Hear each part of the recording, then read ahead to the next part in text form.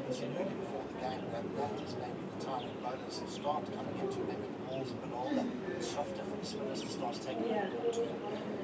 Absolutely, in the field, things like that are going to have to be very, very important. Just focusing on Diego Rosa for his career best in this competition is 148 against the self-same Dolphins side. That was 3 seasons back in Kamehameha. But perhaps one of the reasons why he hasn't is probably a bit harsh, because he has fulfilled promises of more than decent player. Why he hasn't really, that is as good a stroke as you're going to see all day. Pressure's been put on Taylor. He hasn't responded well. He's gone for 18. His partner's gone for 5 and 3 overs. He's gone for 18 and 2.5. This is disappointing from the Dolphins' perspective. One is that he can help his time but Yeah, just as a one looked comfortable in his areas as he should. Fresh off the runs, confidence is high. Well, early on there, past 6 overs yet, and confidently moving around the race. I'm wondering how long Mark Zach will be patient with him. Take a lead, but he will have to take. That's not going to get too long. He did have to create a chance, but he pulled it out of his own bowling. He had just 5.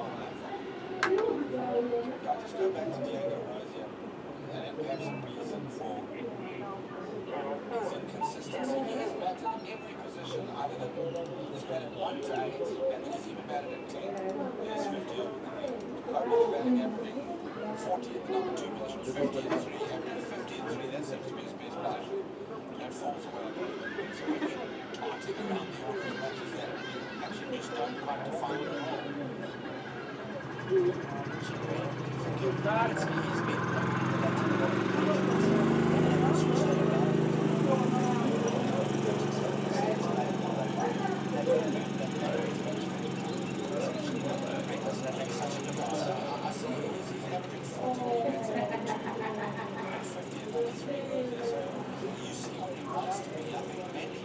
His confidence is highest when he gets up and gets the I think I must phone Neil. good lines to his organised player. He's got all the strokes.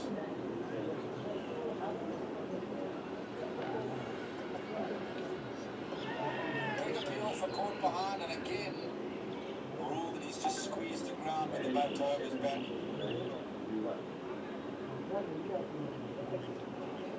Touching on the stats, we talk about the batting position where maybe it's a sign of just past the outside edge. He might be more comfortable facing receivers rather than spin rates. As middle order is then batting at 4, 5, and 6 is averaging around 30. Games to come. Today's game of course Derbs. The Warriors, this is that they have lined up ahead. So the Knights, a decent side this year as well. Disciplined team that's coming up for 10 on the 19th as they run through their fixtures. Yeah, I think this will be a good competition. I think it's competitive. Obviously, I've already said I think the Lions have got such depth of squad that they'll always challenge. But I'm on the side that sort of says the Lions, well, it's not all you. I think this is a very nice balanced squad, and there should be some good competitive cricket. We saw that they played the Gold Rush come out and next Saturday. They're covering that one. We look forward to it as a team. Eastern Cape.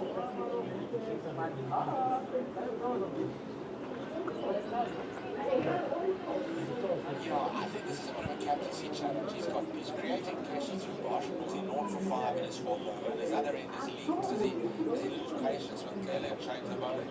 Too short, pull 4. Every time you've gone short, you're punished. Good batting, John. Seems to be hanging a little bit, waiting to pounce on that front foot. He's always that keen, but last over a straight drive off the push clear and he was looking once again very, very comfortable with this. He catches it when it's out of step. He's not scared to flat bat it. What else he does, and I think that's what disrupts Ethan Bosch, is he just shimmies up the pitch and it gives him the nudge that I'm coming at you. And he dragged his legs down, and it was a double bluff. That's actually what Herbert was wanting.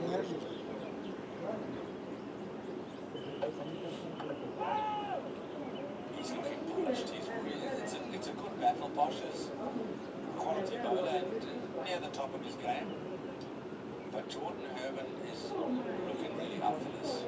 Good batting conditions now. There's not as much shape as there was for it. It's only over number 7, but already you're seeing in the atmosphere it's not as dank, it's not as early doors all day. Sun's come out, dry things out, and it's looking pretty good for batting. Interested in trying to answer Brian possibly against the left-handed Herman. I know he's got the right-handed Rosie, but give the spirit of the early doors, see what happens. Too many of these for the Dolphins' perspective. Too many. That's number 5. That's the 5th wide, and we're still inside the power play. The seam options as well, they have some Alane. Got a huge amount of game time from the Sunrisers this season as well. Some passes, the knocks, something there for him. Why do you think that the T20 is almost by rote that spinners bowl inside the power play? Why do you think there's a reticence in the 50 over game to bowl spin? It almost seems silly. Particularly over the 20 overs of recently. There's a 20, that is something special. I really love to load the teams like also these days. It's just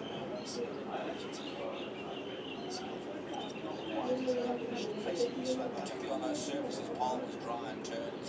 Port Elizabeth and Pretoria was pretty much the same as was here. All the coastal venues, because the mountain cricket played on these squares, it just became spin, and more spin.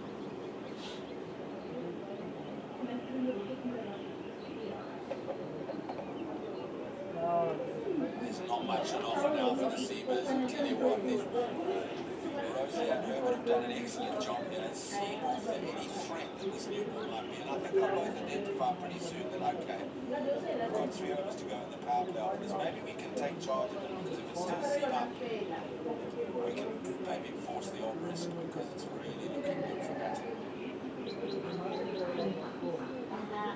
Not a lot of energy in the Dolphins in the field. It looks pretty flat at the moment.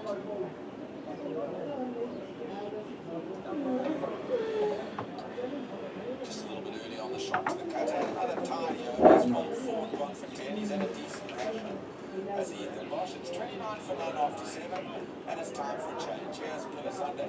Harder and not a good bowler.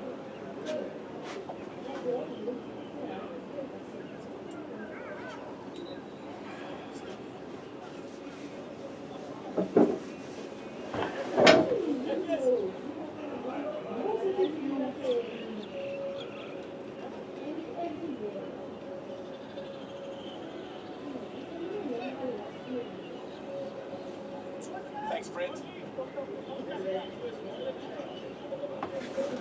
Thanks, John Kent. Enough of many Warriors after winning the toss and electing to bat first. Jordan Herman and Diego Rozier have been steady, watchful. The opening pair of Ethan Bosch and almost entirely trying to plug away and make the breakthrough for the first time. Marcus Ackerman has turned to his ace spinner at Pretoria, Brian.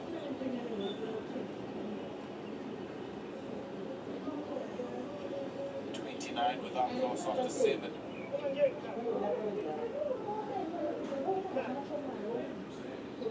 Paula's alongside me. Watch will start this between Herman and Rozier. Good running, really good running. This is going to be the test for them. Versus Brian, an experienced operator in these kind of conditions, been so for a very long time. So things like that, strike rotation is going to be very important for this pair. Yeah, good morning everyone. Good morning, Pila. Good weather in Durban. It's really good to be here this morning. 2 good sides, coastal teams. As you would expect in Durban, sprint straight away.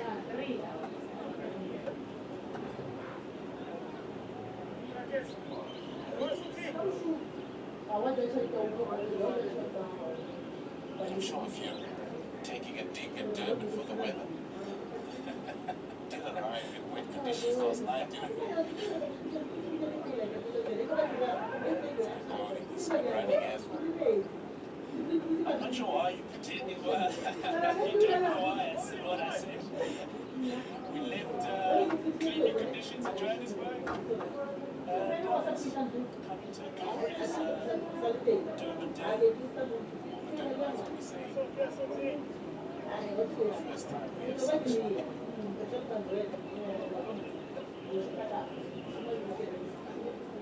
It's good for Brian, just 2 off this over.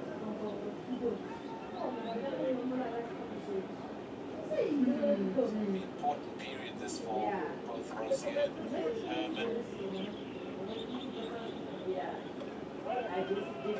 Run rate is not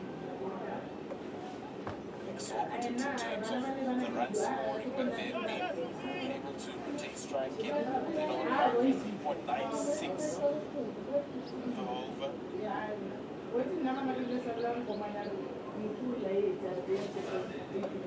So it might be time for the use of the feet as well. A good start from Prevalence, right? Just 3 off his first over. It's 32 without loss after 8.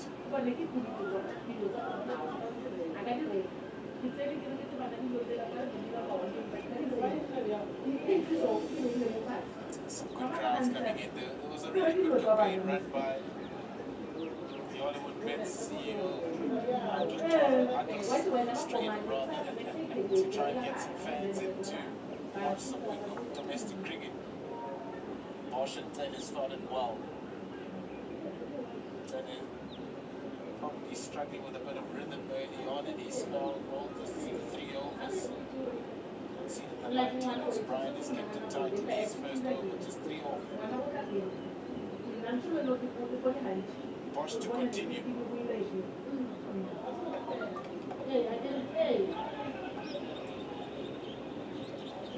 I think what's always good is to see players that have been given opportunity at a higher level coming down and showcasing why the tourism is. Ethan Bosch just recently made his debut for the Proteas in Pakistan. He started superbly this morning. Only conceded 10 runs in 4.1 overs.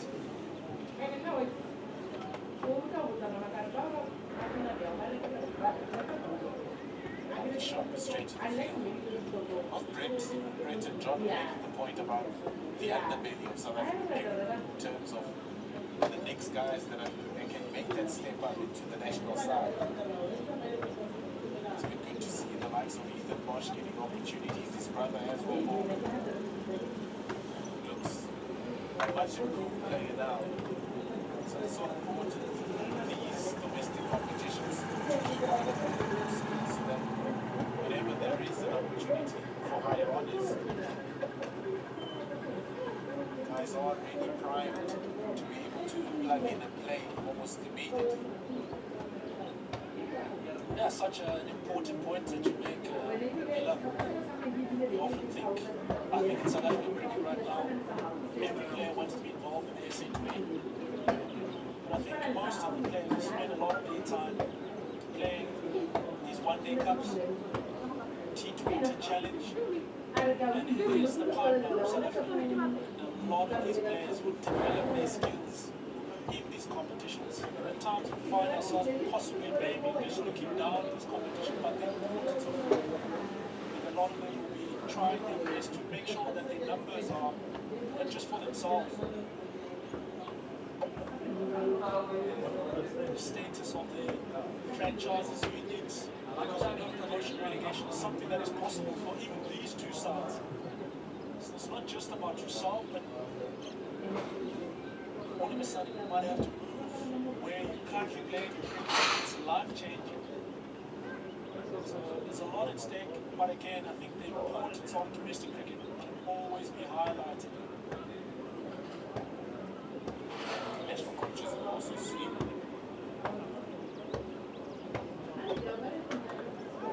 importance of domestic cricket because they've been able to award top performers in the domestic circuit. Ethan Bosch has been consistent over a period of time. He's been able to make the next step. His brother Coleman, guys like Senator Samuel is involved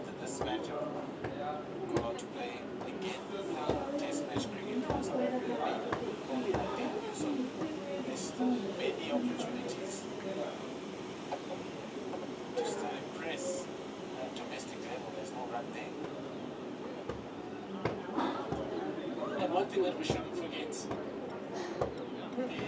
probably another one-day cup next year, 2026. So continue to look at first day career so far. Good economy for someone who bowls, particularly in the power play. The back end of innings as well, below 5, below 6 is always good going.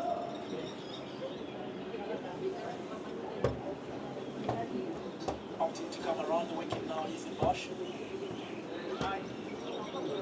Just think 2027 is not too far away. Probably 2 more domestic 50-over competition. These players are playing for those opportunities. Well, the times and tidy up for Ethan Bosch. 9 done is 34 without loss.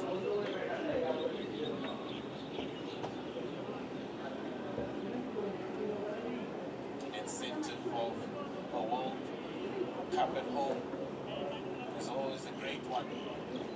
I'm sure these grounds will be filled with the next generation of South African cricketers.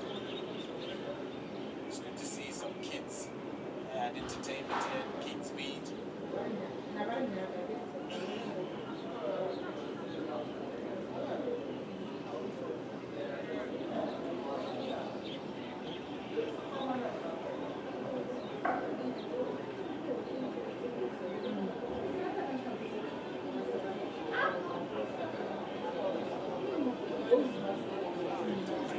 Brian, continue for a second.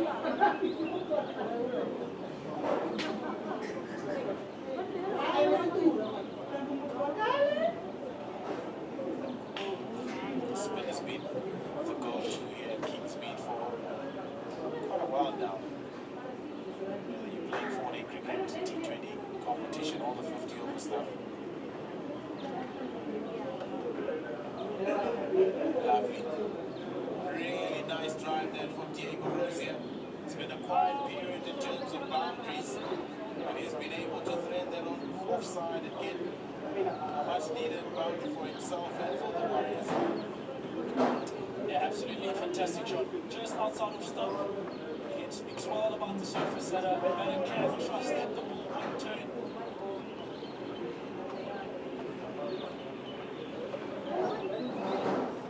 I feel that Sir Bryant is probably nerd in line there, offering a lot of width. And such is the nature of 50-over cricket. I always feel that there's one fielder short being outside of the inner ring.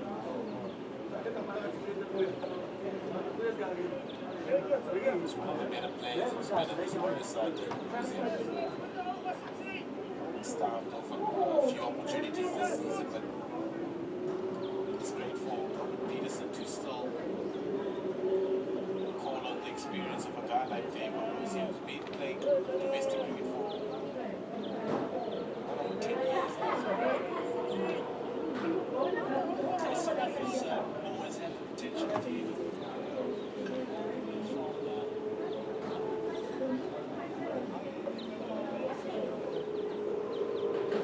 stays, always some competitors. He's dangerous in terms of talent and skill. These abilities. He probably hasn't showed all of us what he's capable of. It is the power play. 38 for no loss. Manaka. Am I So far from the Warriors. I think they are all important. They haven't lost. King Ralwana no. Platform is well set. Manong urgin nega iban. Pula yan. Why se ko puli mo bono pula yan nene lagi pula. Two standing umpires today.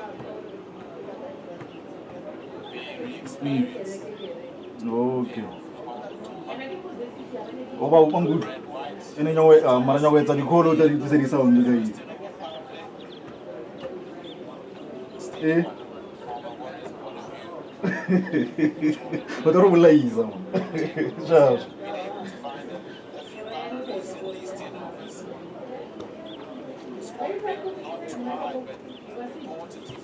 Where is it? Devin? Strangely enough, the only feel the sun side of this part. So is it the 9:30 start? Yeah.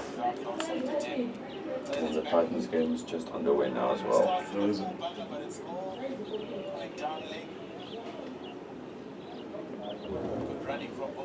What is it? Drizzling? It's going to be like this entirely. Covers off, covers off, covers off, covers off. Is it a bit of work for the ground staff? The entire party of 3. Yes. At some point, you got to start sending out the youngsters to go help. Yeah. Exactly that. From here, 2 good players. Herman is someone who's also coming from the back end of the SA20. Catch.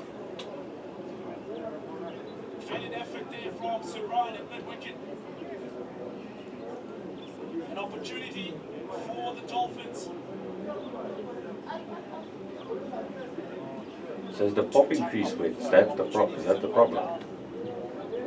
I didn't like check it, but I don't know what's happening, to be honest. Because the entire time I see the here, this side's pop increase for the right-handed bowlers. Because I mean, it didn't look that way, but I saw a guy actually working on it this morning. Yeah, but I saw a guy now as well there with one of those scrapers just trying to Yeah. get air back in. But covering back up, so here we go again for round 15. Try and make one stick here, the Dolphins, if they are going to break this partnership between Herman and Rosier.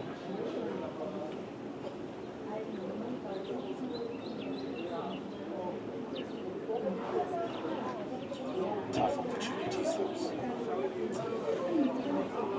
Yeah, of course, it's will be feeling differently about that again. Moved well, there's Brian at mid-wicket. Anticipated but unfortunately, instead.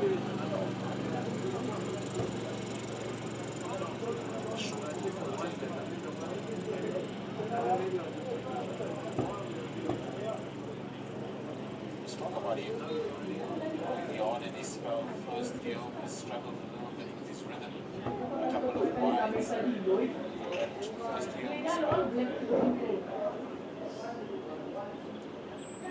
It's tough for him because though he was on that Sunrise assistant game squad, the SA20 keep playing a game. So bowling out in the middle has been something that he's lacked for over a month. Looks like now he's found his rhythm in the second spell.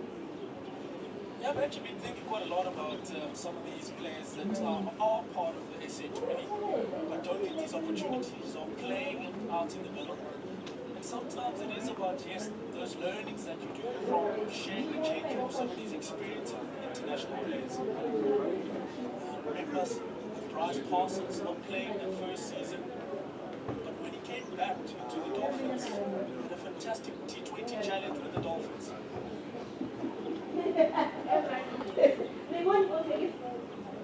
Shot from Russia, making one. 11 done, that's 44 without loss. I think it's important as well as a player to possibly short term just take the learnings. But I think the most important part is all about the opportunities of playing in the middle, testing yourself against the best in the world. We've seen the likes of Joe this season. Gleason has been phenomenal. Can't forget about the Afghani spinners, Noor, Ahmed, Mujib. These are the players that you want to test yourself. It's by no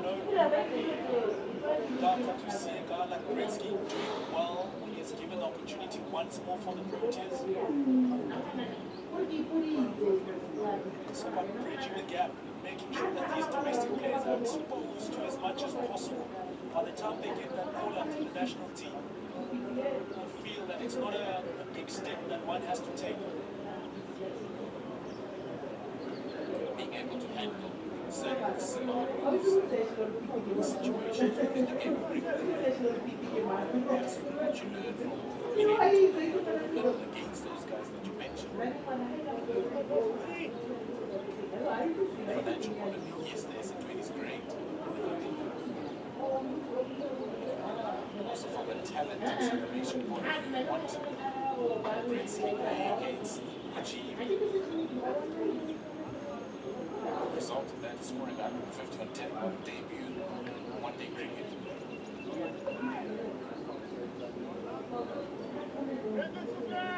And at times when you look at the talent pool of Indian cricket, what the IPL has done for India, brought what was the third side to South Africa, but the players that could handle themselves in South African conditions. It's all about exposure. Yes, it helps that you've got the financial means where you invest heavily in your domestic talent, infrastructure, coaching, academies, A-sides.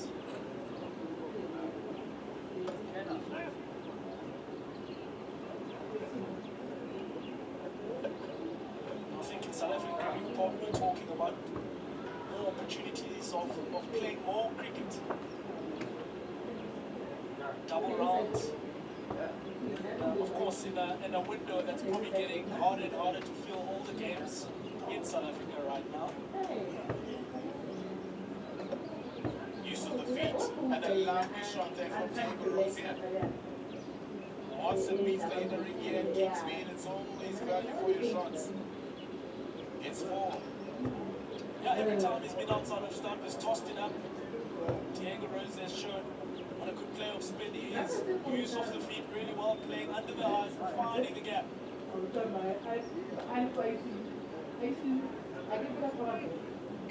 Following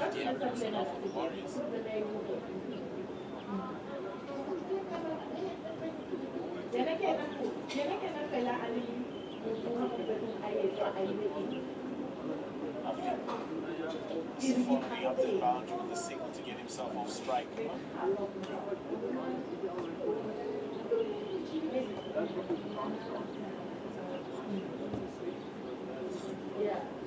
Brian is employing a slip to the left-hander Jordan Herman in this over.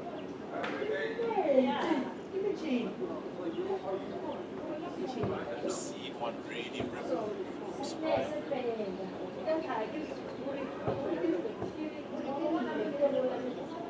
Decent over for the Warriors in terms of runs accumulation. It's 51 without loss.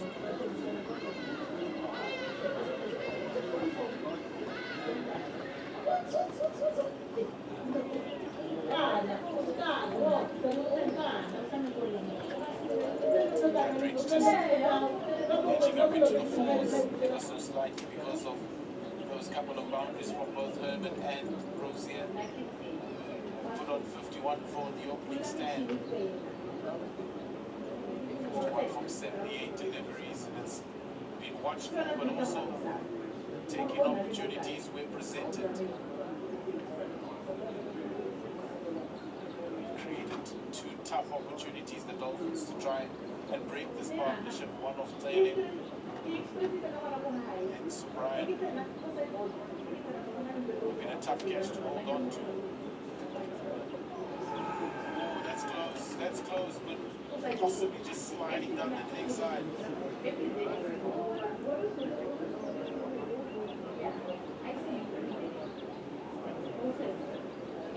Shouting from Okushekele. Oh. Feel just the front leg just going across. Oh, they've kept that to up. Contention there for a little moment. I just feel that it's heading down. Missing leg and just clipping leg stump. Again, this one more obvious. In this direction, going down the leg side, you can move the leg behind Diego Rosier.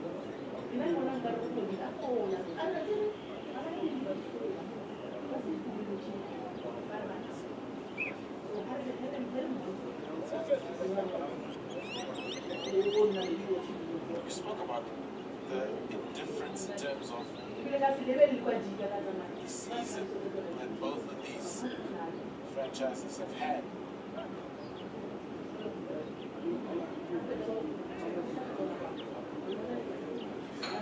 We disturbing there again. It's there again. That's currently much more heated. Dad doing the feeding as always. The son hitting a few bombs into the field as well.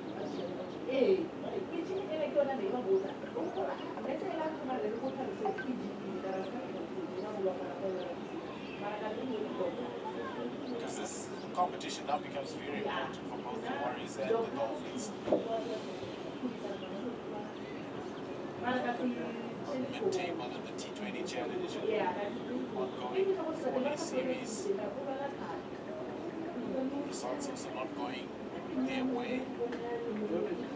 So this tournament, if they can get themselves into play of contention, will do them a world of good in terms of staying afloat in Division 1.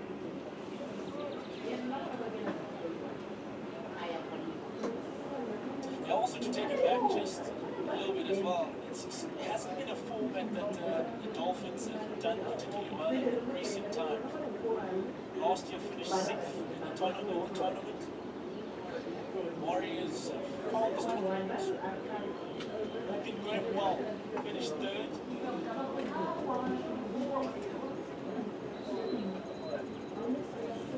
I think it's important here, as you've mentioned, the Dolphins are finding themselves possibly fighting relegation, one of those relegation spots. It's quite ensuring that against a team that is in a similar position to you, is that you get one over. It does make things easier because even in this particular format, you're looking at all the teams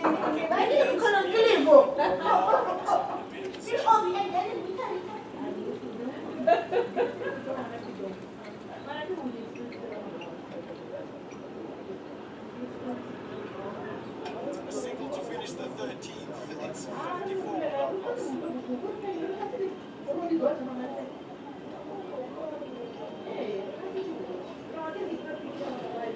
Dolphins woes have been well documented. They've lost a couple of their senior pros in the process of this tournament, but plenty of cricket going on in the World of Champions, the ICC Champions Trophy.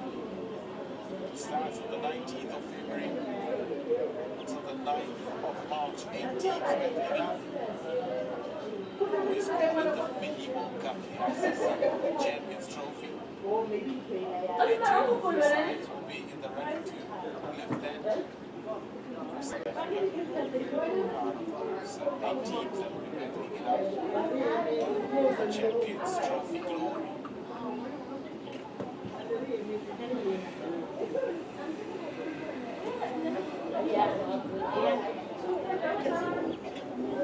Round the wicket now for Subrine. The Tuks close here, not an opportunity on that offside to skip down the wicket and pierce the inner ring, but Rosie is determined to find the gaps on that offside. There's no one sweeping on that offside.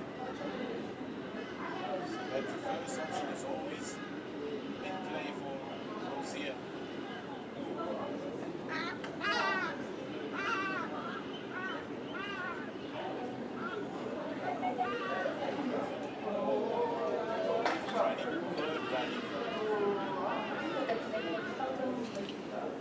She also just emphasized the point that many might not actually know or remember. South Africa actually won before. Makai and Dino remind us that they had brought that one home. 1998.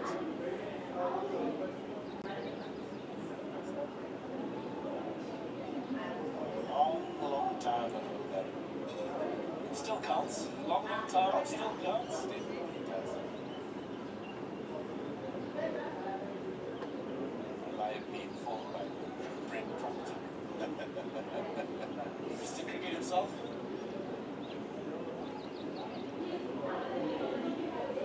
He's checking for run out here possibly. Yeah, but it doesn't look like Titone is able to break the stumps legally with his gloves. The ball ground, even before Pretoria even attempted to break the stumps with his gloves. Something I actually learned in the SA20. You can use your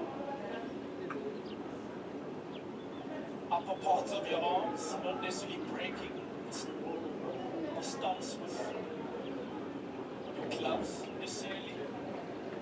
The latter part of the law says it's legal, so I feel like we're always learning. You think that cricketers would know the laws of the game? It surprises me that cricketers are partial to the laws of the game. They're always well read on them. We're students of them.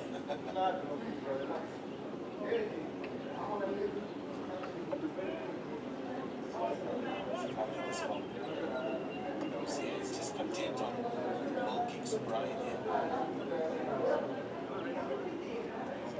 17 here. Inside 3.5, so able to find some scoring opportunities off the spin, which could pose a threat in these kind of conditions.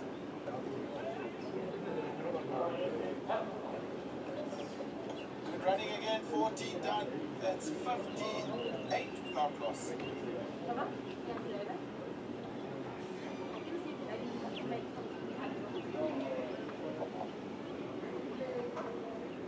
Yeah, the Dufferin Warriors won the toss this morning and they decided to bat first. The first game, the CSA One-Day Cup. And Diego Rossi have given this team a really good start. 58 for no loss after 14. Feeling that they've really good platform. 240 plus, it's generally a pass score here in Durban. Looking to really post something of winnable substance and give themselves a chance here in this afternoon. Commentary change. Proctor. And Dwayne Pretorius. Thanks, Ron. Still going off Coquelin clearly, who's settled into his work a little bit better after a different spell from the other end with a new ball. But yeah, to concur with Pilar and Nona's thought process, I think this has really been a nice watchful measure beginning by the two Warriors overs. It swung up a bit early. They had it probably for about a window of 5 or 6 overs. The Dolphins had a little bit of movement with that 9:30 start, but since then it looks like the main road really looks good for batting. Platform, you'd start to expect to see a little bit of acceleration as the overs tick by. The Dolphins only used 3. There's a lovely drive from Herman with nothing. Good morning, Ray. Nice and red. Nice to be here. Stevie Durban, I believe you left Johannesburg this morning in a bit of a wet weather. Yes, it's raining quite a bit there. I think there's under pressure again. They've had a bit of pressure with rain, haven't they, up in that part of the world? Not only do they say 20 of rain-affected games, but our attention here to Durban. So much maligned for its weather, but today it's a blustery day, but it is certainly a lovely cricket playing and cricket watching day. Taylor is busy with his 6th. Hammered off the shin, off the ankle. That is a nasty blow, but it's meant to fall. Yeah, put the big booth out there. Just stop before. Great shot from Jordan there. Yeah, I think that built a really nice partnership here. Looks a bit tricky in the conditions. Doesn't look like the ball's coming on that nicely, so shots really difficult to pierce the outswing. A lot of gun balls out there, so I'm sure they'll try and keep rotating. Are you not surprised that Marcus Ackerman only used 3 bowlers and 2 seamers in the off spin? Yeah, it's an interesting plan. I'm not very sure what he's thinking is behind it, but I'm sure. Short hammers, too short, too wide, and it just seems that it hasn't been a length to bowl on a person, so it's attached on the slow side, anything short. Good straight from him. Yeah, definitely. Taylor just missing his line there. Just a bit wide, especially for Jordan. He's set up, just sits up for shorter deliveries, and that one's the perfect one. He's looking for. It's really well timed as well. Boundary that actually I think needed. I think they need to stop picking up the pace here to Yeah, we heard Nono saying 240s par, which is historically that's sort of 5 and overs about par the other day here at Kingsmead. However, with a start like this, you're thinking a lot more than 250. Yeah, definitely. I think it's been a really solid start. But I must say, stroke playing has been looking quite tricky. Again, it looks like if you bowl nice and tight line, it's really difficult to rotate strike in free arms. So what your captaincy had, where do you go with the fielding side to try and get a break from John Smith? Yes, I think John is a really good bowler. He always bowls wicket to wicket, brings the wicket into play. Really smart, he's a man himself, so great option. This one is nice. Short ball, gap foul, beautifully placed. Another square boundary from Jordan Herman, who's really looking the part. Another expensive over from Akuzvin Taylor. It's 66 for none. The Warriors going well after 15. Yeah, unfortunately, Taylor just missing his length there. Yeah, just a bit too short. And again, Jordan, you want to bring him forward with the technique that he has. Yeah, unfortunately, that plays right into his strength. But good for the Warriors, 2 boundaries there. Trying to pick up the momentum here. Good partnership, run rate at 4.4. So yeah, I think they would like to extend this partnership to about 100 It's looking like a surface where you'd rather have a better driving than playing square to wicket. Yeah, definitely, and especially if the outfield nice and lush. It's not always that fast there at the so I think that would be great. Brian around the wicket continues from the old fort into Rosia. Cuts protection there. Should get cut off and just the one. But yeah, it's a little bit of a time for desperate measures for the home side. The Hollywood Reds Dolphins being asked to field because Montesami of the Warriors won, the Dark Warriors won the toss, decided to bat. It was an interesting decision because they looked a bit clamminess and maybe for half an hour there might have been something. But in the end, it looks like it's been a very good decision by the Warriors to bat first. Yeah, Montesami obviously played a lot of cricket there before, so knows the conditions quite well. So Trying to find someone in the outfield who might be of suggesting giving us a clue that they might be bowling. I'm not seeing much movement along. Swats away at deep back and square. Malani, perhaps a medium pace option. Parsons, Caleb, shoulder activity.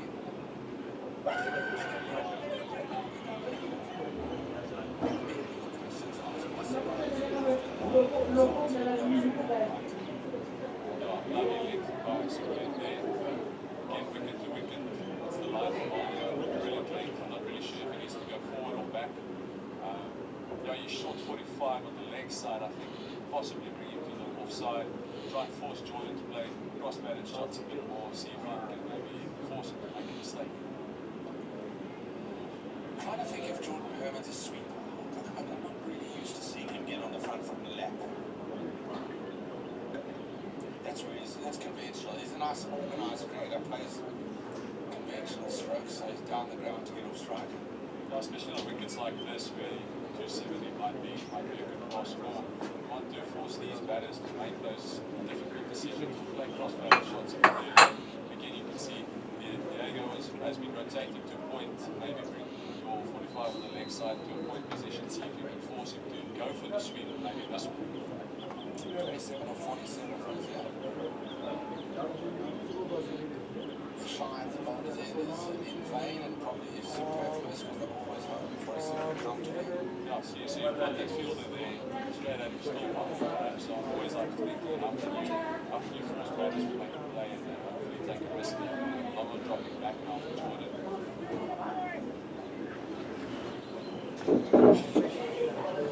It's about to be tired. Shades off stump. Deceived him in the flight. He was on the back foot to a much fuller delivery. Good piece of bowling from Dylan O'Brien. 16 down, 69 for none. And the players are going to enjoy a mid-morning drink.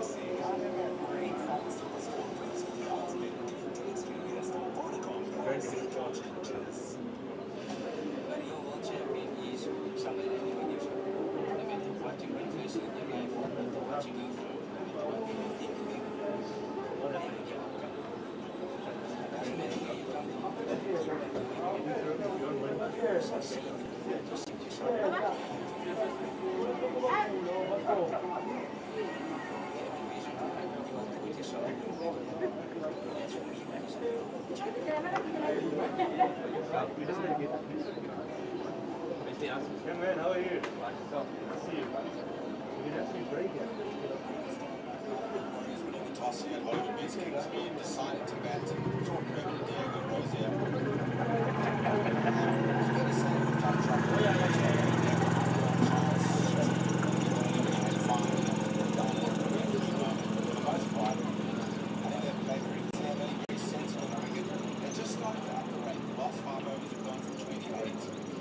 Starting into run a ball, but drinks break time. Do you really assess your strategy and the much time to just have a chat about how you know you're doing fine?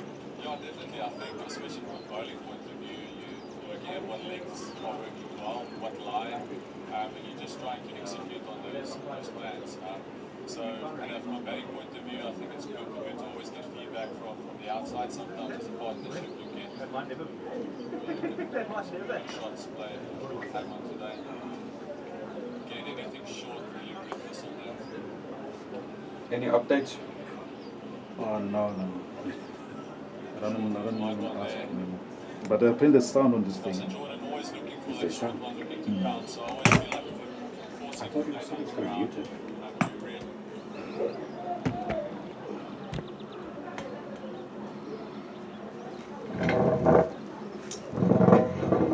So just be careful what you say. Clearly. You're listening to commentary from DSTV for free. No, but you can, I think you can listen to that. It's not like you saying something bad there.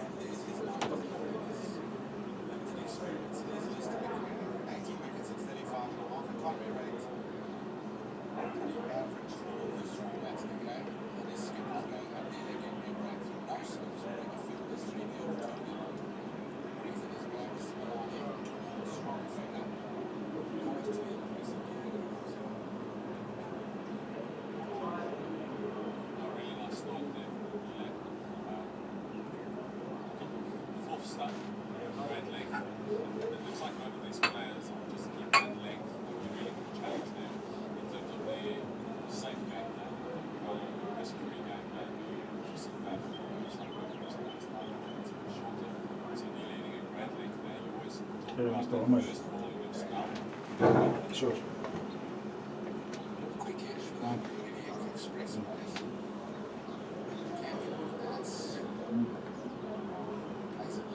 That's really good feeling. So important outfielders are right and left hand fielder and back on point. Whether the batter's trying to run it down an asset because he's always going to a strong side. Yeah, definitely. And again, like especially on a play like Diego that likes to run back front shoot across the stumps. Maybe give him a quick up, open it up a bit, give him an extra intention like a Kali so that he can't go to us, going to get a strike ball. Maybe this is one straight with Neil West just now was really close. Yeah, and now the W shot it was looking solid. They're not reviewing it. Actually, so now that's closer than it was. This is a good start for Similarly. The Dolphins need just a little bit of control. Not that they've lost it, they haven't looked remotely better at 69 for now in the 17.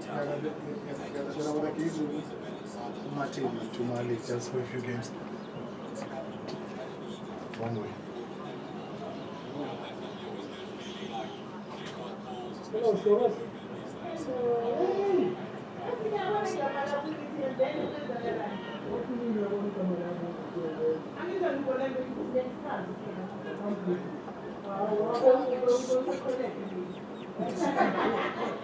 Hello, I'm good.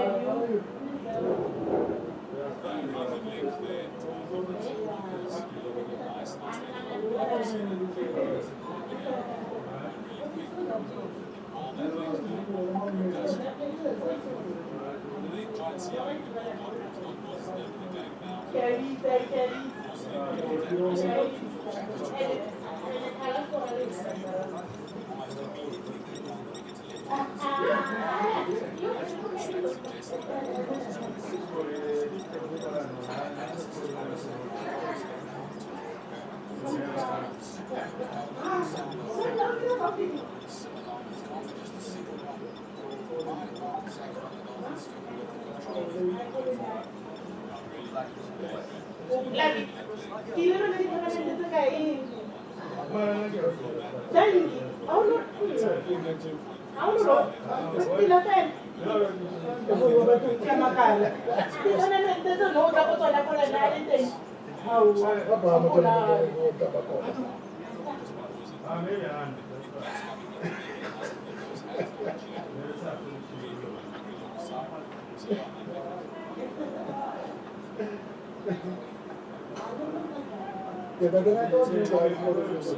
Promising for the Dolphins. 17 down at 70 for now. The Warriors still significant. Jadi kamu bikin senten mata apa lagi?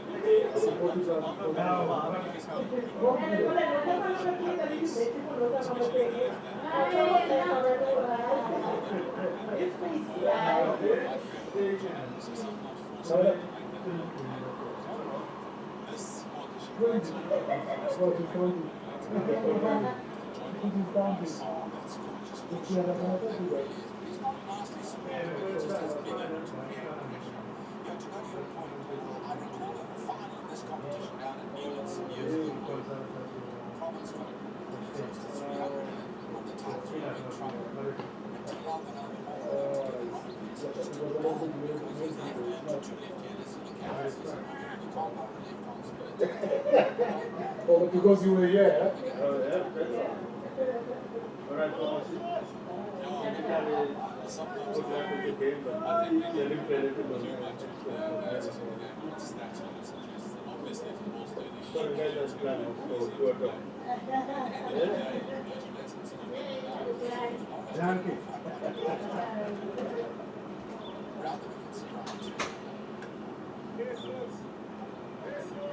He has looked as if he's not quite ready to either of these two batsmen. He's not quite ready, as you'd expect, to the left hand. He beat him just before the breaks with a lovely quicker one than caught him on the crease. It's an incredible atmosphere of Tuks for a domestic 50 over, and it's good to see.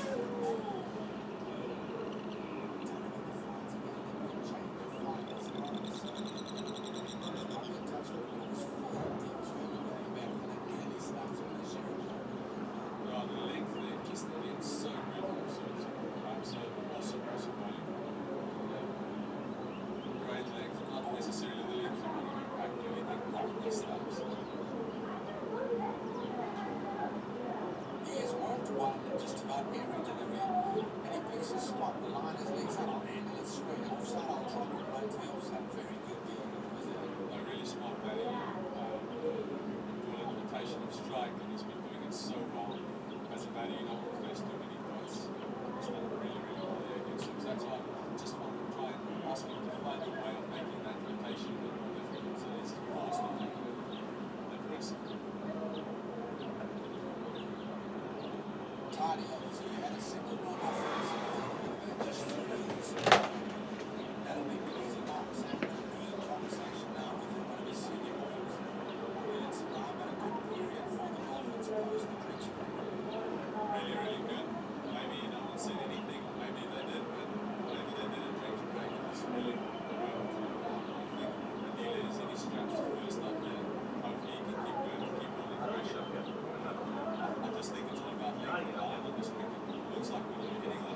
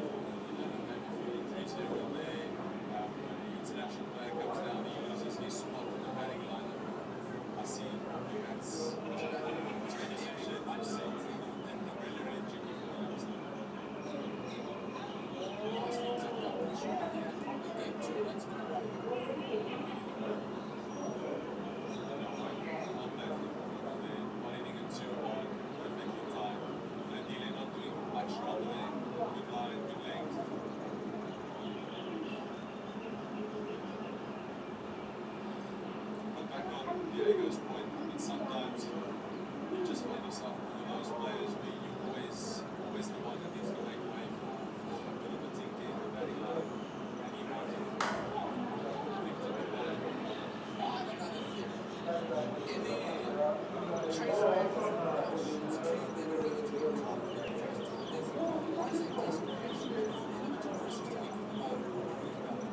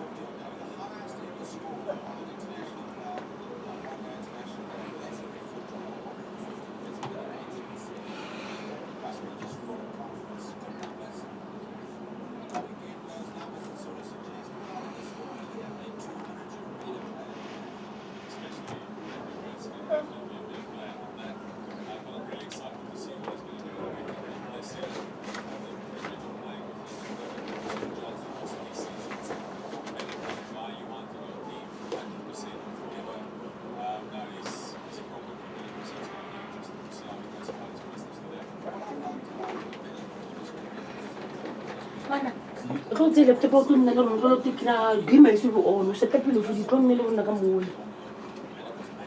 No, where you from? I'm like the more. I can't do the dollar of made up for one more.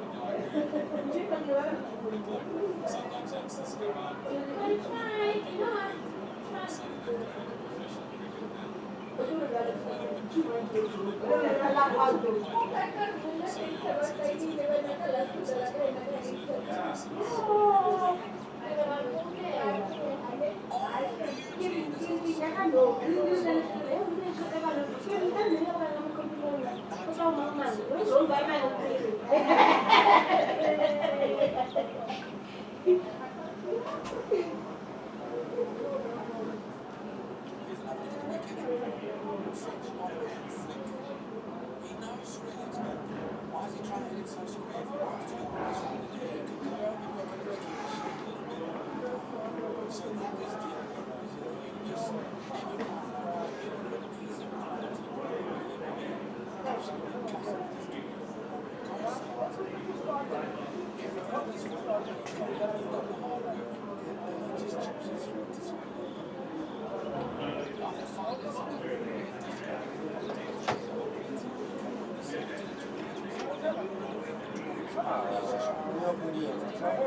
Yeah.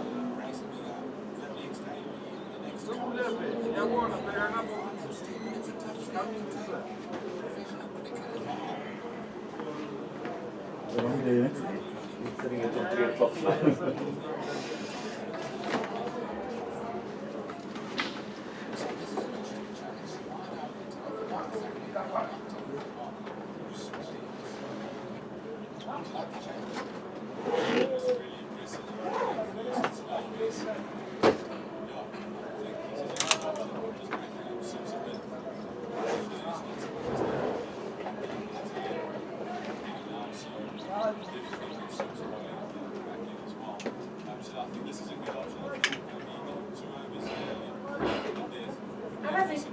I was my baby. I was my love. Hey, what you got?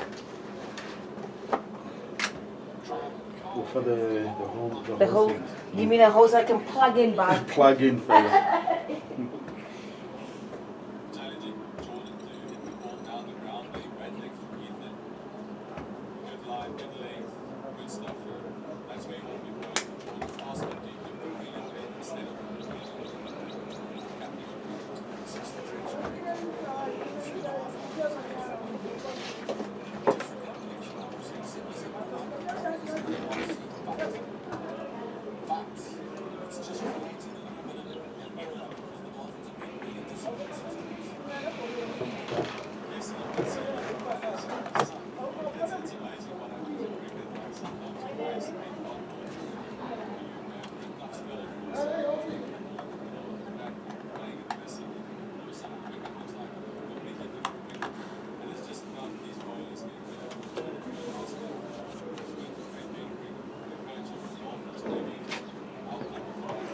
Taking over the pitch vision cameras. Eh? So you're taking over the pitch vision stream now. This must be off to be quite honest, because there's no point. You can use that one too. I see the umpires are heading out now again. Yeah, but I think everything needs to be.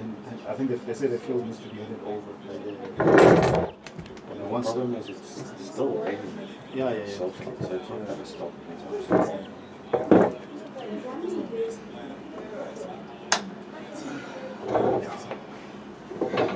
So in the meantime, just like this, let's make sure that we catch up. At the duties. Always fun.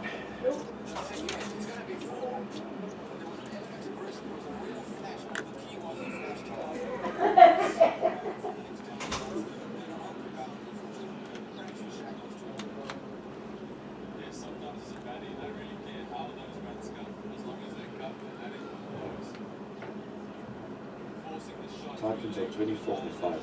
24 for 5. How is that possible? Where did they bring home? Well, On the field deck. And this was raining there. it's spinning. Manaf opened the bowling and he's got 2 for 6 and 5 overs.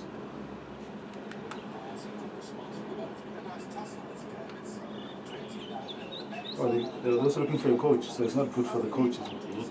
The players say, hey, we'll make sure that. Ntsa di chilatse. Mara sa ibe dawo dingwe.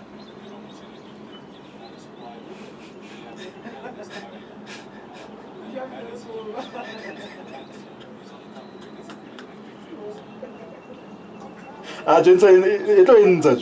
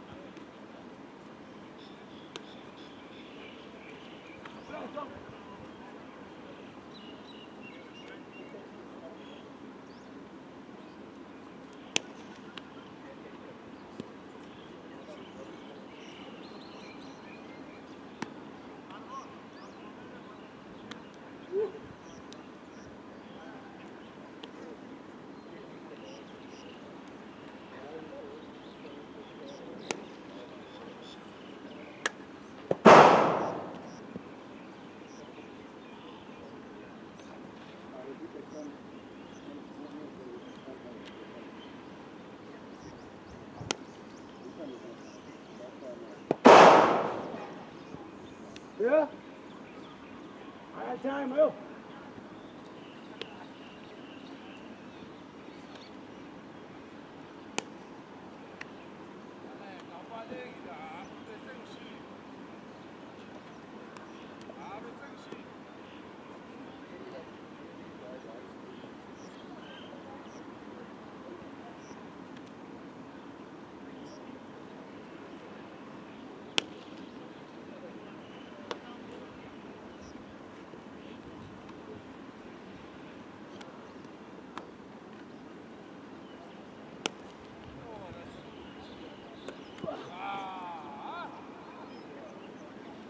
Luis!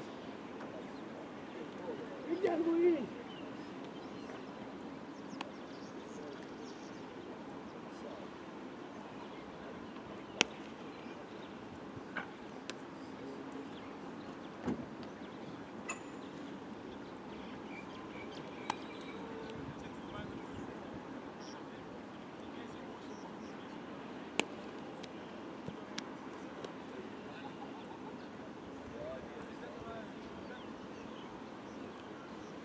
Good, go.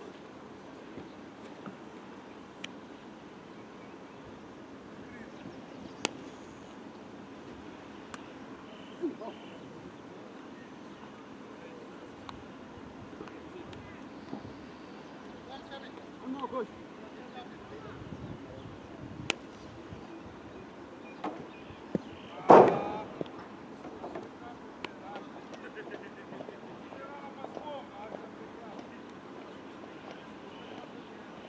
Go. Selfie.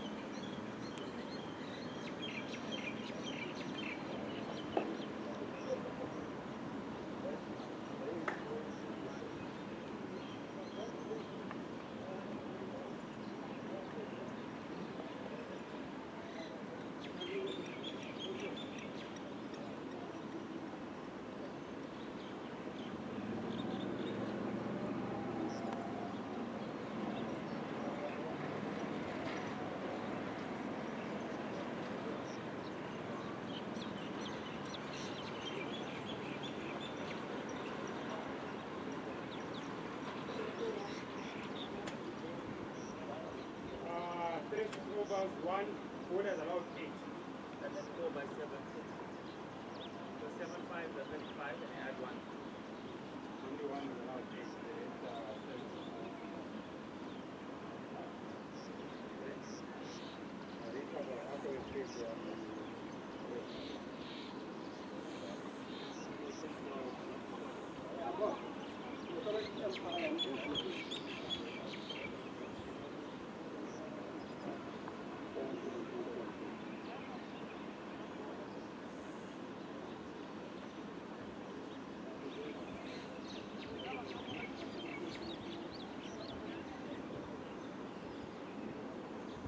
Open the mic.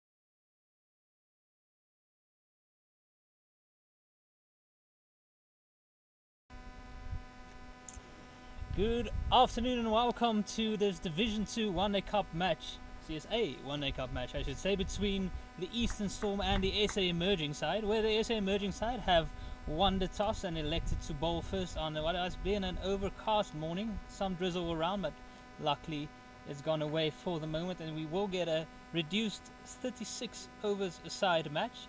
Power play at the start will be 7 overs. And the final one will be another 7 overs at the back end. And the umpires on the north side will be Mohammed Juma, and at the south side will be Amulani Ntuli. And here at the Tuks Oval, it's still an opportunity for the SA Emerging sides to, or players, to make themselves known. Few of them not playing for the Division 1 sides currently, some of them still in school. And with me I have Mr. Colin. How are you, Colin? Yeah, no, nice. Thank you very much, Werner, and good morning to everyone listening at home and wherever you are. Yeah, a bit of a touch start that earlier on with the weather that we've had here.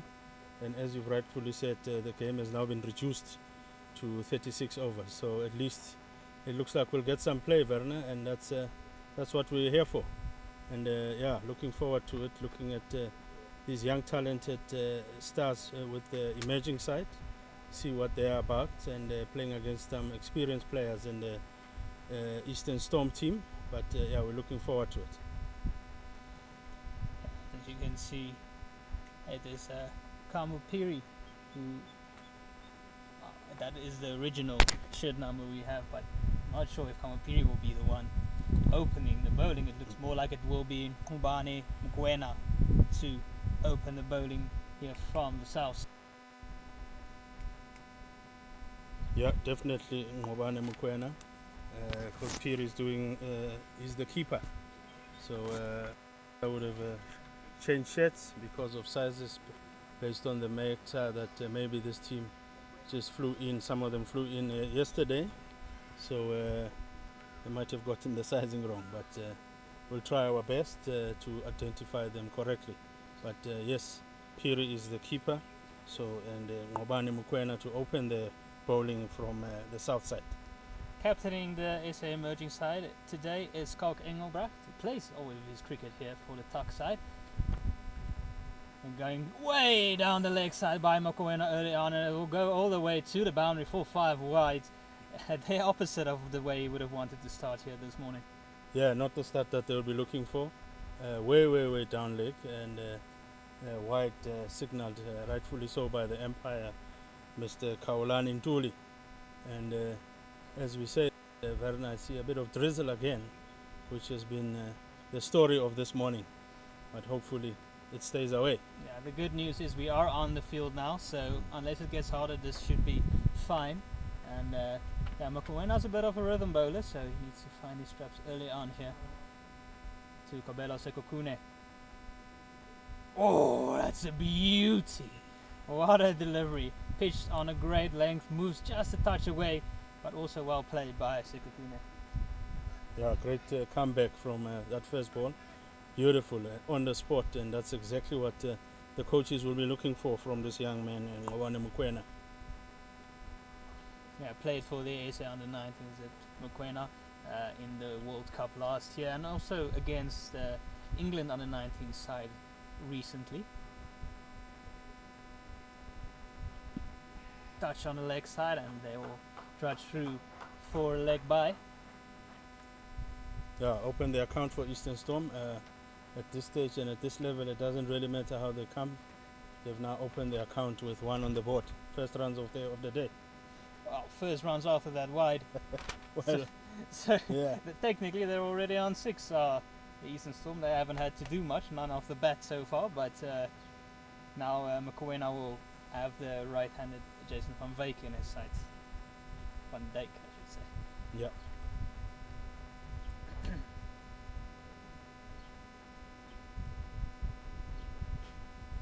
Oh, gets extra bounce as Mokoena. Plays it well in the end as Van Dijk. Soft hands, but you can already see a bit of extra bounce in this pitch. Yeah, and fantastic bowling that from Mukwena, taking into consideration that he just bowled the few overs to a left-hander and now bowling to a right-hander and immediately on the money. So that's good adjustment from the bowler. Yeah, it's very good bowling, and it's Captain Engelbrecht there to encourage him. 2 slips in place. Nicely bowled once again. There's the 2 fielders out on the boundary is third man and fine leg. So very traditional field this. Yeah, with 4 balls bowled, that was the first one that we can really say from a batsman point of view that was played in the middle of the bat by the batsman there, Jason van Dijk.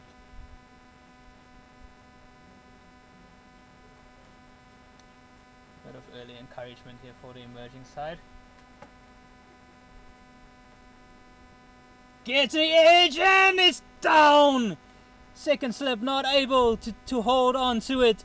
Big missed opportunity early on. Looks like it's Garnet Tsar there at second slip putting that one down. Yeah, and with these conditions, Werner, that's what those slip cordons should be expecting. Those catches at this stage should be taken at this level. It was a brilliant bowling by Mukwena and Tar dropping it, but I must say it was coming on very quick to him. Goes again, very full das Mukwena, and just kept out by Jason van Wyk. It's 6 without loss at the end of the first over. Much better from Mukwena as that over went on. Unfortunate not to get the wicket. Yeah, very unfortunate. Taking into consideration there was another one that just dropped short to Tar earlier on, but very good over by Mukwena. Bar the first ball that went for wides, but other than that he's come back beautifully and adjusting beautifully to this left and right combination. Raik Daniels now lining up to come in the second over from the north side. Had an exceptional Kaya Majola week where he was the top wicket taker with 14 wickets. Also took 12 wickets in the Cubs week to follow it up, and also had a good series against the England under-19. So in really good form is Daniels. tends to move the ball around quite a bit. So these type of conditions suit him very well. Yeah, no, you're quite right. I had a pleasure of watching him at Kaya Majola, and as you say, performed very well. So let's see what he'll do at this level. Oh, the no ball early on. So Mokoena starts with a wide. Daniel starts with a no ball. Bit of rust to shake off here from the SA emerging players. Yeah, and that's also what does when you're sitting out not knowing the match, if it will start or not. That's what it will do, hopefully for him. That's him getting out his first one or his loosener, and then from now onwards he comes through. But a free hit signaled there by the umpire, Mr. Mohammed Joma. You'll have to be right on it here. Missing young bowler. Won't quite qualify for next year's Under-19 World Cup. He will be a bit too old. He's 18 still. Oh, it's a very good delivery by Daniels. Squares up Van Dijk. There's here a slight drizzle here, but all still good for now. We're hoping that the rain will stay away so that we can bring you a good game here today. Yeah, no, like you said earlier on, it drizzles while they are now on the field, which means it's a different story compared to when it was drizzling before they got onto the field. This drizzle couldn't get them on the field, but now that they are on the field, I'm sure they'll stay there. It's not drizzling that much. Oh, it takes the edge again, and well fielded by Tar this time. Yeah. Diving away to his right-hand side, and finding his rhythm now is Daniels. Yeah, great stuff there by Tar. Great fielding. Definitely saved a run there, but beautiful. And I would like the idea also, the fielders there, once it picked up the backing up, so you can see that the fielders are alert now. I'll just run you quickly through the 11s playing today. The SA emerging side, they have Jurich van Schalkwijk and Steve Stork, two exciting young players as openers for the day. Again, wild ball by Daniels, just moving away to end the second over. It's 11 without loss. So coming in at number 3 or slotted for now is Jason Rolls, also an exciting young player from St. David's. And then Garnet Tar, who also plays for the Knights but is here today. Then Kamupiri, who plays with Jason Rolls at St. David's, and Bandile Mabata, who also had a good Kaya Majola week, nice all-rounder, also able to hit the ball quite hard. Ludwig Schuld, he plays for the Dragons, but he's also here today. Also another one who dominated schools level. Skalk Engelbrecht, I mentioned earlier, the captain for the day, off-spinner for Tuks and for the Titans. Mbane Mokoena, who you'll see running in again right now, and he's coming in to Sekokune. Oh, again, getting nice bounce is Mokoena, and his rhythm looking much better now. Yeah, that tenant bounce, you can see that tenant's bounce there, and both bowlers, both these young men starting off just for 5 runs so that they get rid of the no balls and those wides. Those figures could look even better as they go on. Last 2 players for the emerging side is Raik Daniels, bowling from the north side, and then Tubile Shlatuka, who plays for Eastern Cape. Generally, he's here today as well. So an exciting young team for the SA emerging. Oh, gets all turned around. Sekokune pitched outside leg, just a slight movement away, and looking to hit that through the square leg region. Ends up taking the outside hard of the bat. Yeah, squared him up a little bit and looking very organized now. Looks like he's settled a bit, Mokoena, from that first, and from how he's looking and having that support of that tennis bounce in quite different.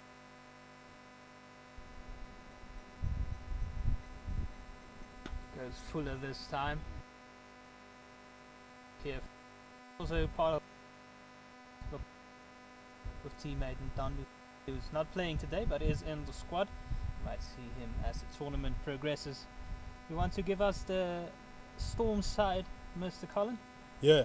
I thought I would also just to update the viewers at home just on the division, other games that are happening in Division 2 against the Rhinos. Goes across and bit wide in the air, but in the gap as well. Outfield don't be that quick today with a bit of rain around, but they will come back for a second. Yeah, that's great confidence shot by Sekhukhune. It will give him a bit of confidence playing that. But yeah, as I was saying, Tuskers are on 169 for 3 after 39 overs, and down in Polokwane, the Wabro Impalas are 91 for 2 after 18.4 overs, playing against the Garden Route Badgers. So this game is a bit behind compared to those, because obviously we had a late start here. But yeah, just looking at that Stormers team opening the batting here now is Kabelo Sekhukhune and Jason van Dijk.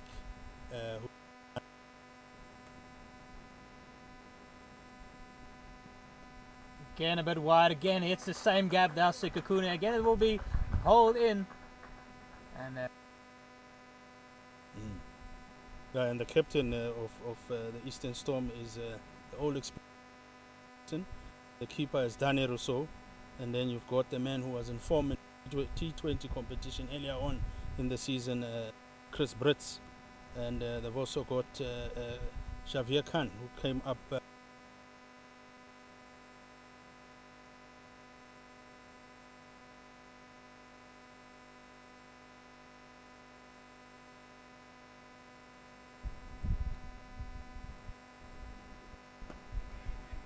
bowled by Mokoena. Coming around the wicket to end over number Storm. and then just looking finished.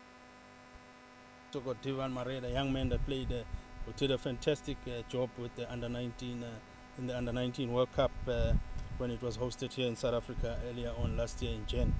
And they've got Aman Khan, and then Tumelo Smelane, their number 1 spinner, and then Martin Kumalo, who also played in the World Cup but was unfortunate to get an early injury early on, and had to be pulled out of that team, but he's come back, recovered from that, strong, looking strong. So that's the full squad of the Eastern Storm, and be nice to see these experienced players, because Eastern Storm has also got some few youngsters who have played. Well by Daniels, just left alone by Van Dijk. Despite it being a 36 over match, it's still plenty of overs to play with. Yeah. So it can be a bit watchful at the start, especially when a pitch like this has some life in it. Yeah. Do you think it's too early now, Werner, as a coach or maybe as a batting team, to look at a target that you'd want to? Because I think now the first thing you would want to do is see how this pitch is behaving, especially with this kind of weather. Oh, goes fuller this time underneath the bat of Van Dijk. Yeah, it will be probably a few overs just to assess things, see what's what. Maybe do the same again when a spinner comes on, see if there is any purchase. They generally say when there is some sieve movement, there is some spin as well, or some stick. So good top to the emerging side. Important that they make use of it and get some early wickets. We've already seen one drop catch going down.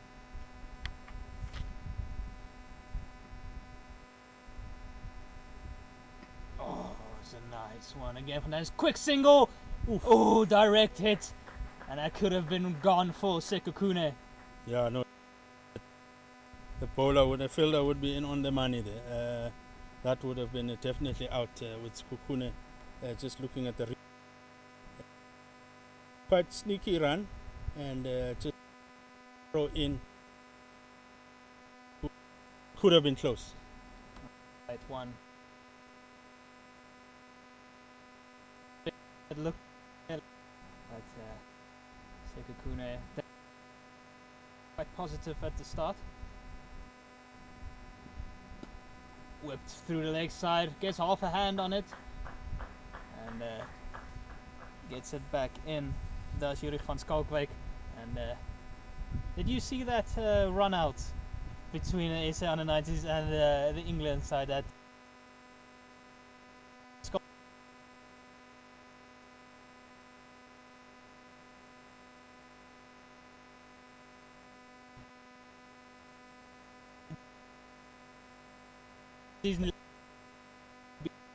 but somehow it didn't. Good. good shot. Beautifully driven through extra cover. Again, does it have the pace? It looks like it does. This of the Van Dijk. That definitely a to through the 4 runs. Fantastic. into it. Bit over pitch from Daniels this time. Just looking for a bit of swing through the air far this morning, which is surprising given the conditions, but maybe it's not quite humid for the swing. Light wind coming across as well today. Again over pitched. It's that same gap as Jason Van Dijk. Doesn't get the middle this time, but again, I'll get through for a single to end the over. It's end of 4 overs. It's 22 without loss for Eastern Storm, and they'll be quite happy with this start. Yeah, no, I think they'll be definitely happy given the weather conditions here. And the emerging side would not be really happy because they would want to use this weather conditions in their advantage. So Eastern Storm, I think, have started off beautifully. And Daniels there, those last 2 balls bowling half volleys, and you learn as a schoolboy that, you know, at this level, half volleys get taken away. There's what they call the first class length, which is what he needs to learn, and that's where he needs to be bowling.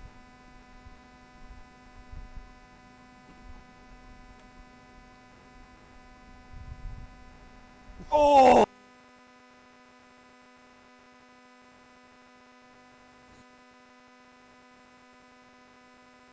Fantastic bowling, and that is exactly, if you look at the replay, that's the length that we're talking about at this level.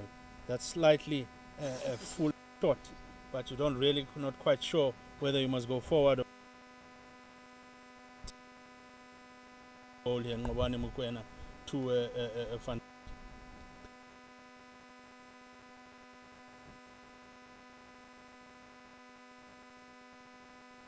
That's almost Great. an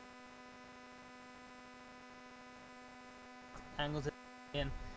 You need to be careful playing away from your body to him. Yeah, great call that by Sikukune to save his mate after struggling with the first 2, just to maybe say give him a breather. But the first call, good call to get that run. In this case, at least Van Dijk can come to the non-strikers end and get some time to think about it. And that's what it's about. It's not just about the runs, but also in between, saving of each other and taking runs, like as Kukuna had called it there. And where we're sitting here, Varna, we can see this drizzle, and it looks like it's getting slightly a bit heavier.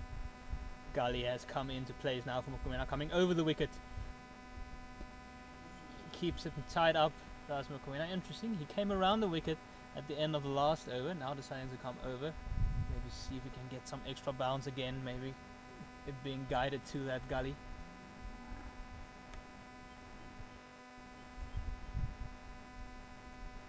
Yeah, this emerging team is going to need to do some of those changes and look at where the opportunities will come, and not just depend on the strip only. Look at where you would want the batters to score. Where Goes fuller to that.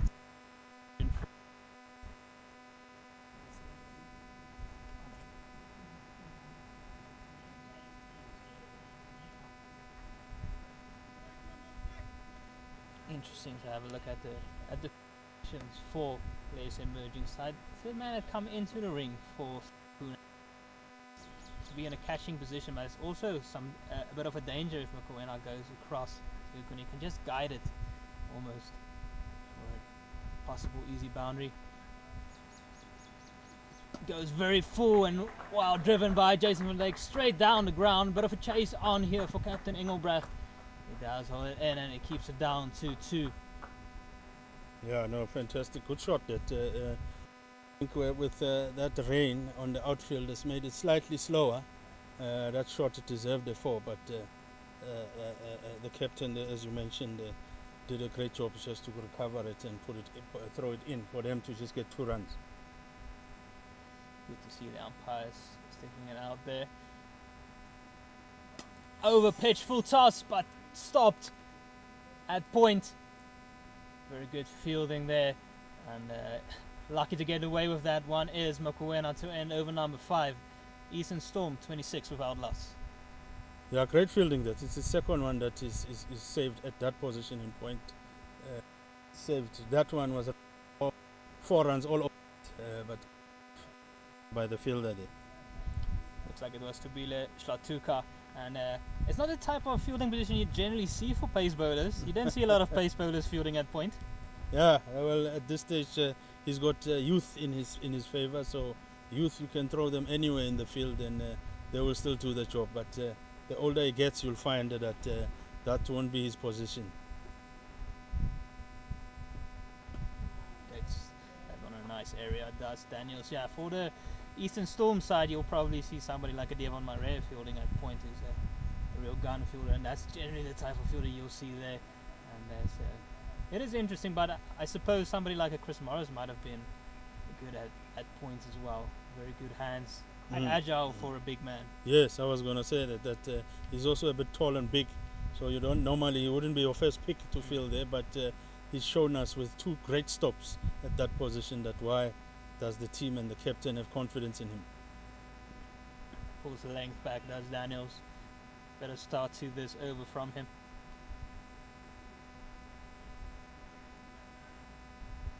Yeah, I'm also interested in looking at the keeper, the man there from St. David's.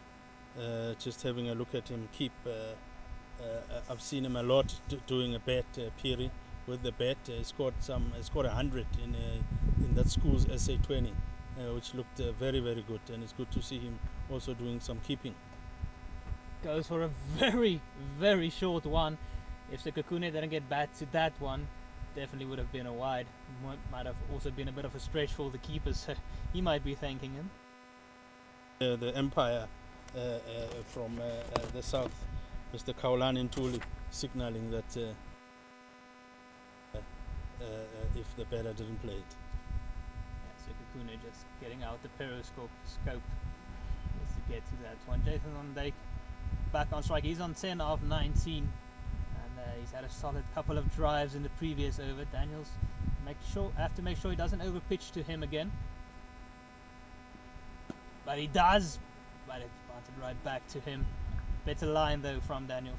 Yeah, better lined it, and good stop as well from him. Normally fielders, bowlers are not the best fielders of their own bowling because it was hit right back to him, but stopped it beautifully. And Werner, I don't know if you've noticed that this is that little bit of stickiness, especially once they bowl a bouncer, because as they bowl it's a bit short, it tends to stick around. That's why the previous one, Skukuna could actually get behind it, even though it was way over his head, to still play it down for 1. Goes very full again, but finds mid off. That's Van Dijk. So Daniels looking for that full length. He generally does, and but he'll just maybe have to assess this wicket. Maybe use that stickiness as you're talking about, Colin. Just pull the length back a bit. Maybe there is a bit of uneven bounce. Some of them might hold a bit, some of them might skate through, and that's where the opportunities can come. Yeah, definitely.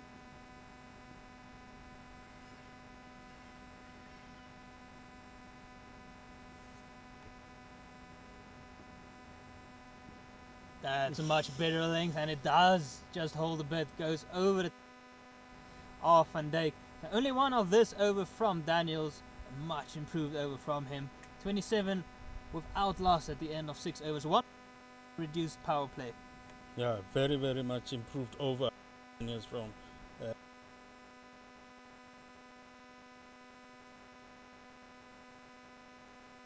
He's learning. And the Kaya Majola week, bowled in 5 innings, took 14 wickets, had a strike rate of 19 and an economy rate of only 2.9, a best of 5 for 25. So the potential is definitely there from Daniels. It comes down to consistency at this level. How often can you hit a good area? Because he has all the attributes to become a good pace bowler in the professional environment. Looks like they will pull these 2 out throughout the power play. Mokoena to end things off. Goes full, but again just a touch too straight, and an easy single for Sekakune. Yeah, nice and easy single, and yeah, we're right. And remember, we're playing 36 overs, so the bowlers are also limited to about 7 each a bowler, and They are now Mokoena on his 4th one. So I don't know, maybe after this they might look to save him and save him for just to have 2 for later on, or 3 overs for later on in the game. Good delivery by Mokoena. Just in the channel outside off. So 4 bowlers are allowed 7 and 1 bowler is allowed 8 overs in this match. Of course, that can be divided if you have some more bowlers to bowl out. In the case of the SA emerging side, they have quite a few options. They have the spin-off Skalk Engelbrecht. They have Tabile Slatuka. They also have Jason Rolls, who himself is a very good left-arm orthodox bowler. They have quite Yuri van Skalkbeek, an off-spinner as well, who likes to dart things in. Short tries to play it over the slips. Doesn't get any bat on it, does Van Dijk. Yeah, and the umpire immediately there squealed Mohamed Joma signaling that that's 1 allowed for this over, that's over the shoulder. So that would mean Mokoena would now know that he can't bowl those ones anymore in this over. That was very high. Could have potentially been called a wide by the umpire, but he says no, it's just over the shoulder, so 1 for the over. Skalk Engelbrecht just asking one of his slips to come out into the cover region. And so it is Garnet's coming from 2nd slip, just to plug a hole there. He did drop 1 earlier on in the slips. He'll be counting every run that Jason Van Dijk scores here.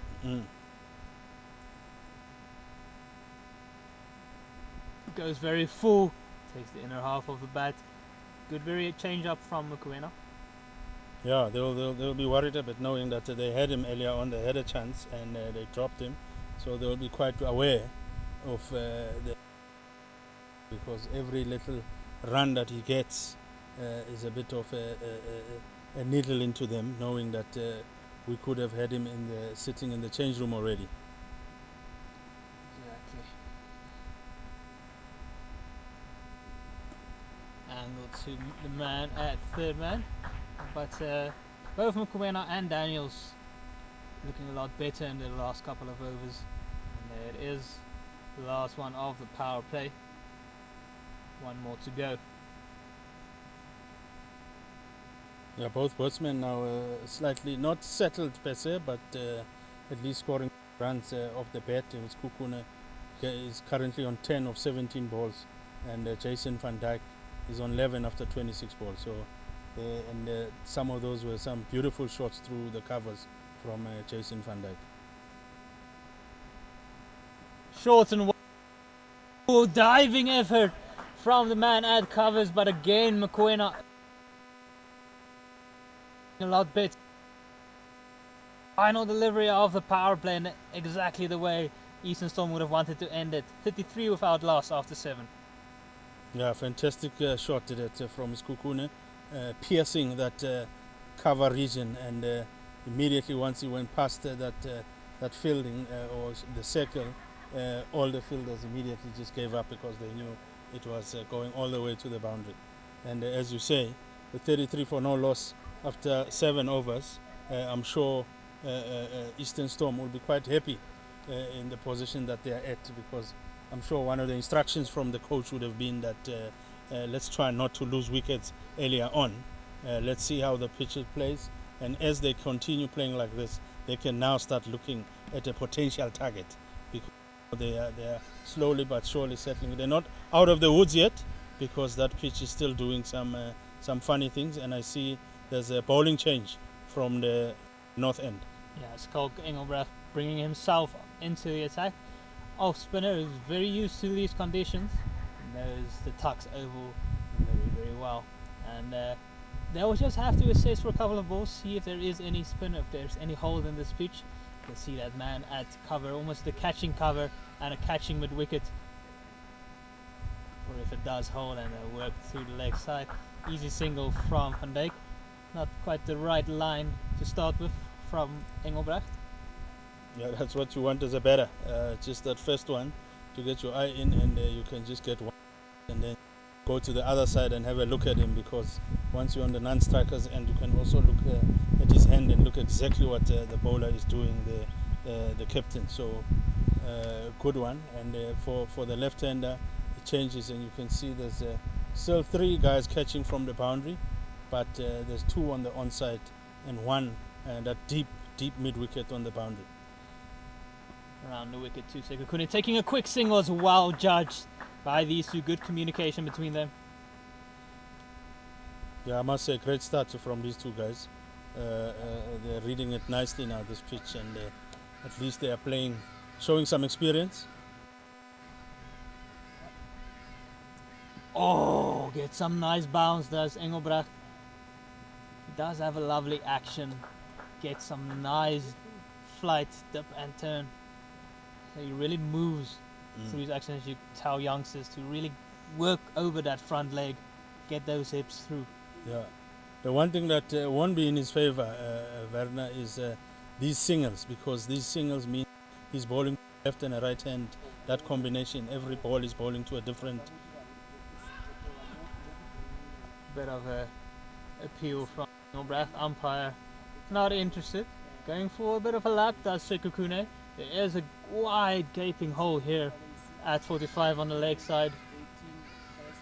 Goes for the reverse sweep this time.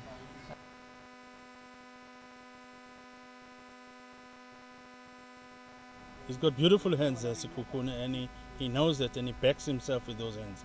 That's why most of the time you'll find sometimes even his foot movement is not the greatest.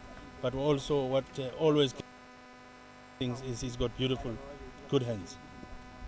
Works it into the leg side. Running the first one, hard potential 2 here, and they come back for the second. And a bit of the throw a bit too high. Excellent running again between them. 5 runs coming off first of Skalk Engelbrecht. 4 counting against him with the 1 leg by. And it's 38 without loss after 8. Yeah, no. Good running that from both batsmen. And if you look at that, they picked it up. I think they called it early. And that first one, they ran it very, very hard. And they took beautiful runs. And it looks like they'll continue from the south end with Mokoena, who's going now to his the change of bowling. Yes, it is. It's that man that was fielding beautifully at point, Tobile Tuks, who's coming on to replace Mokoena from the south end. And I'm sure he would have had a beautiful seat fielding just to see what the other guys were doing, and he would have picked up 1 or 2 things that he would want to correct and know that maybe this is the length to bowl. He would have seen that bowling is fuller. Is not what you want on this pitch. I do like Tuks' action, very rhythmical. Made his List A debut in December 2022. And he opens one with one that just goes down leg. There was a bit of a sounder there, but the umpires are not signaling anything, so it looks like it did clip the pad, so it's not given as wide. And you'd want to immediately adjust that Tuks, because that's not what you want to be bowling. Just have to find his rhythm here with the run-up. Bowls one now. Just outside, but they pick up quick one and overthrows. But fortunately, there's a man there backing up. There's quite a from Bandi Lembata, who's taken up that position at point. But on the end of the day, good fielding from and good cricket all round. It is good cricket all round. Tuks has taken 5 wickets in 7 innings in his List A career. And economy rate to touch on the high side, 6.15, something he wants to rectify. And, he has a man out at fine leg, and also now a sweeper on the offside, and a 3rd man on the boundary as well. Of course, he's allowed 4 players outside the inner ring now that the power play is over. And now he bowls to Sekhukhune, who blocks it, and they quickly run for 1. Beautiful one taken there by the 2 batters. It looks like the batting, the good communication between the 2 batters. They know each other very well, and they've taken some nice ones, because sometimes you get caught up as batsmen. It's just looking at boundaries and forget about the singles. And they've been running their singles fantastic. Jason van Dijk will be quite used to these conditions. He played a bit of club cricket in England, so this type of weather is perfect for him.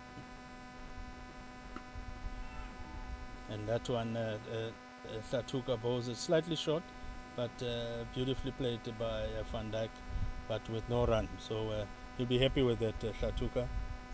his second dot ball in this over. See big Steve Stork there will be doing the fielding there at point, backward point.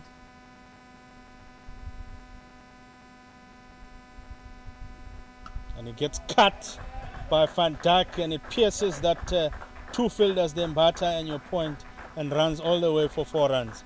Beautiful shot, and shot and slightly wide from Tuks, and it just set, and it's just waiting for Van Dijk to just cut it and hit it through for 4 runs.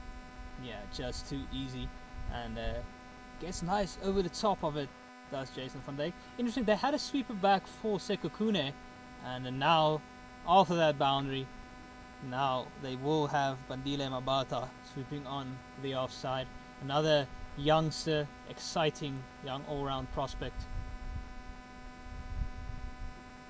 Good ball from the bowler, the Tuks.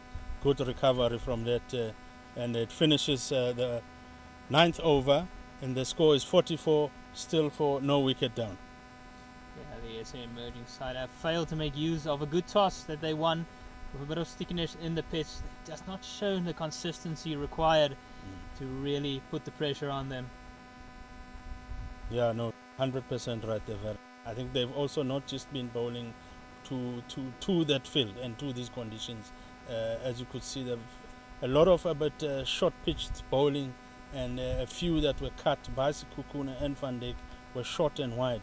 And as we had picked up earlier, that when they do bowl it short, it tends to stick and slows down, and it sits and waits for the batter to just get on top of it. And the captain bowling from the north end, bowling it slightly fuller, and Sekhukhune just rocks back and cuts it for 1 there to those guys who are sweeping on the onside, and immediately changes over now, bowling to the right-handed Van Dijk. Oh, beautiful ball. Beats the bat outside, beats the sticks, but fantastically bowling that from Van Skarkwyk. That's what he would want to be doing. That's what he wants to see. And he bowls it. It's just slightly short, but Van Dijk picks it up and plays it to that deep mid wicket for 1. And again, this swapping or rotation of the batting will slightly put him off, because he now has to immediately now adjust and bowl now to the left-handed Sekhukhune. And so far in this over, they've picked up 2 runs in 3 balls. Bit of a shout there, but looking at the umpire, it's not signaling. Oh, there is that signal, so it is leg bias. I thought there was a bit of a bet, so that shout was worth it from Van Skarkwyk. And look quite straight, maybe just heading down the leg side. Again, it looks like he's got his rhythm to the right-hander. Looks like he's comfortable, because when he bowls to Sekhukhune, tends to bowl it slightly straighter and towards down leg. Looks comfortable against the right-hander. Good shot by Jason Van Dijk, hitting it straight through the cover region and runs. And that brings up the 50 for Eastern Storm. That would make them happy, Eastern Storm, looking at the conditions, that they are now comfortably sitting on 51 after 10 overs. So that's fantastic. They've had a great start, and that's exactly what I'm sure the coach and the team entirely and the captain, Grant Thompson, will be happy about. Yeah, that last delivery just illustrates what I've been talking about. There's been a few good deliveries, but then every over has had a couple of poor deliveries. Just let that pressure go. And so that boundary after the last ball just eases things again for the Storm. And Lake on 22, Sekhukhune on 19, sharing the load between the two. And Tuks, important that he gets his areas right now. Still has a sweeper out on the offside, a third, and also a fine leg on the boundary. And we continue this side with Tuks from the south end, and he bowls it not really wide, but just touch short, and it allows Sekhukhune with those beautiful hands to just roll it down to that fielder at third man for 1 run. And then changing again, as I always say, with this rotation, he now needs to bowl to a right-hander. At this level, you need to adjust immediately as a bowler. and you can see they drop. There's a sweeper on the onside. There's no one at the boundary except fine leg on the onside.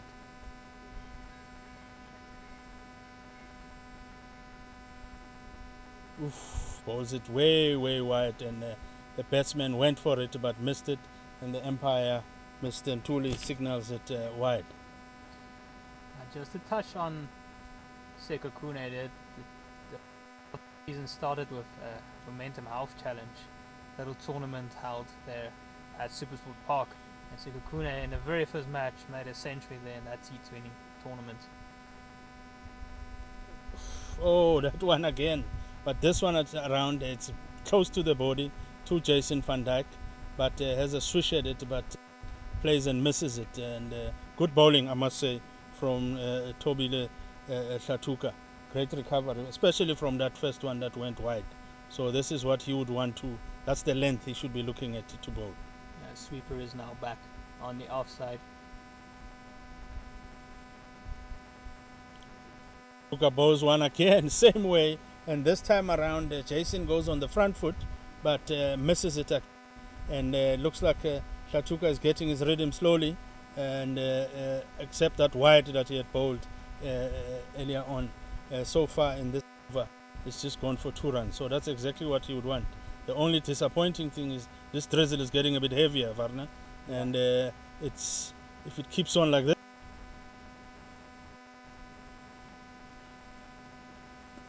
Good bowling, and good one from Jason van Dijk. Well played. Looking at where the first 2 balls that he played. Oh, and it's a no ball. And it's a free hit is signaled there by Mr. Ntuli, and it will allow Matskagwek to change the field placing, and immediately you can see he's dropping a man to down there at mid-wicket, and he still continues with the sweeper there on the onside. I see the third man, or should I say fine leg, is coming up to 45, and then you still got your third man, and then long on. So he's saying to him, I'm going to bowl it short, I'm going to bowl it full on the outside.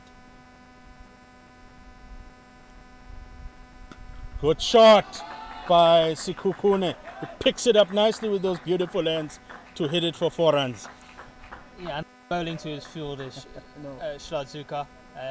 When you don't have him at wicket back, you only have a deep square leg. That's really not the ball to be bowling, and there's no point in having a sweeper on the offside and on if you're going to that sort of delivery. So maybe no clear communication between Hlatuka and the captain exactly what we're thinking or looking to do.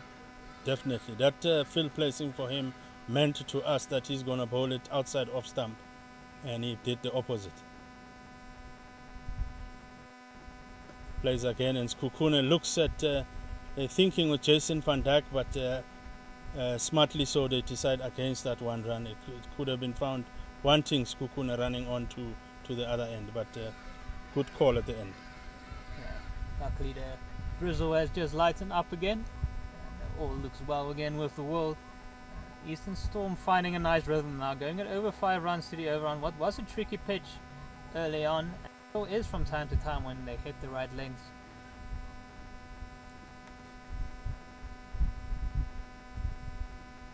Pulls it short again, and Sekhukhune picks it up nicely and rolls it down to that mid-wicket region who's at the boundary to pick up 1 run.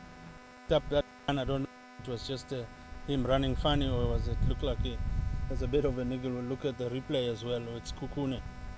But he's now walked back to the middle to meet his fellow batsman, and that's the end of the over. And it means Eastern Storm are comfortably now sitting at 60 runs with no wicket down after 11 overs. Yeah, emerging side desperately need a wicket right now. Things can get out of hand very quickly if you let a partnership continue on like this. Perfect platform for the batters to come. You know, there are a few destructive batters in the Eastern Storm lineup who will be licking their lips for a platform like this. And the captain continues, and he sweeps Sekhukhune, and it runs off. Either fielder gonna make it, and eventually the fielder tried, but they've got their 4 runs. Well played there by Sekhukhune. Yeah, I wouldn't want to get into a situation I might collide with Steve Stork running off after me. It's a big unit. He almost got to it, just not in time. And we've seen that Sekakune loves his sweeps and reverse sweeps. Yeah, he backs his hand. That was a beautiful reverse sweep. And Van Skalvik bowls a beautiful one this time for a dot ball. And that's a great recovery from that first one.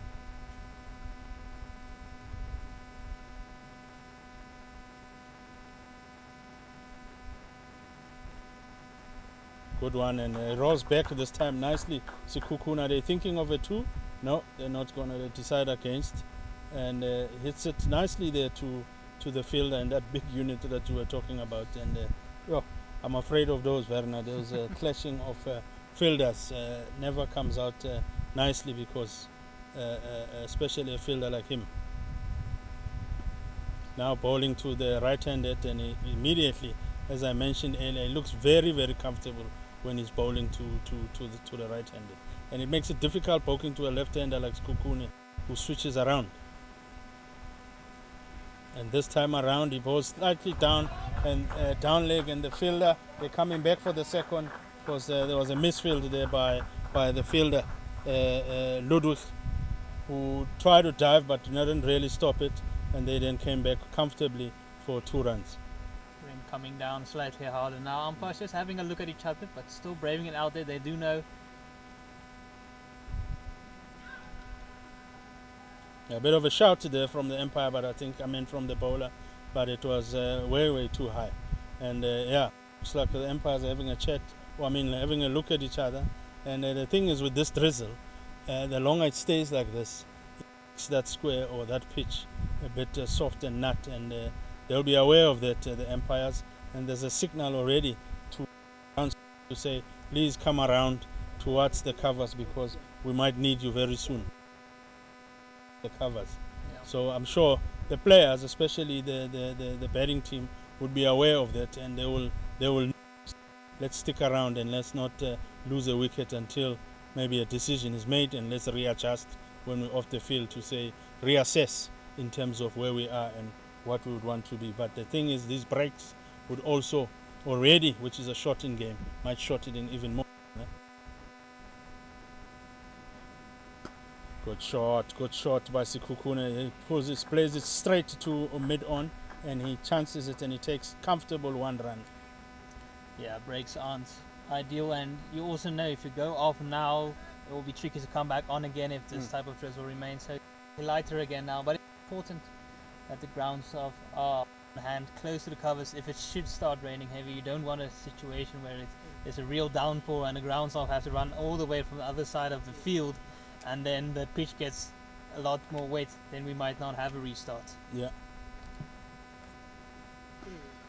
And Hlatuka bowls it straight to Jason, and there's a bit of a throw, but fortunately there's a fielder there backing up. The thrower was a bit wildish, but because there was no really attempted run there, but you would have, I'm sure the bowler was not happy with it. But let's see Hlatuka again bowling, running into Jason van Dijk. And he bowls it straight, and this time soft hands, which is one thing. Blocked it with hard hands. This time soft hands, and he could quickly pick up 1 run. It's been very good running between these two throughout their partnership. It's been a hallmark of it. And it's been a worry for the SA emerging side, not being able to pick up a wicket. They had that chance early on where Garnish dropped. Jason van Dijk gets second slip. Yeah. But nothing else since then.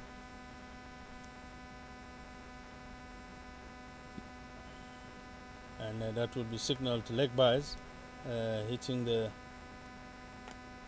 front pad there of Sekukune, and yes, Eastern Tool is signaling leg by. And those for Eastern Storm, that doesn't matter because it's a run, which takes them to 70 runs. So they'll be happy. And again, what it does, it rotates that strike, and it now means Hlatuka must now immediately adjust and bowl to the right-handed Jason van Dijk.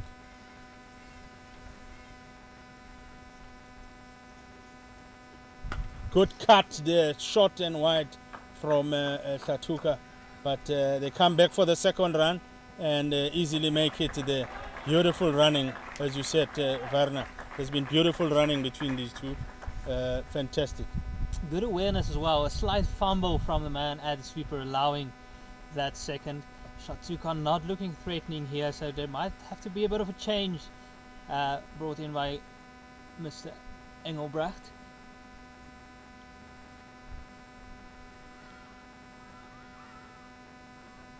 And he bowls a short and wide, and there was a bit of a sound there, but no ball signaled, so that would not have mattered even if it was a catch. And immediately Mr. Ntuli, the umpire, signals a free hit. Last ball of the over. Last thing you want is a no ball, especially if there's an opportunity for a potential catch. And it did look like it might have taken the bat or the thigh pad. Regardless, it doesn't matter. And there's a free hit coming up, they can't even change the field. And he replies with a white ball, Tuks.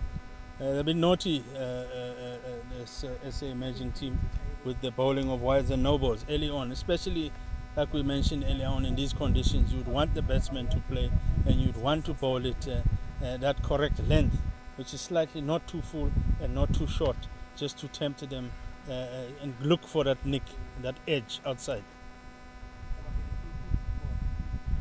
And again, a no ball. So that's a no ball, that's a wide, and it's a no ball again. And Empire Ntuli signals again that free hit. And I'm sure Van Skarkwyk and coach will not be happy with Tuks, because this is not what they had planned for. This is not what they'd wanted, the situation. Yeah, and roughing up the front crease is not going to help with no balls, and it's not a landing issue. Well, it is a landing issue, but not the right area from Tuks. Finally, a ball is ball, and there's a bit of a run there and a bit of a hit, but hopefully and luckily for Jason van Dijk, he makes it home safe, and at least now a legal ball was bowled, and it ends the over there.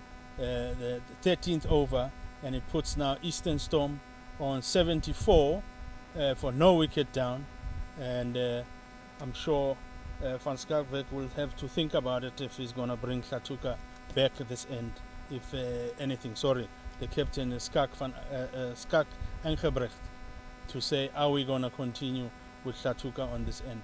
But he continues bowling from the north end and bowling to the right hand at Jason van Dijk. Bowls nice, a straight one, just slightly down leg, and clips it nicely and beautifully for one run. At the end of the last, they were going for that run out, just hitting the edge of the square and looping over Tuks. No real opportunity. They always tell you, basics of the game, try and hit the base of the stumps if you are going for a direct hit. If you're throwing into the bowler, if you're close in, go nice and full. From the boundary, you tend to try and bounce it in if the outfield is nice and even.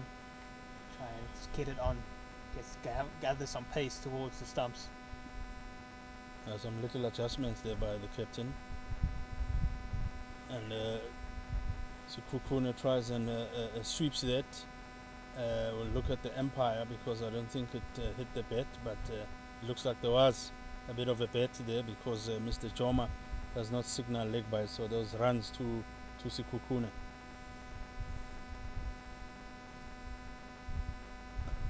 Good pick up by Van Dijk, and it's gonna, looks like the fielder won't make it, and it beats him for 4 runs. Good pick up. He bowled it slightly just outside the leg stump or leg stump line, and it was a great pick up by Jason van Dijk. Yeah, not the right angle from Schalk Engelbrecht down the leg side, making it easy. Now almost has a fielder there for what you could call a poor delivery, having him behind square now.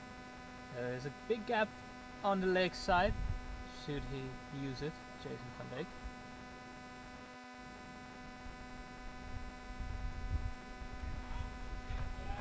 As they're going to run, they take the 1 run, but I think it was an easy, comfortable run.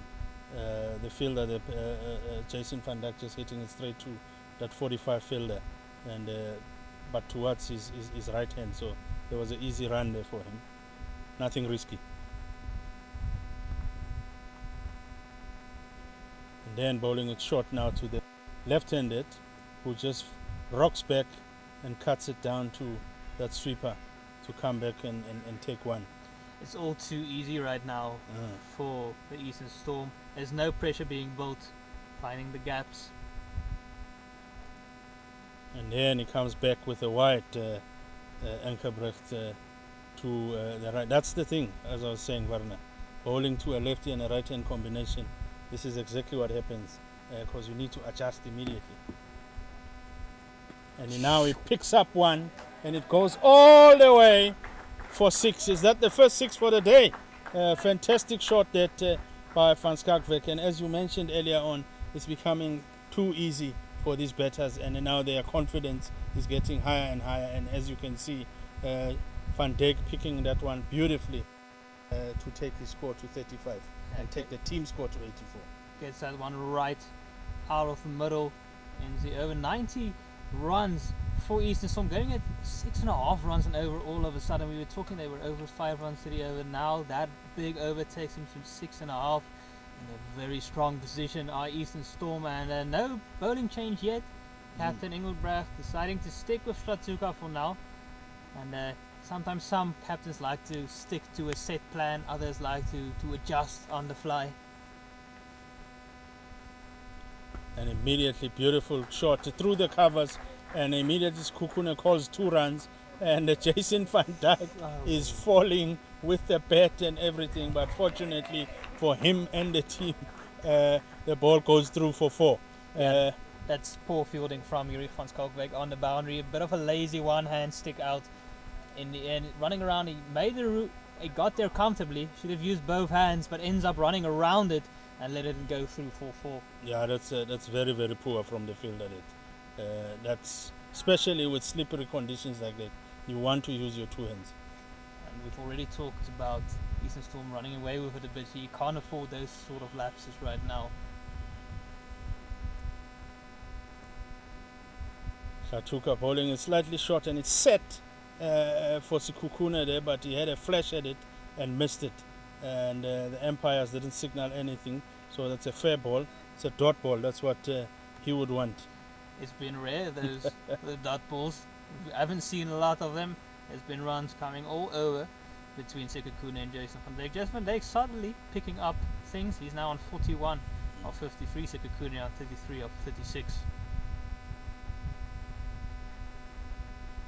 And this time he bowls it to Sekhukhune, who just soft hands, just guides it down to that third man, who looks like he's about 5 off the boundary, and they pick up an easy one. And as you mentioned, it's looking easy for the batters. And when you look at the conditions around, you thought it would be in the other way around, where it's easier for bowlers. But it looks like the bowlers are the ones who are slightly struggling, and the batsmen have now settled in. Oof. Beautiful bowling from Stratuka. Beautiful Yorker at this stage, but well dug out by Van Dijk. Good cricket all round, and that maybe would give some bit of confidence to Stratuka, the bowler, who had not really hit his straps nicely, and especially if you look at his previous over, which with bowling no balls and wides.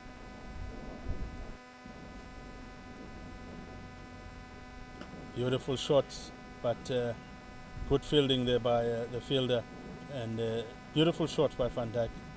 And at this stage, that drizzle again, Verna is starting to harden up again, and we always keep an eye on the ground staff and the umpire if it's going to signal that they must move around, because they're sitting on the other side of the ground, and the covers are on the other side, on the east side.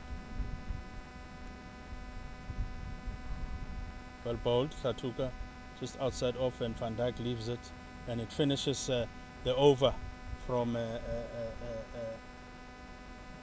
the emerging side. And Eastern Storm are comfortably now sitting on 95 runs after 15 overs with no wicket down, and they'll be smiling at this stage, because everybody said when the match starts that the team that wins the toss would want to bowl because of the condition. And so it looks like the conditions have favored the batting side. Yeah, it's favouring them because they have been batting well. We will see a bowling change. It's Bandile Mabata, the all-rounder, will come in. Does keep things nice and tidy. Doesn't have a lot of pace, just Mabata, but they do need a bit of a change up. Do the SA emerging side, Scott Engelbrecht taking himself off, realizing that currently he's not doing the trick. So it looks like Mabata will be coming around the wicket to Seko Kune, and he has a third man, a sweeper on the offside, a deep square leg on the boundary, and also a fine leg. So both in front, mid on and mid off, up in the ring. So you can't go too full, can Mabata. And immediately starts with one just outside off stump and against Kukuna with those good hands, just nudging it down to the third man, who's about 5 steps in from the boundary. And it means now Mambata must change and bowl now to the right-handed Van Dijk, and that would test his accuracy immediately, because bowling to a left and right combination is never easy.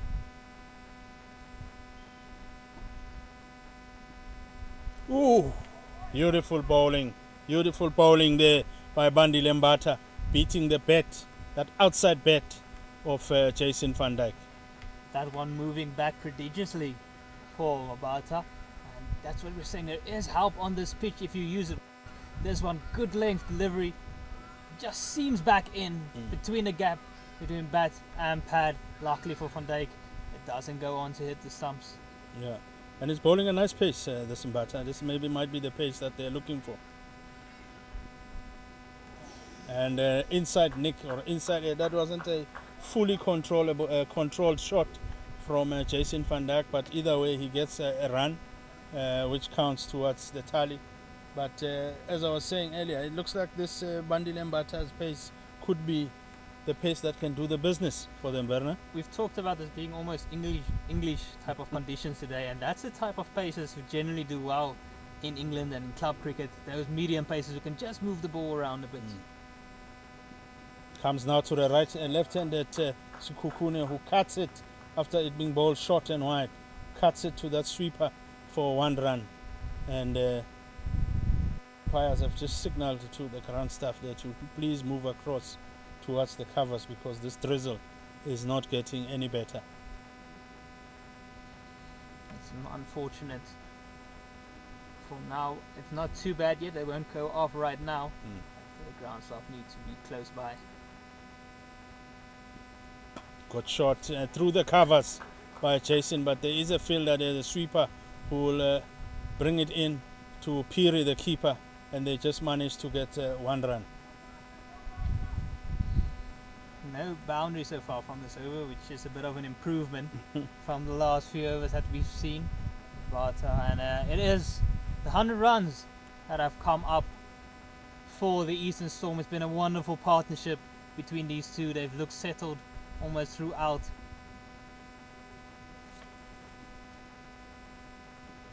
And Bata bowls a full one. Beautiful bowling from Bata, that I must say.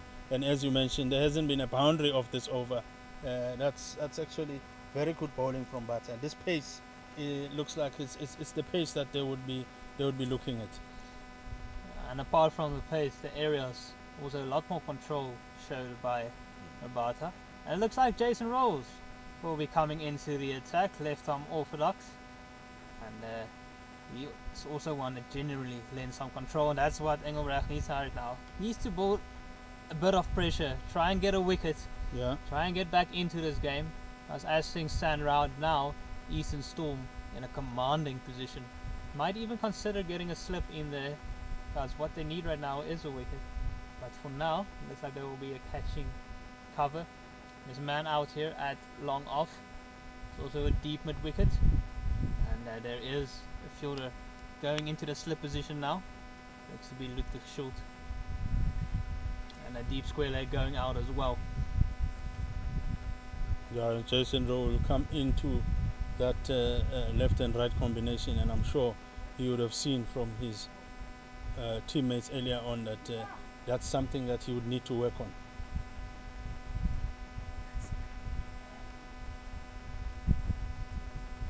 And immediately opens up with a beautiful dot ball, which is something that has been very scarce in this game so far. Short mid wicket, short extra cover in place.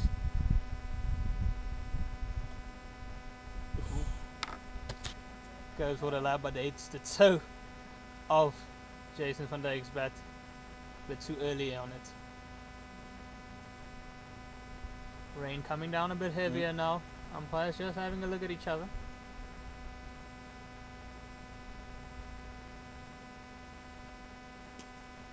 Short pulled in the gap and all the way over the boundary as well. 4-6 runs for Jason van Dijk. Too short from Jason Rolls and put away with ease. Van Dijk just looking at it, thinking maybe he has a 50, but not quite yet. Yeah, good pick up there by Jason van Dijk, and looks like the umpires are gonna call. There is some thinking there, but not yet. It looks like they'll continue with the batting. And if you just look at it from the TV screen that we've got here, it doesn't look like it's getting that wet, but eyes could be deceiving. Short and pulled straight, no one at long on, and it goes all the way to the boundary for four to bring up Jason van Dijk's 50. It comes up of only 63 deliveries, moved up to open today, and it takes the opportunity with both hands. Yeah, it's been great batting from Jason van Dijk. In fact, these two, they've batted beautifully to put the team where they are now. I mean, at 110 for no wicket in these conditions, testing conditions that we've seen earlier on, there was that tennis ball bounce, but they were willing to graft through to be where they are. So a beautiful 50 by Van Dijk. Real test is for young Jason Rolls, still only 17 years old, and a future prospect. He's in line to potentially play in the Under-19 World Cup next year. So a good test for him. Darcy's running quicker, but a good single once again. These two have been running very well. The communication has been clear, and that over going for 12 runs, so a ball remaining, says the umpire. So 11 so far of the over, and he's coming over the wicket. Kunen out. We'll have to change things up. First time he's going to be bowling to the lefty. Yeah, no, they've been running beautifully, these two, throughout the day, throughout this inning. The communication between these two has been fantastic.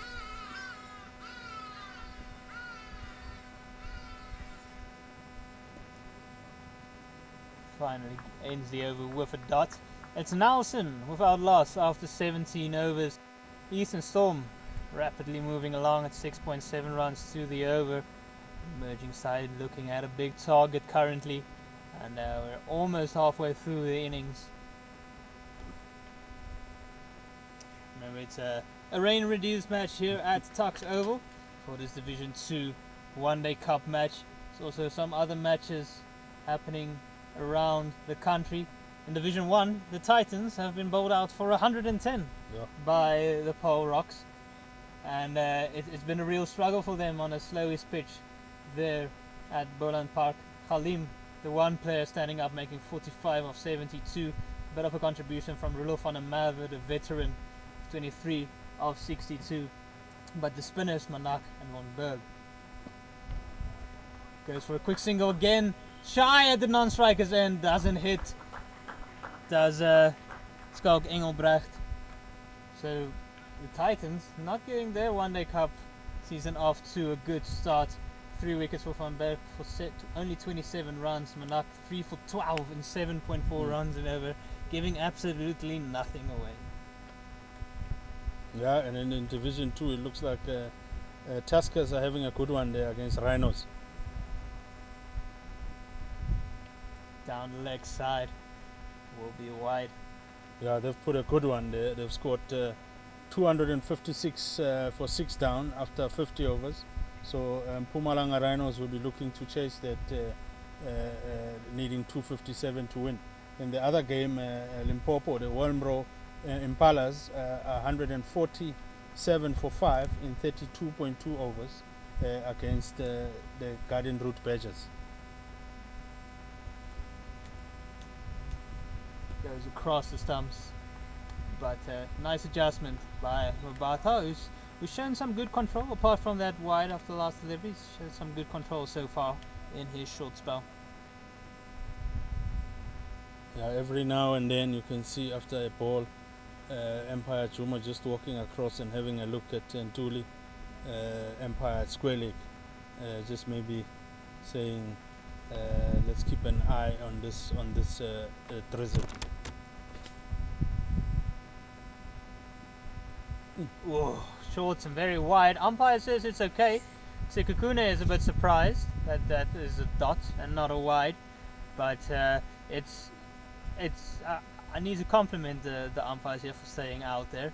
Drizzle isn't that hard, and they do know that it will be tough to come back on if they should go off now. So it's good work from them. Yeah, 100%, Verna.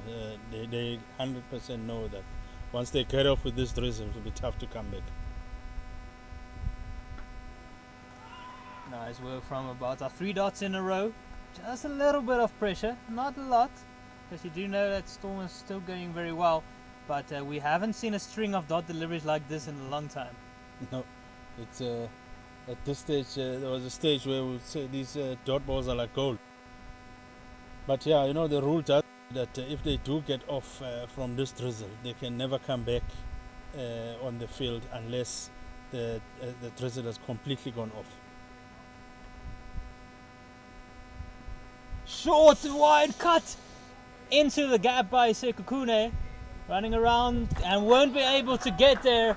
Whoa, the fielder, and it goes for 4 just after the compliment to Mabata for those 3 dot deliveries.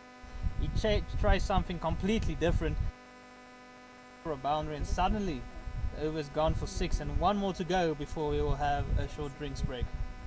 No, scary there, Verna, just seeing those 2 fielders running at the ball. Always worried about them clashing against each other, but they called it and the other one pulled back. But in any case, they didn't make it and it went down for 4.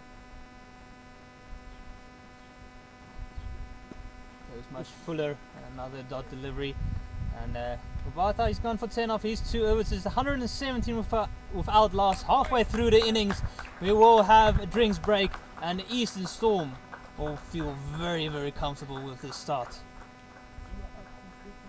Yeah, I think the Eastern Storm will be the team that is happy at this stage, take into consideration in terms of weather and all of that. They've batted beautifully, and at this stage, they will be looking comfortable and be happy of the 2 teams, Verna. Well, indeed, it's Kabelo Sekukune on 44 of only 48 deliveries, going at a very good strike rate.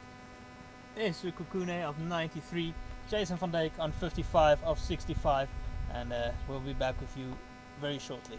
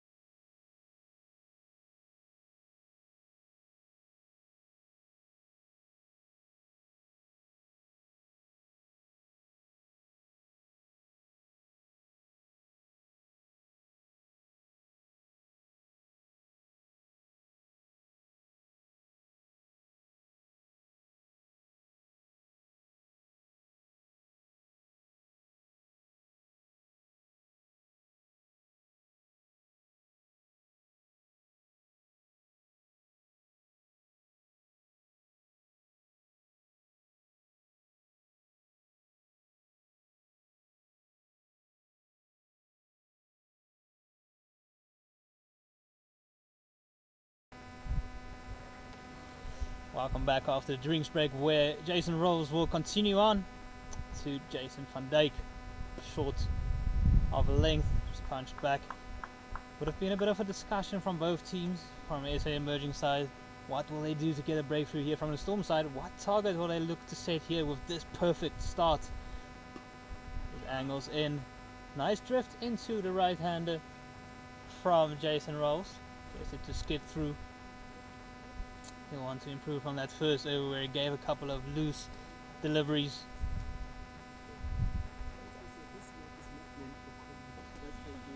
Short and pulled, and it goes towards the boundary. Back to that one from Jason Rolls. Too short from him once again, and it goes all the way to the boundary for 4. Not hitting the right lengths here. Very, very impressed with the umpires, Werner, that they've kept the teams on the field, which is what everybody wants to see. They're here to see some cricket. It feels there's a sweeper on the outside, a long on, long off, and a deep wicket. Floats this one up, goes for a big shot, the man at long on, not coming in. He does eventually. Does Steve Stork for a moment. It looked like he was almost holding back too long, but he comes back forward, takes it comfortably, and that is the big wicket straight after the drinks break. And sometimes a break can bring a wicket like that. Yeah, definitely. That's what breaks can do sometimes. They can break a good partnership that was going here between Van Dijk and Sekhukhune, and after some confidence shot from Van Dijk, went to pick that one up again, and didn't really go to intended in that gap. And at one stage there, the fielder looked like he didn't pick it up, but eventually did a great job to take a fantastic catch. Yeah, took it very low down, but big hands by Stork, and just giving it a bit of extra air that Jason Rolls, floating that one up. And it's Christopher Britt coming to the crease, the top scorer in the CSA T20 knockout competition. Truly dominated for Eastern Storm. That competition, he made 497 runs. That's a wonderful performance from him. It was, or 495 runs, I should say, and I think it was 192 runs more than any other batter in the competition. And he has an average of 32 in List A cricket with 250s, the highest score of 94, and he'll look to do more of the same here with Sekhukhune. Yeah, it's definitely the man who was in form for Eastern Storm during that T20 competition, and I'm sure he'd want to pick up from where he left off with the white ball cricket. Hitting his mark now, slip fielder in place for Jason Rolls. Need to make use of this opportunity, the SA Emerging side. Apply a bit of pressure with that wicket. Get a few dot balls out to Christopher Britt, who does tend to start a touch slowly to get his eye in. Oh, a bit of extra bounce. We've talked about it from this south side. We've seen a bit of that spongy bounce, and just standing back to Chris Britt. Yeah, good bowling that from Jason Rolls. Flat, and goes for a big pull shot. Is it over Steve Stork? It is. And going towards the boundary. Will he hold it in? He will. Goes into the net. Does a wonderful job. Just Stork to run back and get that one back in. And it's 3 runs added to the total. Yeah, good fielding that, I must say, from Steve Stork, the big man there. Doing a good job to save that. Definitely saved 2 runs there. Could have been 4. Good commitment. That's what a bowler would love to see. And good over, I must say, from Jason Rolls to end the over. You know, a fantastic bowling. They had 124 Eastern Storm after 19 overs, with now 1 wicket down, with Jason van Dijk being the man that just got out in that very same over. They needed that wicket desperately. The SA Emerging side. They dear of the wicket of Sekhukhune as well, just to wrestle back some momentum. And to do that will be Mabata. We'll look to continue on. Not a big man is Mabata, quite short in stature, but sometimes those type of bowlers get the ball to skid on, keep a touch low maybe, attack those stumps. Wicket to wicket bowling could be just what they need right now. Exactly right there. Perfect from Mabata. Yeah, and Bata bowling to the Newman, Chris Brits, who would they would know that is the Newman. That's the guy they'd want to be bowling a lot to, because Kukuna is quite settled on 44 after 48 balls. So Brits would still be looking, and that's the only way they could, at least if not getting a wicket, they could tone down that run rate.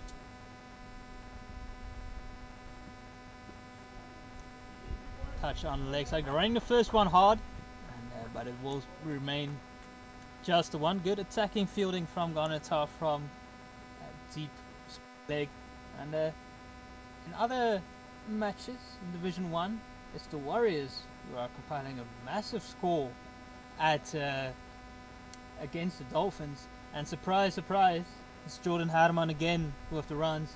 He's currently not out on 142 of 140 series. Full toss worked around by Sekukune, easy single. What's interesting is that Bayer Swanepoel was sent in at number 4. He's still not out. He's on 65 of only 36 deliveries. He does like to swing it big, does Bayer Swanepoel. Yeah, that sounds like he's a nice game there. Sounds like he means business. 6 4s and 4 6s for him. Jordan Harman 14 4s and 4 6s, both going well. 4 overs to go in that match. Quick single to mid-on, comfortably through. Good judgment from Christopher Brits. Yeah, no, Chris Brits looks like he's coming to take over from what Jason Van Dijk was doing with Sekukune, that running between wickets. So far it's been looking good. They've been running those singles nicely, which and again they've still got that advantage of that combination of left and right. So that's exactly what they'll be looking at, because it worked for them. Why look to change it?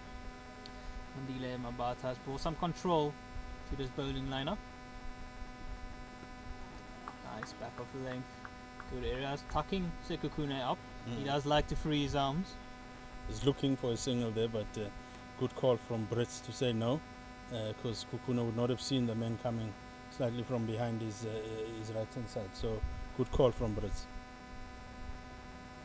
Funny, this Brazil, when we had a break, it stopped, and once they get back on to play, the drizzle starts again. But as I said earlier, good to see that the Empire has been confident to keep the game going. Oh, but driving away to his right hand side, not quite getting it, a stalk, but another single added. Just the 4 runs off the over from Mabata to end things. It's 128 for 1 after 20. Sekukune has moved on to 46 of 51. Chris Brits just come to the crease. He's on 5 of 5. And, it might be a good thing that it didn't drizzle in the drinks break. He didn't want the covers to come on. Yes. Well, the umpire's like, okay, now it's a break and let's bring on the covers, otherwise you might struggle to get back on, as we said. Jason Rolls will continue from over the wicket. He's left arm orthodox bowling. Very good batter as well is Jason Rolls. Handy when you have a top order batter who can bowl as well as he does. Can be a pivotal role for him next year in the SA Under-19 side.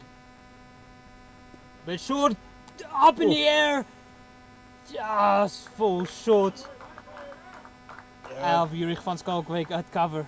Yeah, I think the fielder, the Jurich, picked it up slightly late. There's a chance, half chance, and you'd want to take those because comfortably so far Eastern Storm are. Too short and wide, and Sekukune puts it away, and no big celebrations, but according to us that might be his 50, so no celebrations yet, so we'll hold on from on that one, but a wonderful boundary by him. Yeah, no, good shot there from Sekukune, and he would want to, I'm sure during the break they would have told, while they still had Jason, to say we would need at least one of you to take us through. Because you are the man in. Again too short, pulled, and this time they will celebrate his 50. Maybe a run late, but it is 52. Kabelo Sekukune, and it comes up of only 53 deliveries. Yeah, good batting from Sekukune, and as I said, he'll be the experienced batter now and senior batter in the team, and they will be looking at him to take them on and carry them towards or bet all these majority of these 36 overs to at least give them a decent score, because the longer it stays, the better they might chances. Oh, darted in a bit faster. Called wide by the umpire. Just about missed the pads of Christopher Brits. Yeah, I think that slight fumble by the keeper would have saved him, because that was potential stamping. But Rowell, I'm very, very impressed with the Jason Rowells. His bowling is bowling very beautifully. Goes for second run. Christopher Brits. Again, it's beautiful running from the Eastern Storm. Jason Rowell still only 17 years old. Did quite well for the ASA under-19 side. The emerging side first in Zimbabwe, and then now against England under-19 side as well. Oh, bit of an appeal. Had Christopher Brits in two minds whether to come forward or go back, and a beastly outside edge. Yeah, no, great appeal for a catch behind it. Good bowling, this, as I say, from this Jason Rowell youngster. Good learnings that he's getting here from this game. Then floated up. And, solid in defence this time is Brits. End of over number 21. It's 136 for 1. Yeah, like I said, he wouldn't. These lessons you never get them at the nets. You'll never get them at playing with your peers. I mean, here he's playing against grown men who are, teaching him some lessons that they'll make him a great cricketer. As a 17-year-old, he's now playing against men. He'll toughen up and he'll learn the areas where to bowl and how to bowl it and when to bowl it based on what the situation is. And bowling to a very, very experienced batters here in Sekhukhune and Brits would teach him a great deal. And he looked continuing batter from the north end.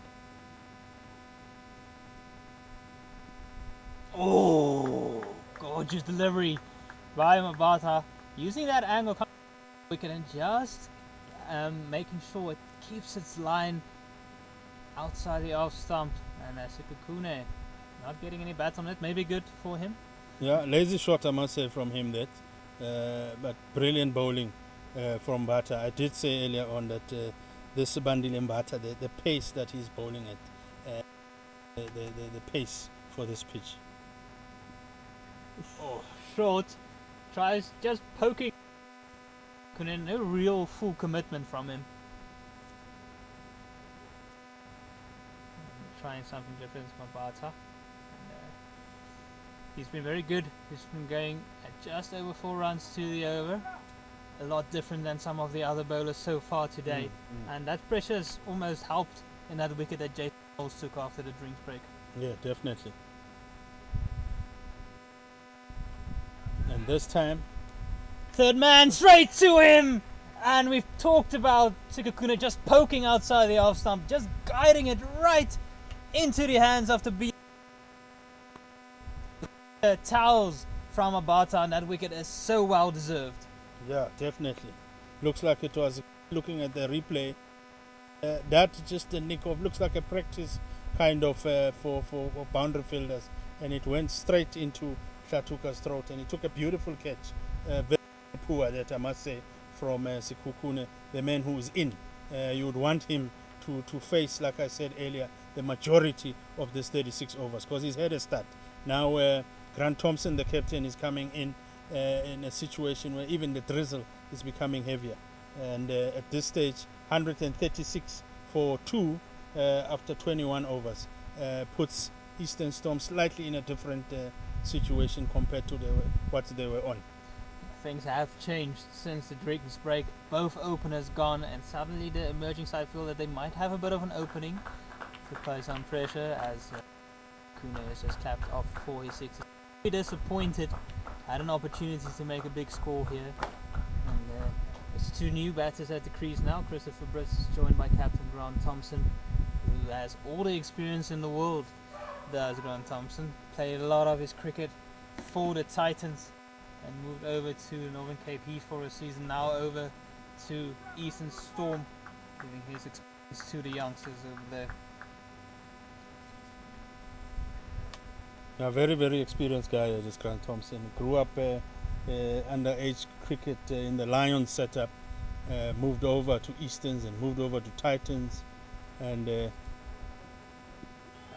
Gets the pad high up. Out of Hanapio Bata. Doing a wonderful job here for the SA emerging side. And he's one of those all-rounders that just helps balance the team perfectly. yeah, no, 100%. And as I was saying with Tomo, who's also moved to Northern Cape for a bit and then has now come back to East. And as he says, it is, I've come back home. Again, good bowling by Mabata. No run of the over so far and the wicket. Can he potentially get a wicket made in here? Something we haven't seen in this game, to be brilliant. But Bata has been bowling fantastic, Bandile Bata, using his variations as well with that military medium pace of his.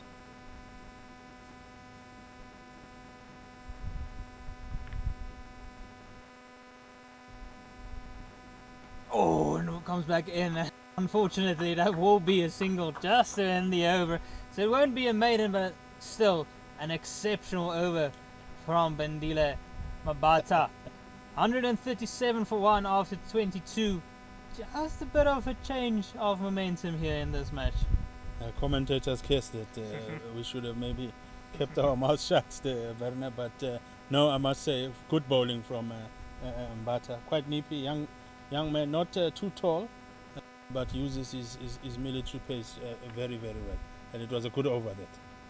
Very good over. And Jason Rolls will continue from the south side. Also have a slip fielder in place, which is the right thing to do to the new player coming in. Grant Thompson just got off the mark. That's off the previous over. If it did come off the bat, I didn't see a single come. Looking to go down the ground. There is a long on and a long off in place. There's a sweeper on the offside and also a deep mid wicket for him.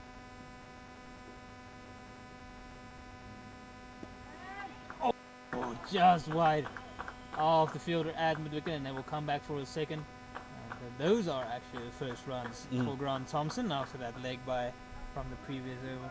Yeah, and this will allow now Jason Rose to settle down a bit because he's now bowling to two right-hand batsmen, so he can at least concentrate on a particular line.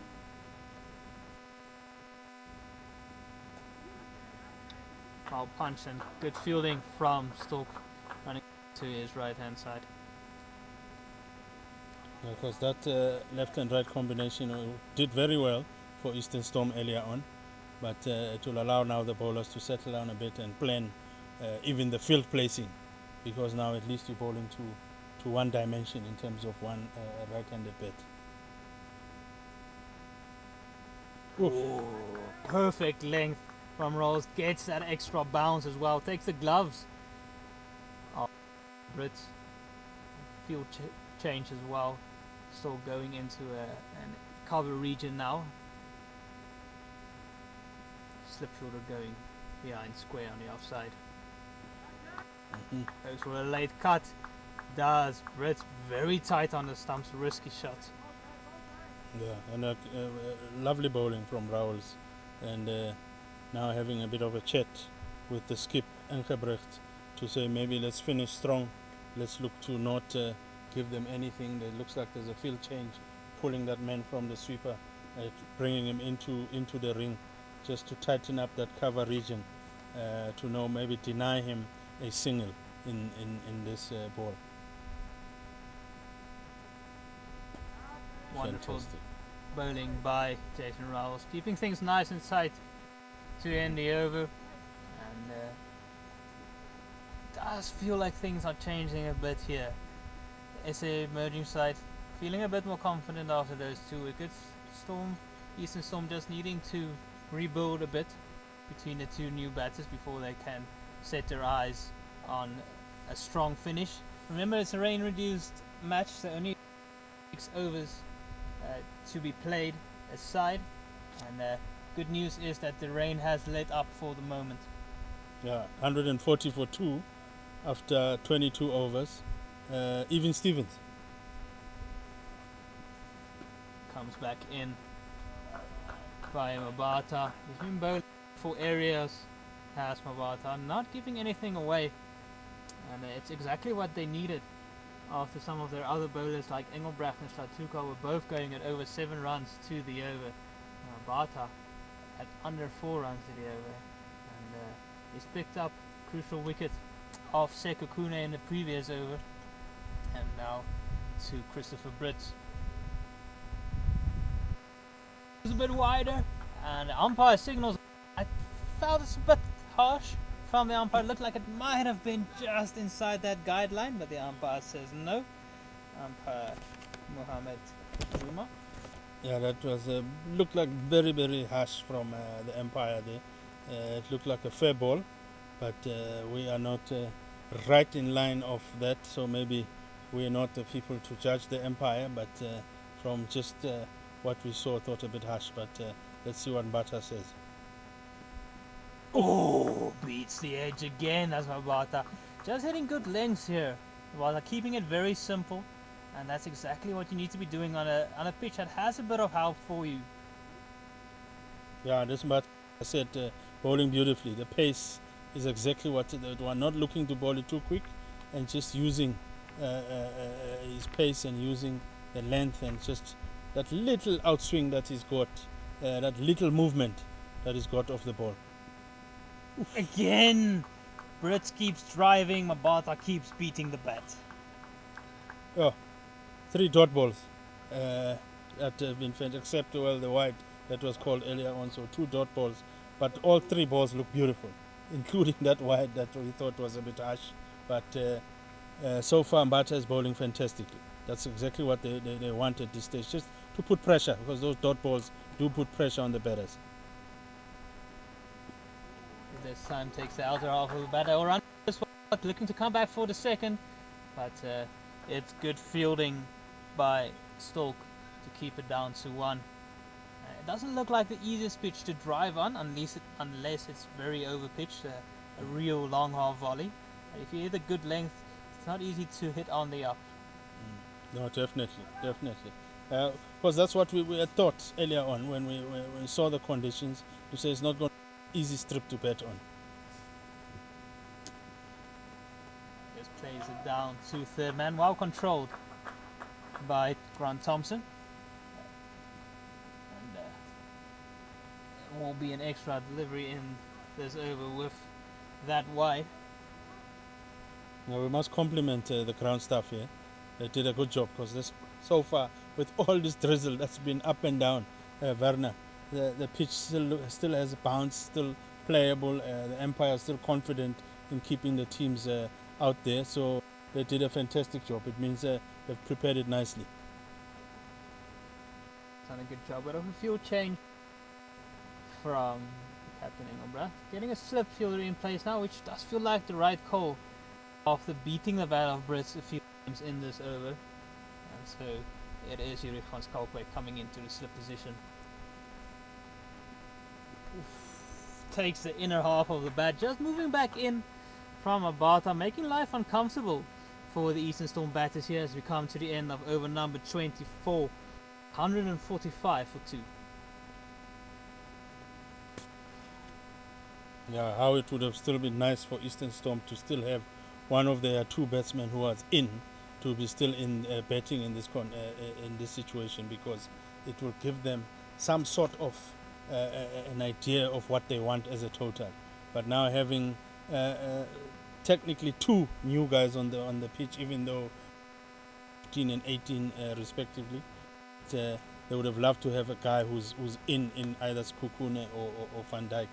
But they will now maybe have to readjust their total of with the last 8 overs left, to say maybe a score of about 200 could be good enough. But they now have to also take into consideration this drizzle that is stopping and starting, because it also does do some damage on the strip. Good cut. Touch on the short side, but it's good fielding from Engelbrecht to his left side.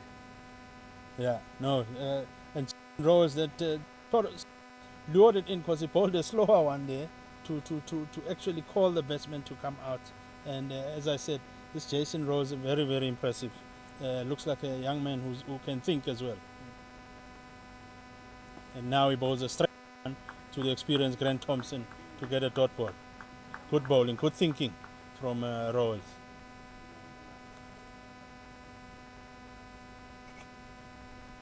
Oh, fortunately for him, it was looking like it's going to go down leg, but Grant Thompson's foot was right on the way there, and he gets a dot ball. 2 dot balls so far. That's what they want. And then he rocks up back, slightly short, and but it just gets away for 1, which brings Brits to the strike. And for a stage of this over, he would look to finish off strong, and they immediately tell Mbata there to go all the way to the boundary now for Chris Brits, knowing that Chris Brits can cut it, and immediately does that. They look for a one. It is a bit of a shy, but comfortably the one. They make it Brits. Good call. I mean, good call there between the batters, but also good fielding from the fielding side, and the captain they're having a shy, and a good back up from Van Skalkwyk.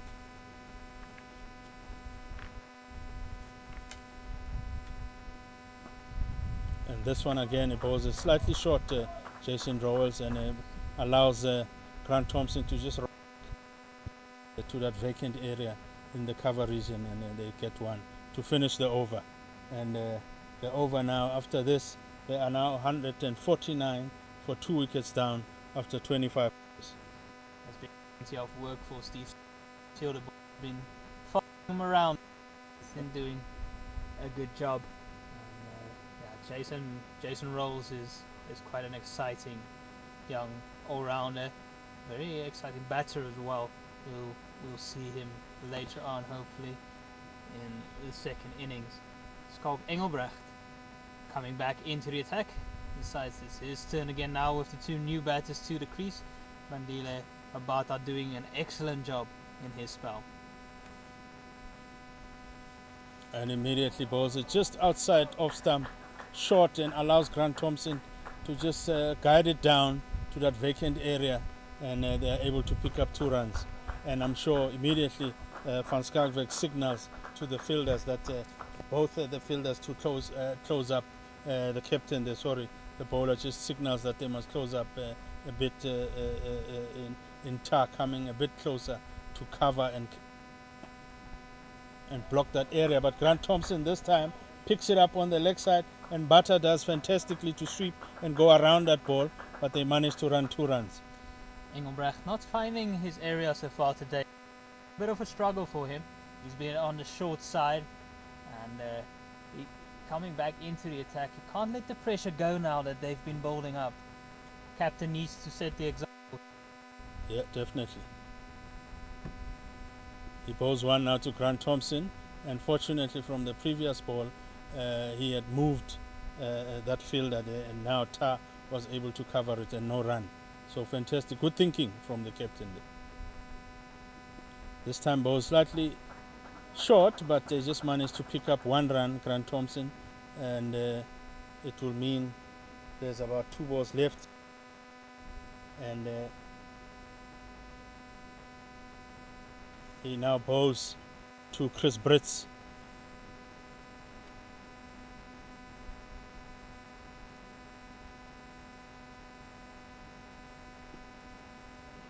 And he cuts it, Chris Brits, because it was bowled short and wide by Engelbrecht, and he manages to cut it straight to that fielder at the boundary who was doing the sweeping there on onside.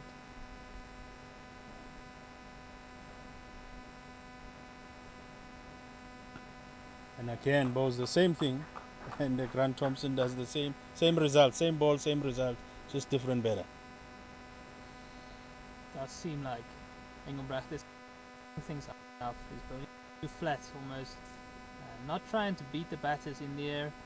It's surface if you get enough reps on it. Give it a bit of air, give it time to spin. Spinning it so flat, batters are just hanging on the back foot, making it easy for them. Yeah, it looks like they'll continue this side with Jason Roll at the end of the 20 over.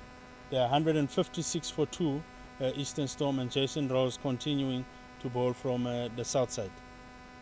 He bowls to Grant Thompson, a full one, but beautifully fielded by the captain there, and a dot ball. And this is what they'll be looking for. If no wickets, let's get dot balls.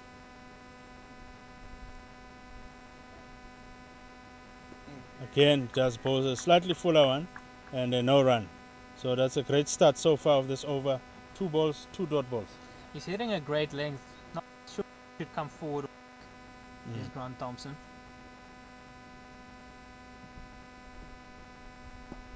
And he picks it up, Grant Thompson. The fielder will try to come around it, and Tuks does a beautiful fielding here at the boundary just in front of us. Managed to come run 2 runs from that ball. Good fielding from Tuks. Not getting all of it.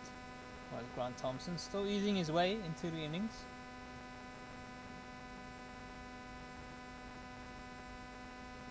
And Rose bowls a fuller one, and good fielding again there from the fielder. Tried some tricks there, but it managed to get one, to come across the batsman and get one. Good fielding that, and bowler Jason Roll, very, very impressed with him. Can see there's future here. Oh, pick up. Sorry by Chris Brits. He picks it up beautifully for 6 runs. And what was a good over. Just by hitting that 6 just spoils the figures a bit. Yeah, it wasn't really delivery. It was just a great shot by Brits. Picking it up from the stumps and getting it right out of the middle. It does know that they need to put some pressure back on the SA emerging side with only the 10 overs to go in this 36 over a side match, and have to go and try retrieve that ball from the netball courts or the basketball courts. Yeah, and you think that's the easiest place to find the ball, because it's very open, but it looks like it went through those gates, and it might require to be open. Ideally, we wouldn't want to have too many breaks here. Any chance for the rain to settle in. Yeah. But they will have to get another ball. Clearly, that ball won't be coming back. It gives a bit of a break here to the Eastern Storm side, just to regroup. 9.2 overs remaining. What can they get to here? If they go at, let's say, 8 runs and over in the last 9 overs, that'll get them to the 230 mark. Yeah. 230, and a 36 over a match, a side match, would be a very good score. Yeah, no, definitely it would be a good score. I mean, if you look around the country, if you look at another Dev 2 game that is currently happening in Uplands there, Tuskers managed 256 for 6 in their 50 allocated overs. So it would be a very, very good score by Eastern Storm if they can get to about 230, 240 mark in a reduced 36 over game. Another Dev 2 game that is happening in Polokwane Oval, it's Impalas sitting on 169 for 9 after 39.5 overs. So a very, very decent score here by Eastern Storm, and potentially, if things go the way they've been going, they're more likely to put up a decent score. Yes, in that match between the Gandaru Badgers and the Limpopo Impalas, it's nice to see the name of Lefa Ntanzi. He's taken 4 for 45. He was a breakaway quick at school level, had some injury troubles, and now moved over from the KwaZulu-Natal side over to Gandaru Badgers. Good to see him getting opportunities. And Jason Rowells, after they've put in a new ball with the Empires, bowls that last ball to finish off the over with a dot ball, and it now takes the score of Eastern Storm after 27 overs to 165 for 2. Always wonder with a ball change, who is it going to give the advantage to? Generally, sometimes, especially in test matches, there's bowlers who want to get the ball change because it's not swinging, it's not doing anything, you're looking for something with your reverse swing. It's almost the opposite effect sometimes in a white overs match. You get a ball that's mildly a slight. And this one gets bowled, and Grant Thompson just nicks it, tucks it in nicely to that fielder there, who was a tar, who earlier the captain, slightly straighter, but this time he's gone back to where he was, and they managed to get 1. And now bowling it to Brits, hits it straight back to him. Yeah, you're quite right, Werner. I think in this case, this ball would favor the fielding side because it's a bit drier. I'm sure that one was beginning to become like feel like you're bowling with a soap in your hand. And this time, Captain bowls again, straight one to Brits, second one in a row, and a dot ball again. So they will welcome those dot balls. But dot balls, as you know, they put pressure and they sometimes make the batsman look to do those ones, to hit it. And as we see, the fielder chasing it and does a great job to stop what was a 4, and a bit of a panic there between the two batsmen, but managed to convincingly come back for the run. Beautiful running between the two of them, except that hesitation. Fantastic fielding by the fielder there at the tip.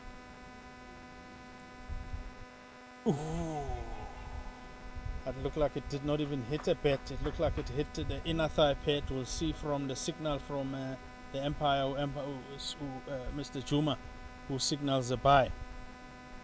Some good purchase from the wicket that time from Engelbrecht.